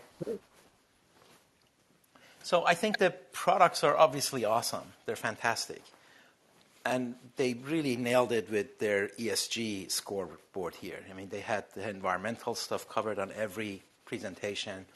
The diversity was on display, as was mentioned before. Really brilliant, just A+ on all of the front. But I continue to think that these events are so over-scripted. It's like you don't really get the human behind these presentations. Every word seems to be engineered. And the adjective density is just off the charts. You kind of get tired just listening to it. Every other word is amazing, unprecedented, incredible. I suppose that works. But it is unfortunate that it does. So I'm done with my rant. Thank you. You should hear a Facebook or Meta conference. Oh, It's even some of these worse. guys, I mean, my joke is that they don't pass the Turing test. It's hard to tell. I mean, they do have to prove they're not robots but anyway. I think most of that, Shine, is probably because they want the press and the media and the people that are going to be covering this to kind of use their exact wording when they're sharing it, so that there's no missteps, or they're pretty much feeding the reviewers exactly what they want to put out there. Yeah, clearly it works, and I get it, and I'm just sort of lamenting that it does. It really shouldn't. I do want to talk to the actual human being, and I think some level of imperfection is okay. It actually makes it easier to listen to. Oh no, you will not find imperfection in Apple's marketing and PR stuff. Believe me, Well, these I'm actually people go through a asserting. lot of training to be in front of the camera. Well, I think their training is misguided because they're overproduced and they're overdirected, and I consider that actually imperfection. I think that they're optimizing, in my mind, the wrong parameter. You kind of lose the human interaction, and it becomes like you're just getting fed by a robot. I want to just say I actually was listening to it and I got so tired of it for exactly that reason that I turned off tech news and I just turned it back on. So and you were talking about this, so I agree. There's a line these things cross when it just becomes fake, right? Personally, I don't think Apple's crossed it yet, personally. But everyone's got their own line. I just remember from my days at Best Buy, we used to do these ads, and we used to get actors in. Michael, you might remember that we used to get actors in to play store employees, like to play their role. And then when we started to actually get real employees doing it, uh, they felt more authentic, and we did these ads. But yeah, there's a line where, and I think everyone's got a different line on that. Apple hasn't quite crossed it, but I see the point there, though. At some point, it can start to feel fake and not genuine. Slick moves to like unauthentic or inauthentic. People buy people, and therefore, if they don't resemble themselves, then they lose their authenticity.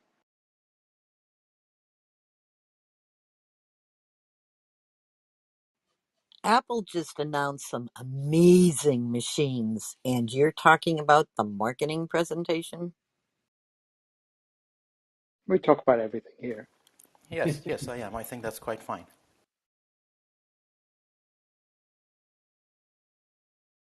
I guess it's Yeah, I think you have to measure it versus their peers in some sense, because in a vacuum, you're totally right. The people are overly rehearsed and sincere. That and anybody would pick up. And there's a lot to be. I think your point is that there's a lot to be gained if they could somehow channel the sincerity. And then I think it was JT who pointed out is that actually their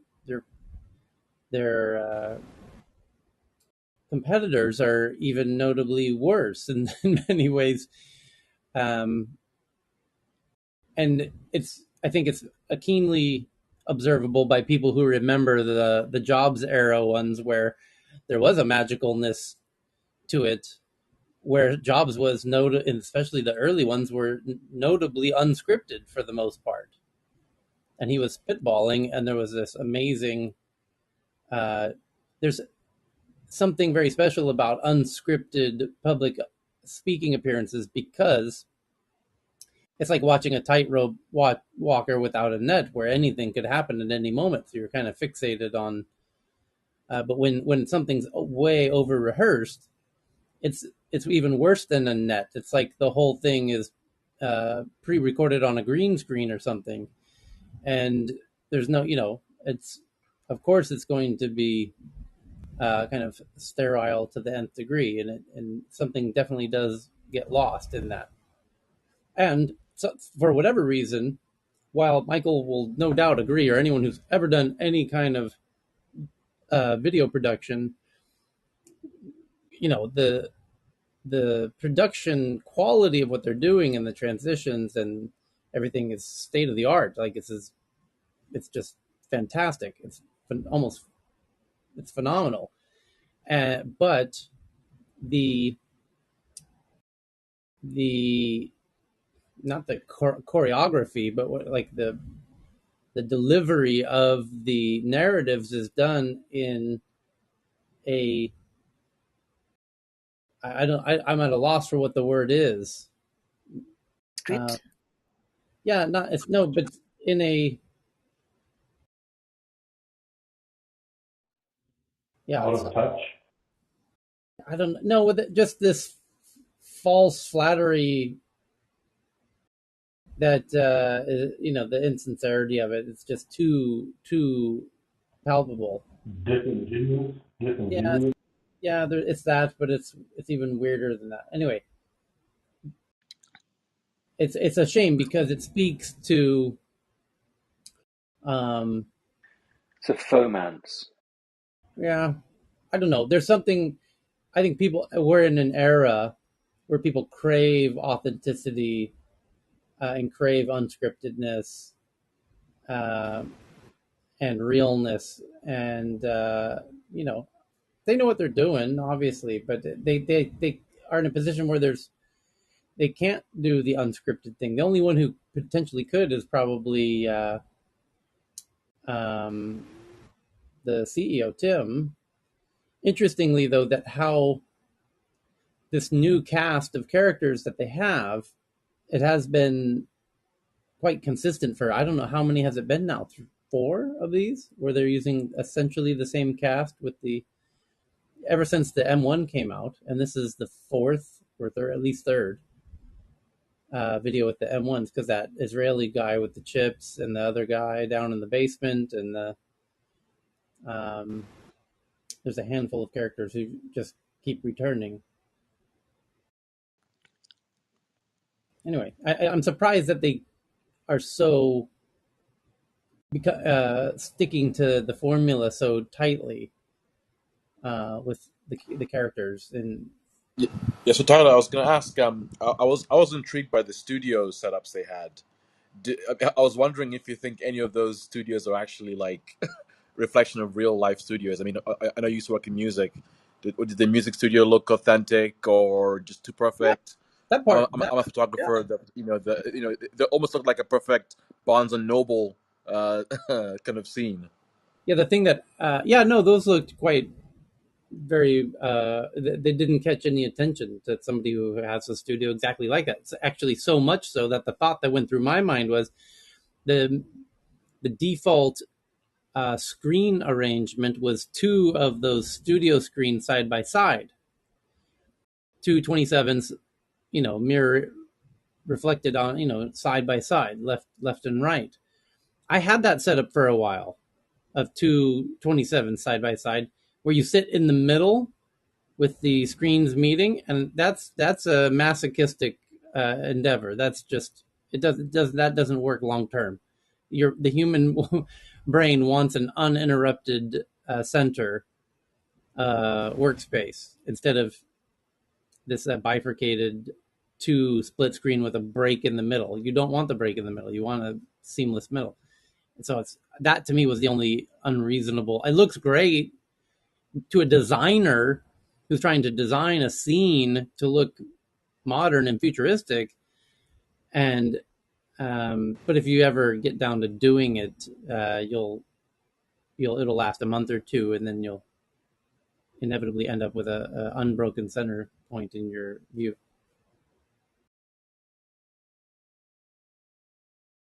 But now we're getting very nitpicky. Real offices are always way messier than anything you see in the marketing stuff. Yeah, as somebody who has done a lot of entertainment or event marketing, often cases we have to appeal to the lowest common denominator. And I learned early that the marketing battle takes place in the mind of the consumer. So it really doesn't matter, what any of us think. Because as you mentioned, the Cube, I didn't see the marketing for that. If it was done by Steve Jobs, I'm sure it was done in the fashion that everybody here pines for. But it didn't work, and they had a really good product, as you say. And I think at the end of the day, it's going to come down to the product. So I'm involved in a startup. It's not high tech. It's actually, the team is very small. They don't know what they're doing in marketing, but the product is a plastic bag that dissolves in water in 5 minutes. And I kid you not, this is a game changer for the world. And I got involved with it because of the product. And I think at the end of the day, it's really going to come down to what the masses are that they're targeting thinks of the product. You're So a they good can't marketer. use it when it's raining? I'm sorry, say that again. I say so they can't use the plastic bag when it's raining? No, it has it's a 97 degree temperature. So we have a cold water bag and a hot water bag. Okay. Good idea. So yeah. So basically all those all the plastic bags you see in the grocery stores and the fabric ones, it's FDA approved. You could actually drink it if the bag was clean. You can pour it down the sink. You could feed it to your pets, pour it on the grass. But anyhow, the product is like, that's not a high sell thing for me, right? All you have to do is, my team just has to get the meeting and show the video and do a demonstration, and everybody gets it, right? And so looking at this, So there's a Van Gogh exhibition, because I also take touring exhibitions, around the world. And if you see the Van Gogh exhibition, it looks very much like this. It uses a lot of the effects, and the people, I mean, the masses are drawn by that. And so if the world is going to augmented reality and VR and those kinds of things, like they'll be attracted to it by the fact that Apple is presenting it. They will give them the benefit of the doubt based on their long history. Whereas with Meta, there is that, they've gotten such a black eye in terms of their reputation that I agree with whoever said that if Apple really comes into the space, it's a game changer because of the reputation, because of the product, and because of the trust thing. And I know, Nicholas, what you think about trust, but I mean that for, the centralized world relative.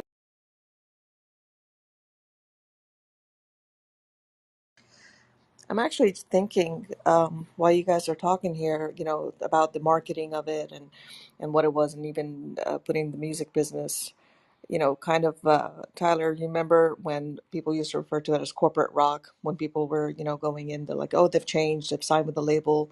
They used to be so much cooler back in the day, and, they were at the local clubs and the bands.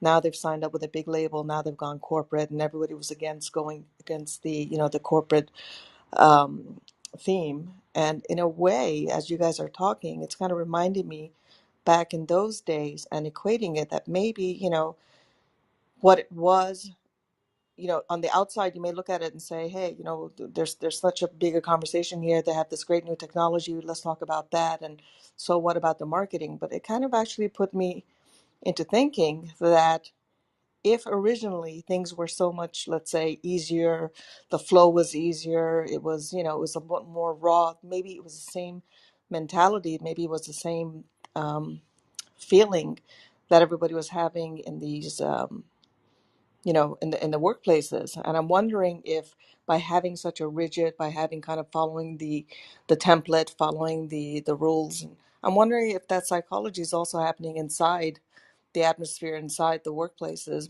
inside the minds of the people that are working there. If they're maybe not allowed to be as creative, or maybe it's not so cool, or maybe they're being more cautious, not being as creative as they want to be, not going against the line, not going over the crossing the lines, and trying to be more original, more authentic. I'm actually starting to think if that actually is bleeding over into the mentality of the entire bigger picture of what's happening inside Apple as a whole. I mean, just this question just came up for me as you guys were talking.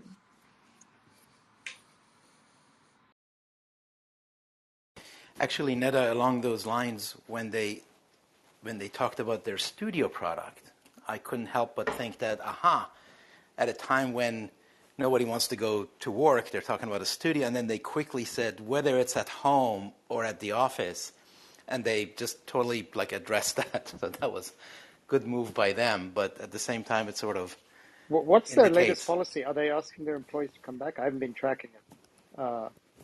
You guys discussed, yeah. Google and Apple are. I'm sure others Oh, are. yeah. So they had to. That's a good point, Shane. Yeah, they had Twitter's to. app They had to bring that.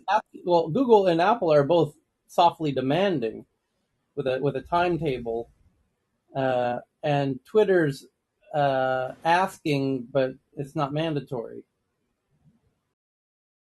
And now President Biden just said he wants people to go back to the office. What, like everyone in America, or just his Yeah, White House? he's encouraging companies to encourage the employees to get back to the office. I think because he probably doesn't like the idea of people moving to Thailand and working remotely in mass. So it's better to. I think, Tyler, I think that's what he's hearing from the business community, because all the big CEOs want butts back in seats, Yeah. Also, it creates a lot more business. People go into the office, they buy lunch, they go out for drinks, they go out for dinner. It's good for the economy. It's not good for a Clubhouse. Good And point. they have to drive, spending more money on gas. But that's a whole new point that just became relevant in the past 48 6 hours. days. Yeah, Yeah. right.